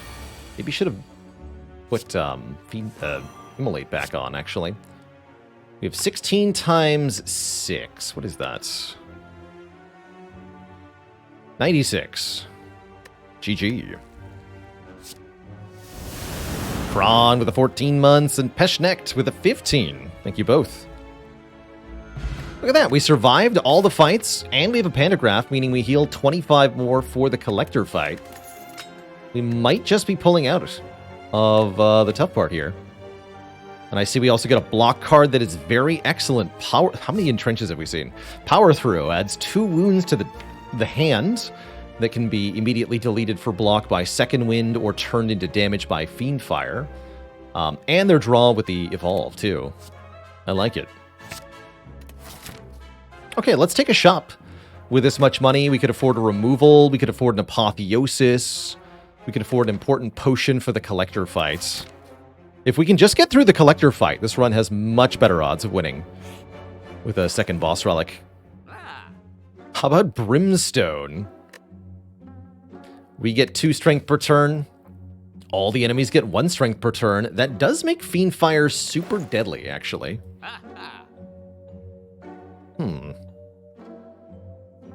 I kind of like it.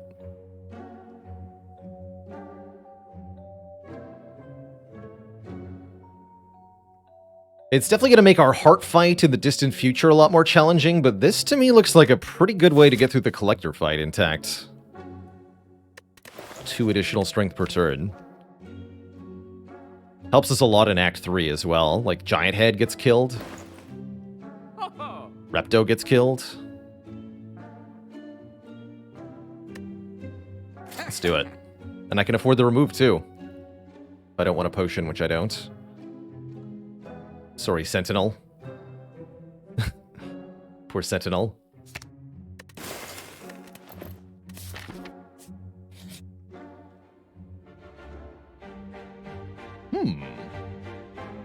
Somebody was asking me earlier when you take the Warp Tongues over the Pain, or when you take the Warp Tongues with the Pain. When you can remove that curse, easy peasy is definitely a potential answer. With Fusion Hammer here, upgrading 1 random card per turn is also pretty good. That said, we could also upgrade the Evolve to turn it into a draw engine with the Power Throw and the Immolate.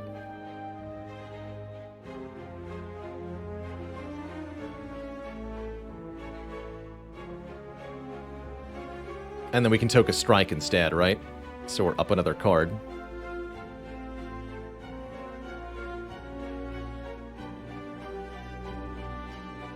That said, 1 upgrade per turn is pretty good.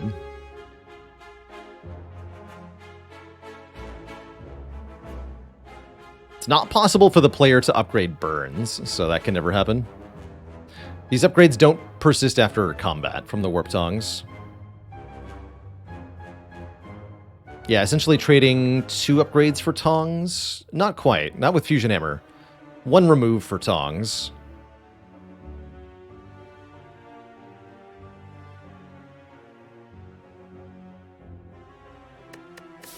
It's nice in longer fights. Brimstone says don't take longer fights, though. I think I want this Evolve upgraded. I don't want an extra card. Could also consider upgrading Impervious or Power Through, maybe. But scaling number of cards in hand surely is the correct way to go here. Tell me I don't have to rest before Collector.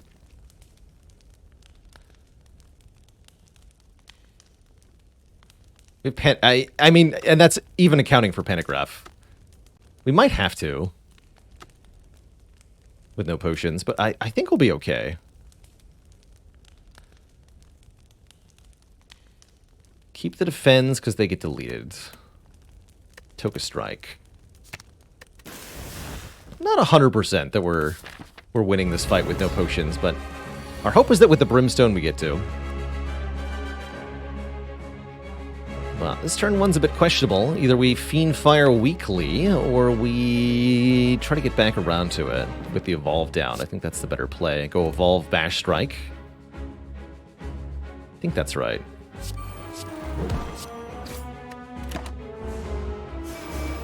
Although we did have Exhume.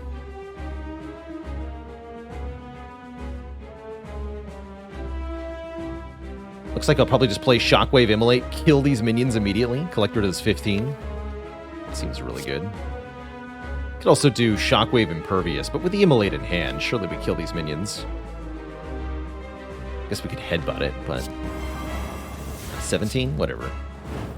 Got health. Blap them. That way there was a chance for Collector to resummon them on this turn.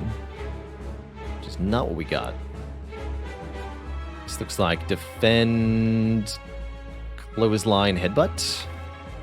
Headbutt, Fiendfire? And headbutt the burn for draw. I could just headbutt Fiendfire. Try to get a kill with 8 strength.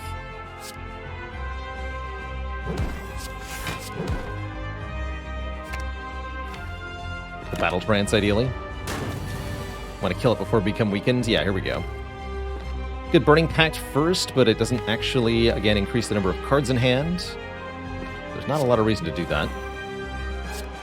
Fiendfire does 27 times 6. Not quite a kill. Which means we should play the Anger first.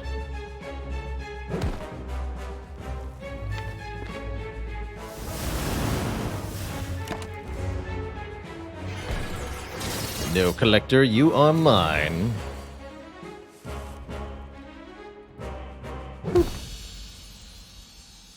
Okay, we made it through Act 2. I'm kind of impressed, honestly. I was sort of expecting us to die there on our pile of terrible relics. We do get offered a corruption, which I am definitely intrigued by. Corruption with Exhume is nice. Corruption makes all of our skills free, but then exhausts them as they're played. And if we can get a Feel No Pain or a Dark Embrace, that'll become a really good thing. Don't think we need a second Immolate here. Corruption with the Unceasing Top can work too.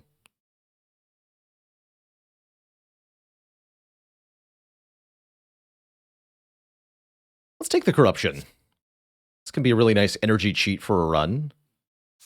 Could really help this Clad situation. I'm hoping we get Pyramid or Snecko here, but many options I'm willing to consider. Sacred Bark, Tiny House, Mark of Pain. That's not the world's worst Mark of Pain, actually. We do have an Evolve. We do have an Unceasing Top. We do have lots of ways to exhaust statuses. Don't hate this.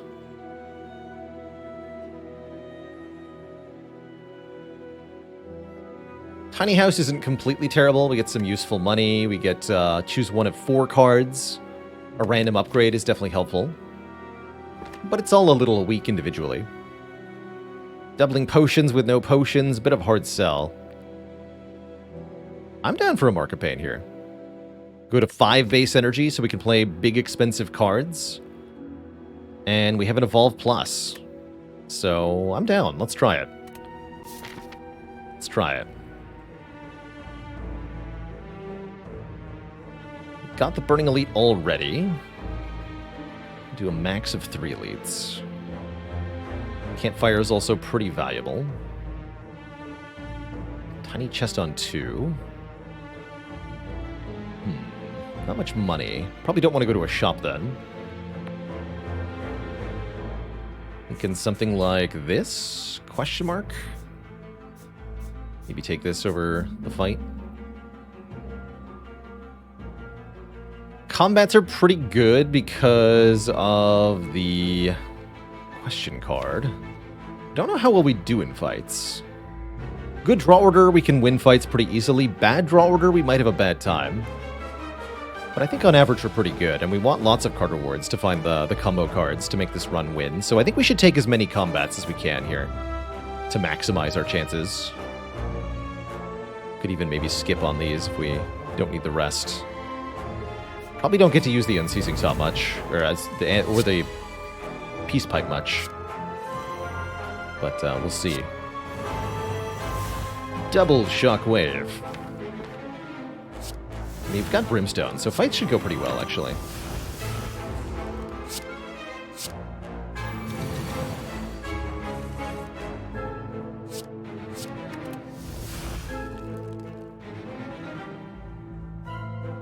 Take 9, win this fight.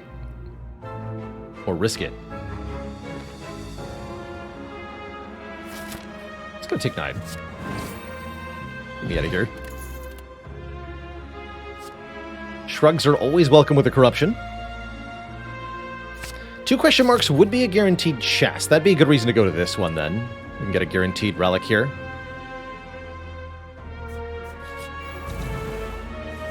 Give him the pumpkin spice. Imo latte.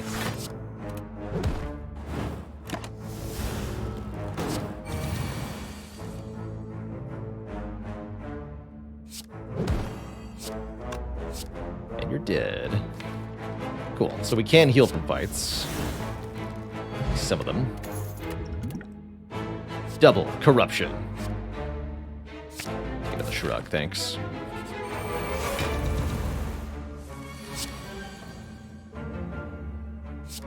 Okay. Have you considered not, though?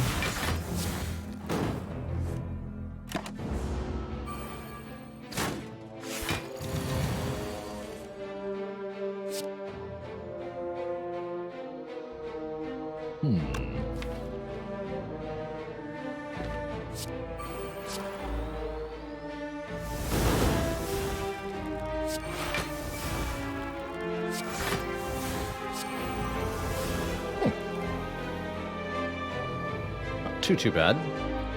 Do take some damage here, unfortunately.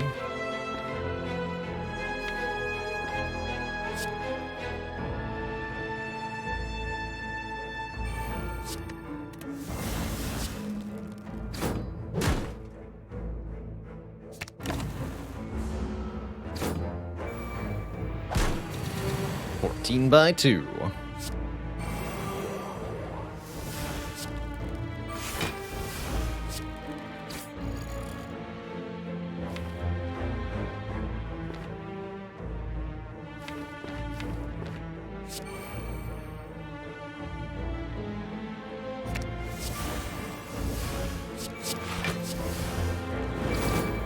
Good. Shrug, but with a plus. I like it.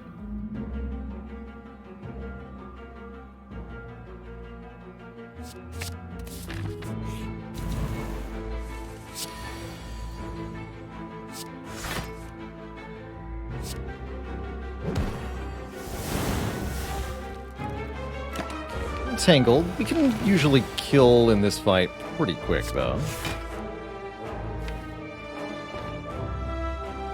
Headbutt, sever soul. Shrug again. Take 20? No, not 20. Take 16. Don't like that very much. Don't have many better options, though, so sure.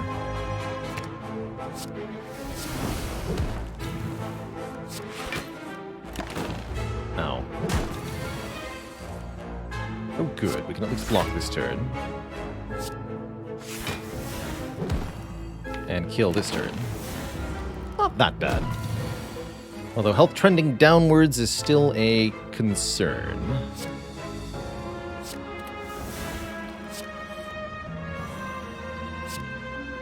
So 55, 22 is only 77.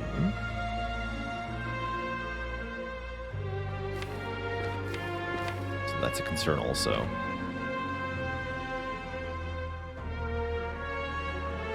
Oh, we can exhume the beam fire. That's right. Yes, that'll get there. I was thinking about exhume impervious. That's not correct.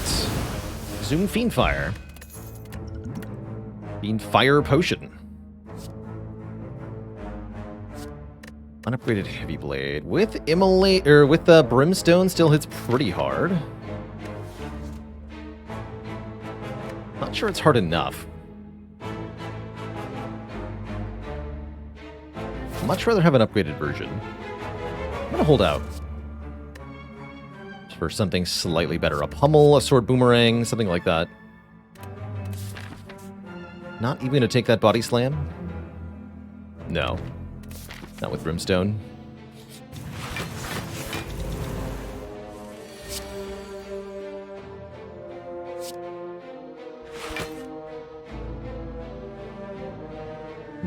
Do I need to headbutt that shrug? Go with yes.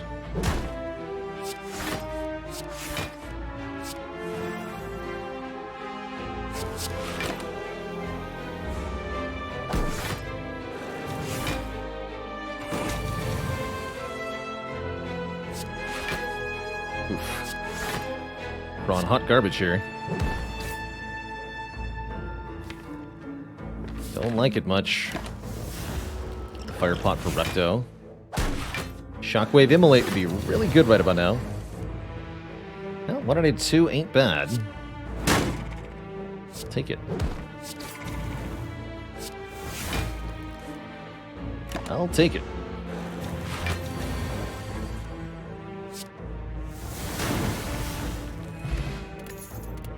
Yeah, the Mark of Pain tax is pretty real. Grab another Burning Pact. Not convinced these are helpful at the moment.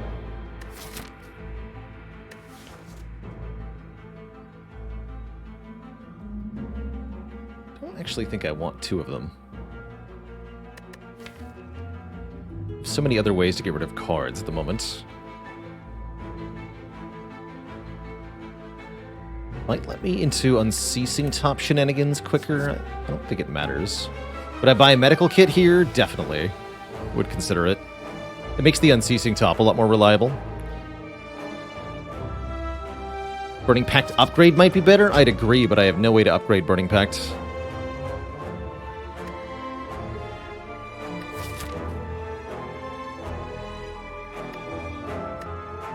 Let's skip it. This is why we kept the Fire Potion. Thank goodness. We can headbutt the Battle Trance, which is quite good.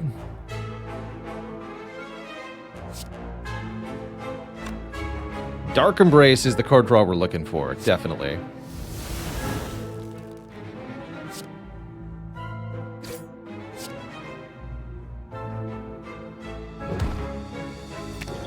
Let's kill you.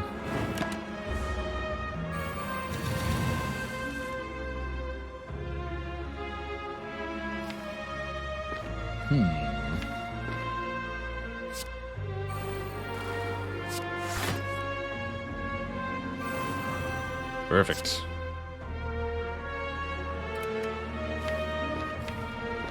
Well, maybe not perfect, but good. Get rid of Bash. It's be a great turn to draw Impervious. Thank you. Impervious, Shockwave. Delete everything else. Just lose it. Just lose it. My strength only grows. Oh god, that's my hand next turn? Terrible. At least we can kill both daggers here. Don't kill me. Nice. Alright, this went fine. Looked worse than it was.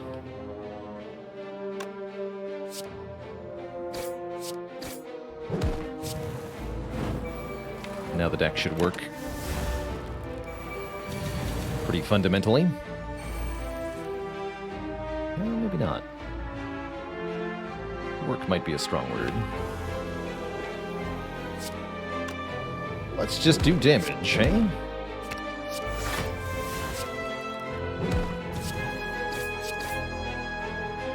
That went well. Get a self-forming clay. When we lose health, gain block next turn. This is a very good relic for beating the heart.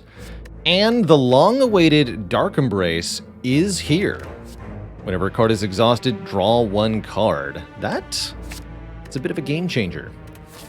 I like that quite a lot. Let's take our recall. I think we will take the two events. And the people rejoiced. Regen Pot's not bad either. But what about Winding Halls? Giving us the ability to gain madnesses. Are those helpful? Well, with Dark Embrace, they might be. With Unceasing Top, we can do some interesting stuff.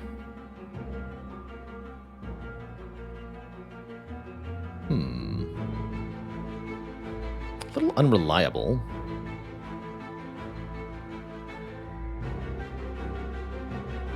Yeah, it seems kind of pointless with Corruption. Mostly agree.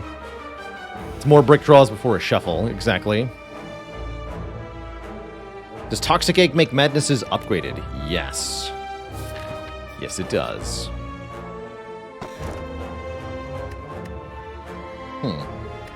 Anti-synergy here, actually, but still take. Whenever we would lose health, lose one less. I mean, Beat of Death damaging us one is going to be a great deal in the hard fight, if we can get to the hard fight.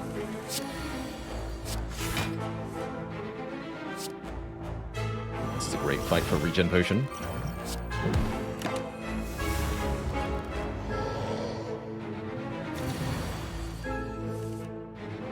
Good.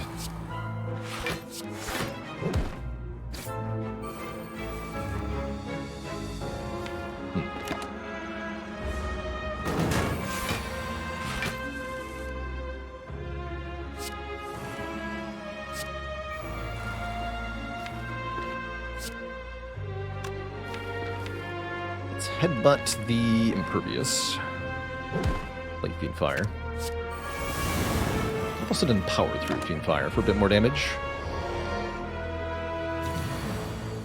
I'm not afraid.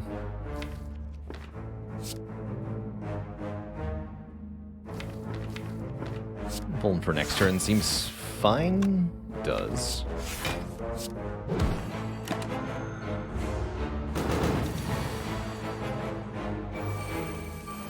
Good.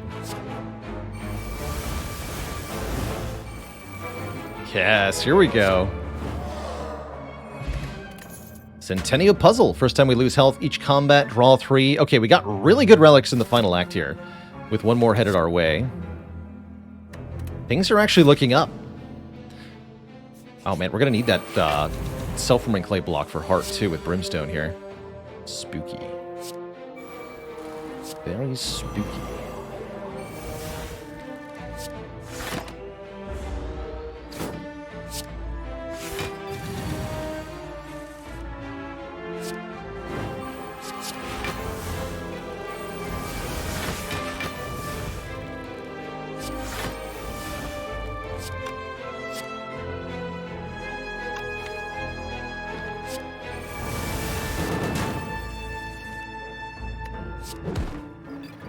Got him.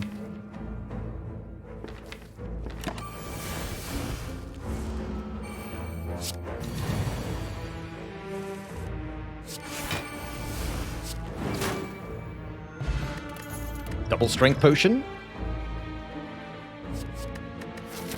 Maybe we should take this heavy blade after all. Let's do it.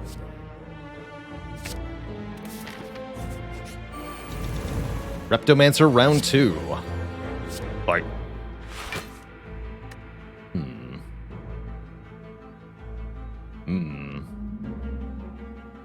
That's not good. I'll shrug one more time. Might want to just go for bonus draw. No, this works now. Kill one of them. Kill you.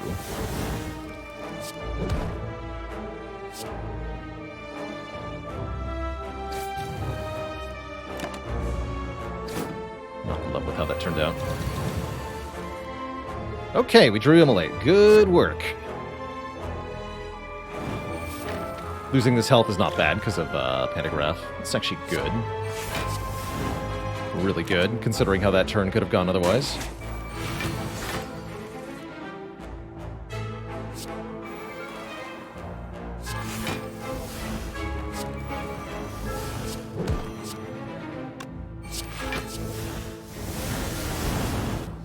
Beautiful. Toxic Egg. Better late than never, right? Give me a disarm. Or a shrug. I'll take it.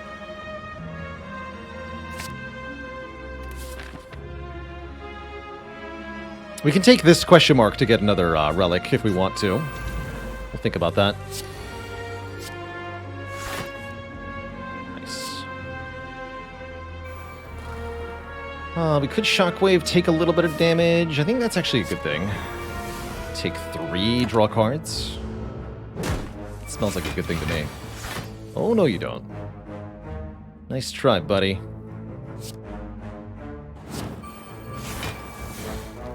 You're not gonna fool me.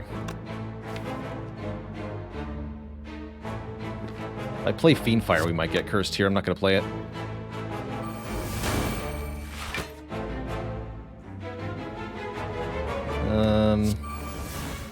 Okay, that's fine.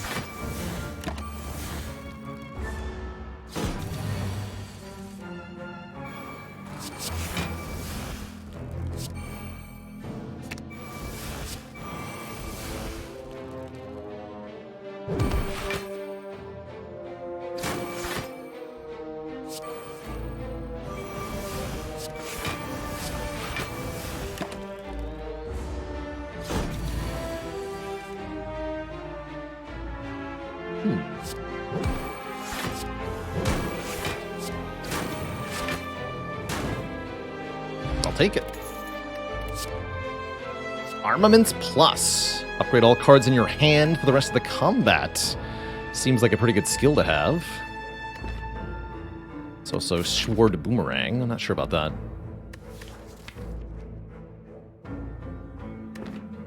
Take an Arma. So, no disarms in this deck. I am a little bit worried about the heart matchup. We can either take a Relic or a card reward here. Via Relic via Tiny Chest. We also might get money from the chest.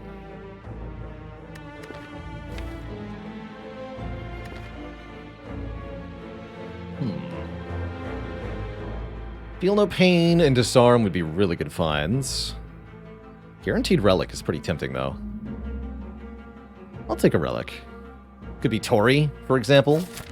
Although, yeah, with Weaken, Tori would be good. May as well get some use out of the Tiny Chest, right? What do you got for me, Tiny Chest? An Ornamental Fan. We play 3 attacks in 1 turn, gain 4 block. That's kind of helpful. And we can toke a strike in this fight, which I will do. Does Tiny Chest ever come in clutch for me? Maybe once or twice, but it's a definite rarity, that's for sure. I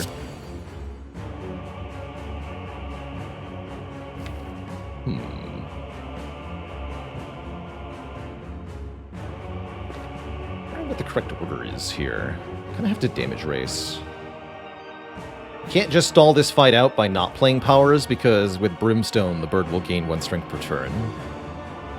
I think I go Shrug, then Corruption. Although if I go Corruption, Shrug, I can Clothesline. No, let's go Corruption, Shrug. Let's just play Corruption turn 1. Don't play Fiendfire turn 1, though. Gotta weaken this boss. Can take up to 31 damage this fight, beyond our max health, before we take any real consequences. This turn's pretty bad.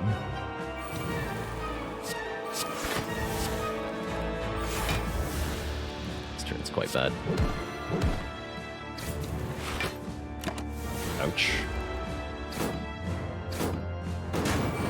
Alright, well there's all the health we can lose. There's Dark Embrace, okay.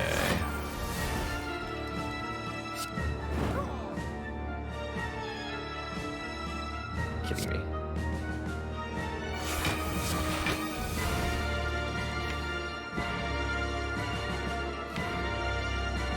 Let's bring back the strike, since it's very obviously useless.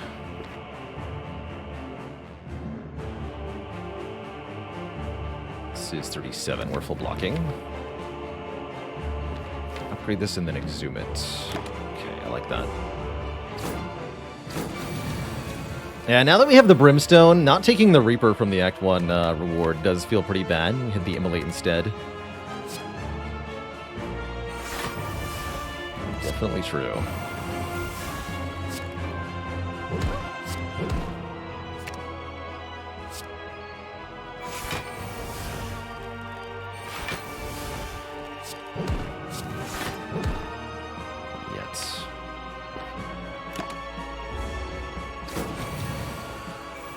Would be a great time to kill. Fiendfire certainly does that. Gets rid of a bunch of other stuff. What the heck am I doing next turn, then? Not much.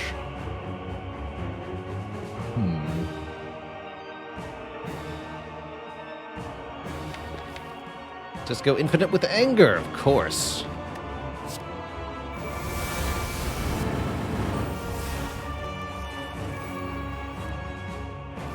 We draw the second wind, too. I think that's good. Grr. Not going to exhume anything yet. Oh, yes, we drew the wound, too. And the exhume. Perfect. So just exhume... Shockwave. Shockwave. Then we go, like... Anger, anger, anger. Second wind would draw, what, 2 cards? These are too many costs, though. Doesn't work quite like I thought.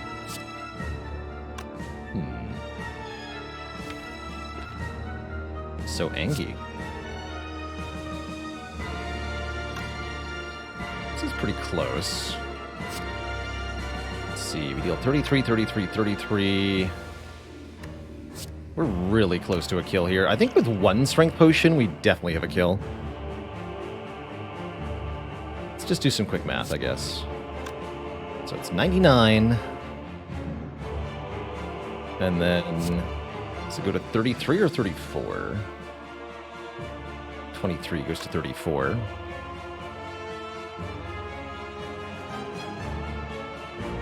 Oh, we can headbutt the heavy blade. Yeah, that's the better play. We can heavy blade twice. Oh, then we don't need the potion at all. You're right, Twitch Chat. Boom.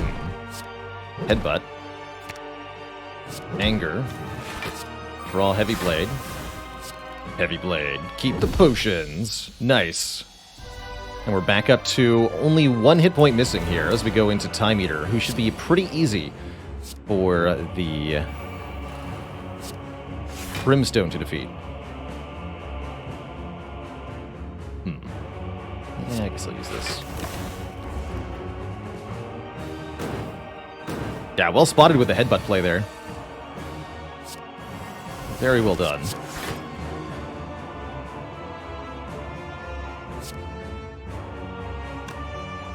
Better to play Bash? I don't think so.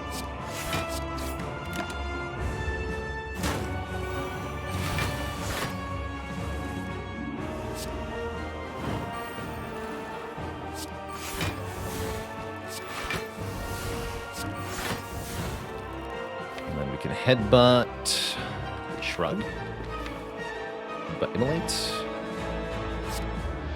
Just play anger.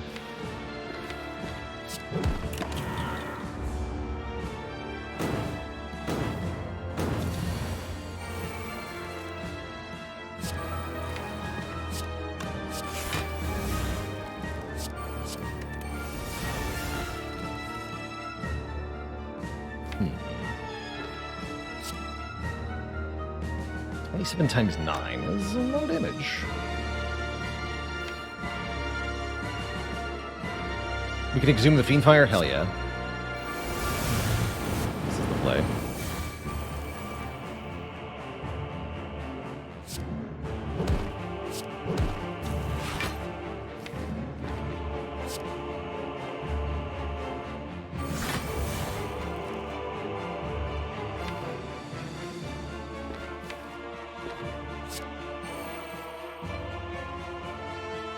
Do something different, though.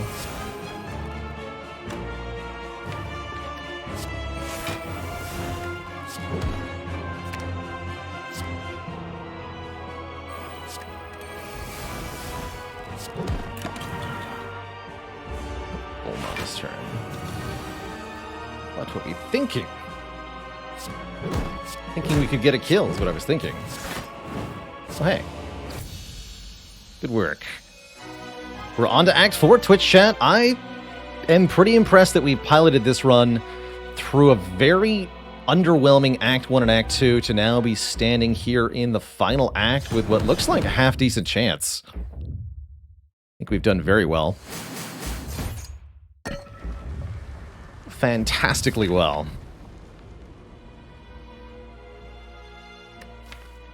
So we get a final toke here. I can also sleep for no benefit. But I think we toke this strike. All the better to Unceasing Top with you. Of course. Come on, feel no pain.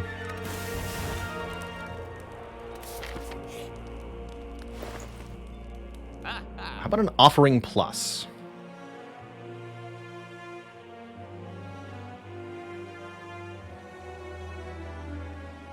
Or an Orange Pellets. Can't have both. Pellets seem like a big deal. With Brimstone, the Heart's multi-attack is going to be brutal. So being able to negate that debuff is kind of a huge deal. Gambler's Brew looks like it's a big deal also. I would probably discard a Strength Potion to buy that. We could do Orange Pellets Gambler's Brew.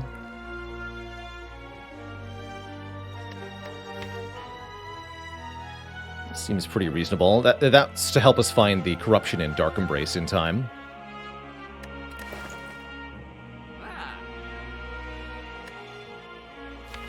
Or to set up the Purge against Heart, too. We only have 3 powers, so it could be difficult to purge debuffs against Heart with Orange Pellets. Exactly enough money for Eternal Feather, which does nothing. That's kind of cute.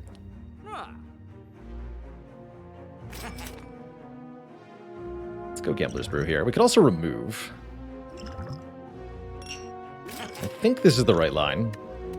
We're gonna find out.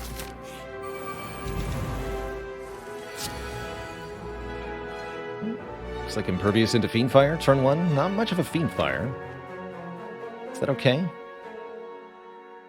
Pretty sure that's okay. We should stay facing the Spire Spear. That's actually good. We take a little bit of damage. 22 plus 14, 36. We'll take...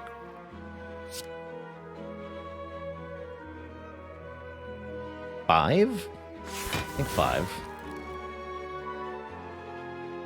I want to use the Strength Potion in this fight.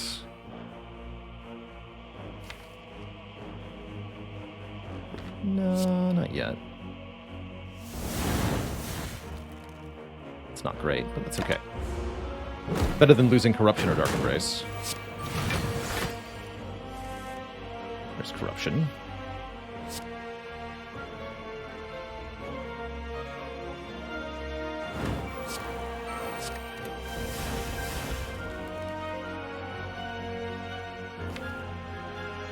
I think I gamble here. We've got healing with Pantograph too.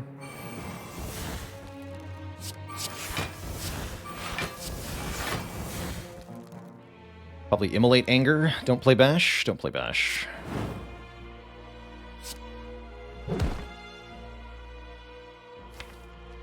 little questionable. If we find Dark Embrace next turn, everything should be okay. Otherwise, this could be a problem. Get attacked by you. Okay, Dark Embrace is here. And I have Headbutt, too. Although there's nothing good to Headbutt, actually. Okay, draw this stuff.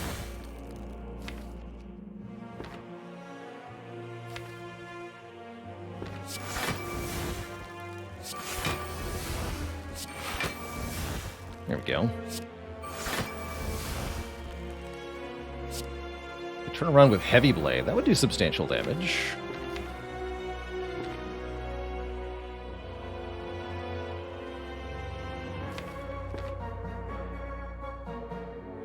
Definitely want to Arma first. That might shuffle the deck. A bit weird.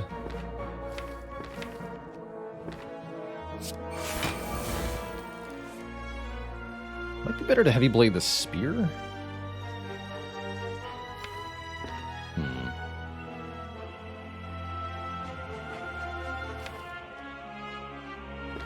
Let's just draw all the way here.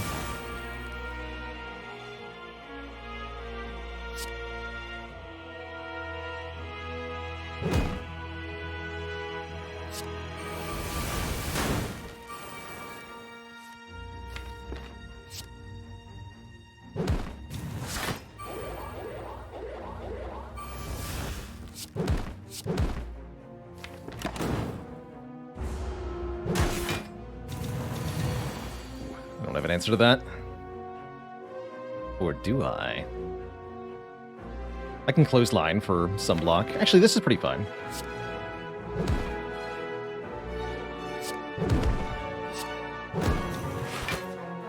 Yeah, take 10. Still within Pantograph range here.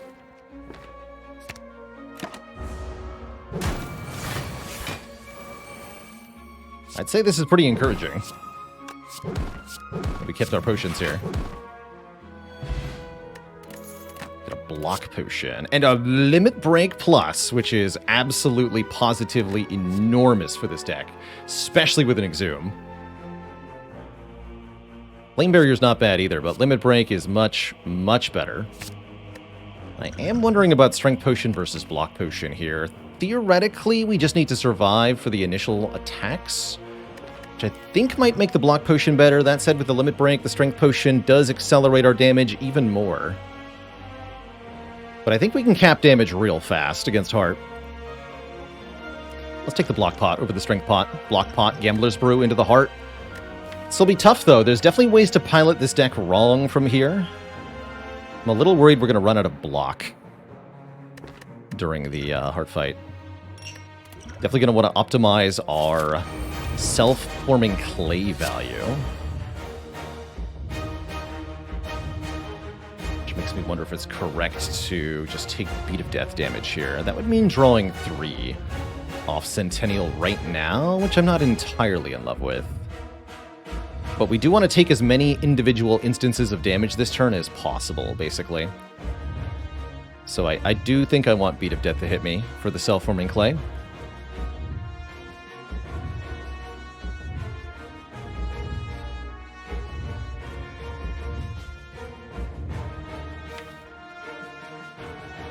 Yeah, so Rod makes the Beat of Death only 1 damage, and then we get 3 block next turn, which makes taking Beat of Death very good.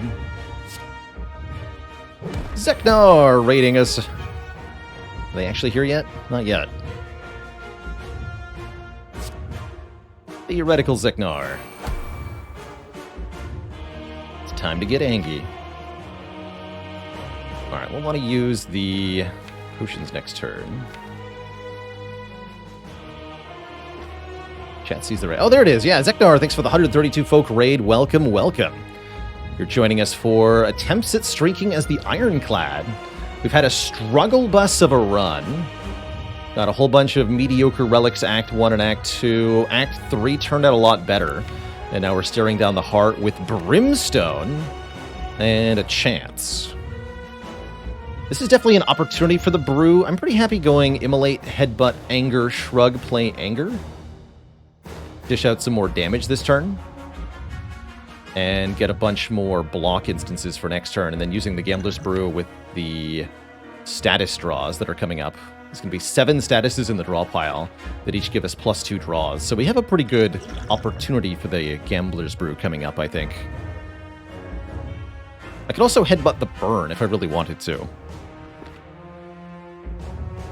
As that would make a more reliable Gambler's Brew next turn. But I think I'm just going to headbutt an Anger and play it. Got damage to do.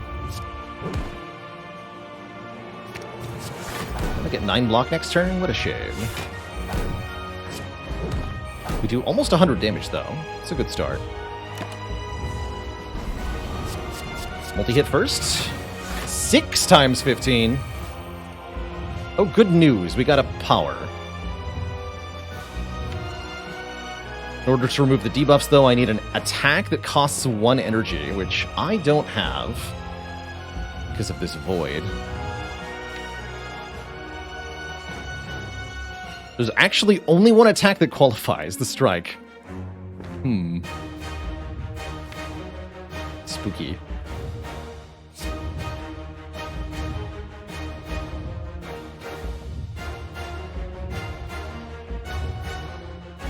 So I think we start with Corruption into Shockwave, Shrug, Shrug. And then we see. Could gamble to get Dark Embrace down instead. That is an option. I think we should just play the Corruption, though. Yeah, weaken blocks for a ton here. Was the play to put Anger on top and not draw? It might have been.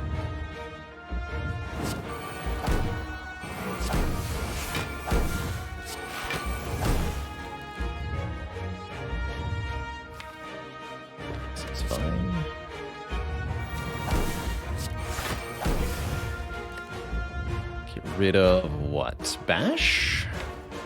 Get rid of Bash. Burns are plus draw, so I'm going to keep them around. Okay, there's Dark Embrace Clothesline. Probably want to gamble everything except Void. We're pretty likely to draw the Strike if I do that, and I think the payoff is big enough. Let's get back to the Dark Embrace faster. There it is. Let's remove the debuffs before I play any more block cards. See what we're looking at here. 3/15, much more reasonable. And these actually only do 1, so we should stop playing cards now, and we just get more block off the self-forming clay. Best strike ever. Do we exhume Limit Break and double our strength to 20? That seems like a good idea.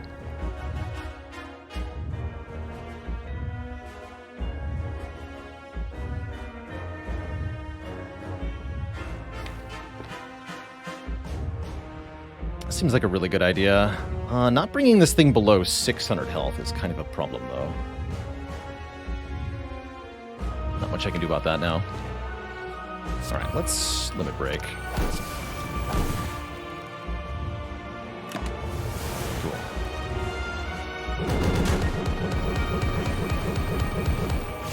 $33 free block. You'd love to see it. Not playing this Impervious yet. I think it's foolish. We do get Dark Embrace down. We're gonna go Anger, Immolate.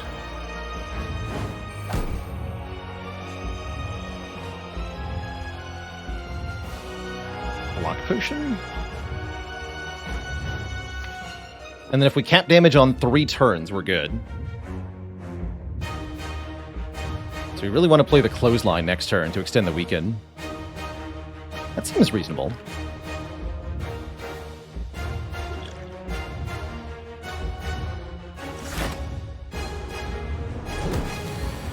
We also want to take as many hits this turn as possible.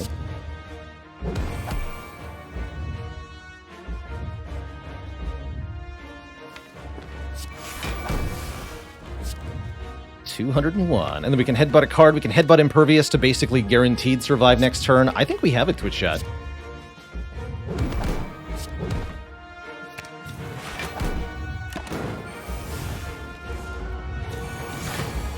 Just gotta survive 90 damage, no biggie. That's with weaken, by the way.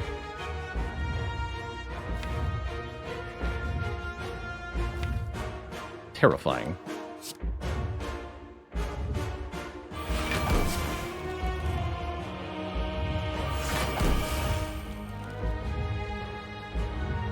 We have Tungsten Rod, thankfully.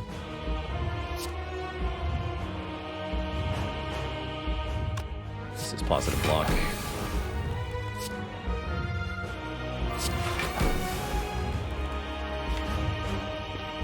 Still gotta do 160, so I should probably keep Heavy Blade around.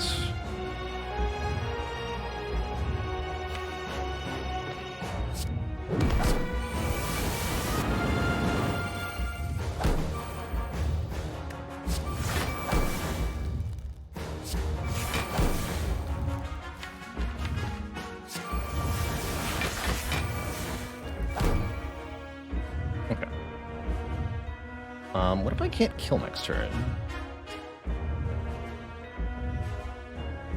What kind of insane draw order does that? I guess I should play one more attack at minimum here.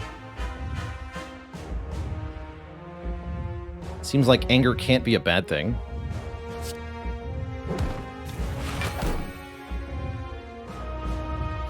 Don't need to headbutt it, though.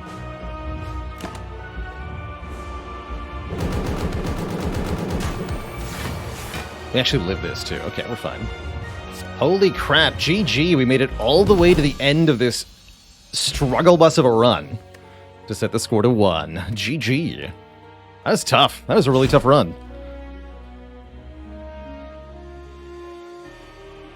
GG.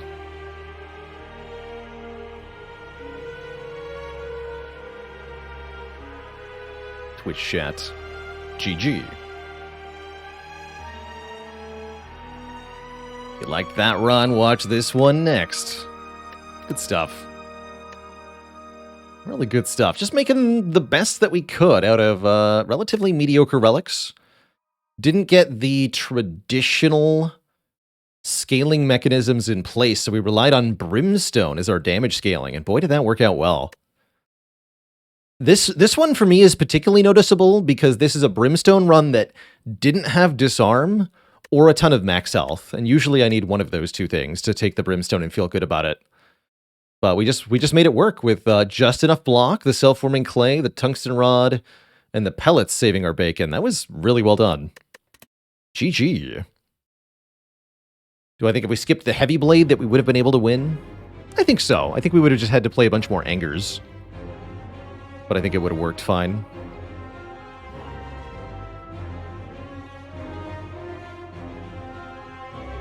How many cards did we draw from the Unceasing top that run? Great question. It definitely made a key difference at a couple of moments. Especially with the Fiendfire. Yeah, end of Act 2 was a knife's edge. Collector could have killed us. The Book of Stabbing could have killed us. Gremlin Knob was threatening to kill us. Total draws from the top, 21 cards. Not that many, but definitely not that few either. Almost one per fight, on average. In small bursts, where it really mattered.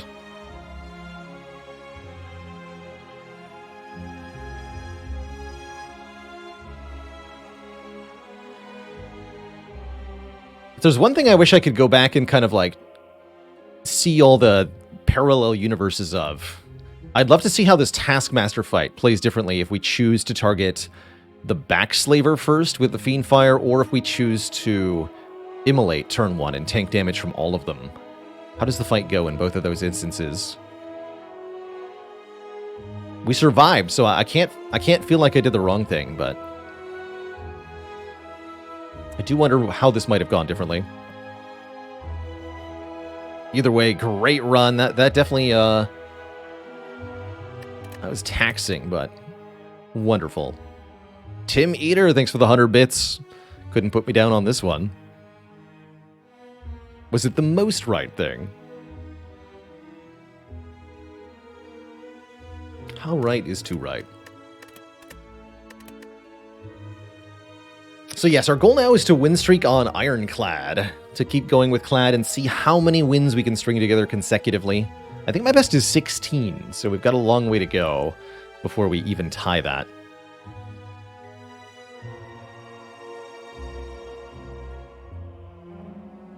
If I'm win streaking, I definitely prefer easier runs to hard ones, Boss Corgi, but these are some of the really fun runs for, I think, anybody who plays the top level of Spire. It's a really great feeling of accomplishment to be able to take a run that just, it doesn't seem like it has anything to work with and just figure out the way to get through it and survive. Such a cool moment.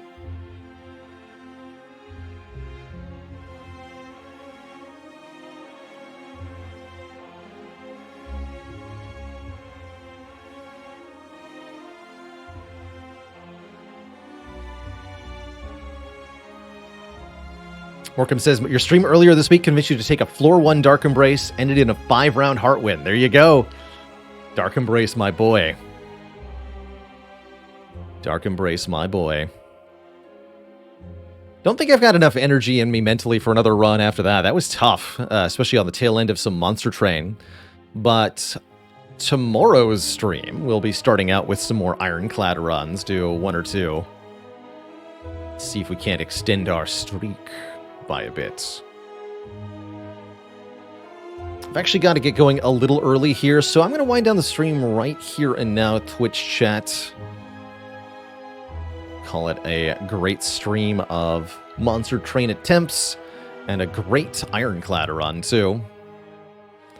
See you later, Explosive Ash, Shmi, Negarand, Jan Janssen. Jan Janssen, at your service. Kiznal, see ya, Isane, GG. Let's see, anyone to raid? Is Jorbs on?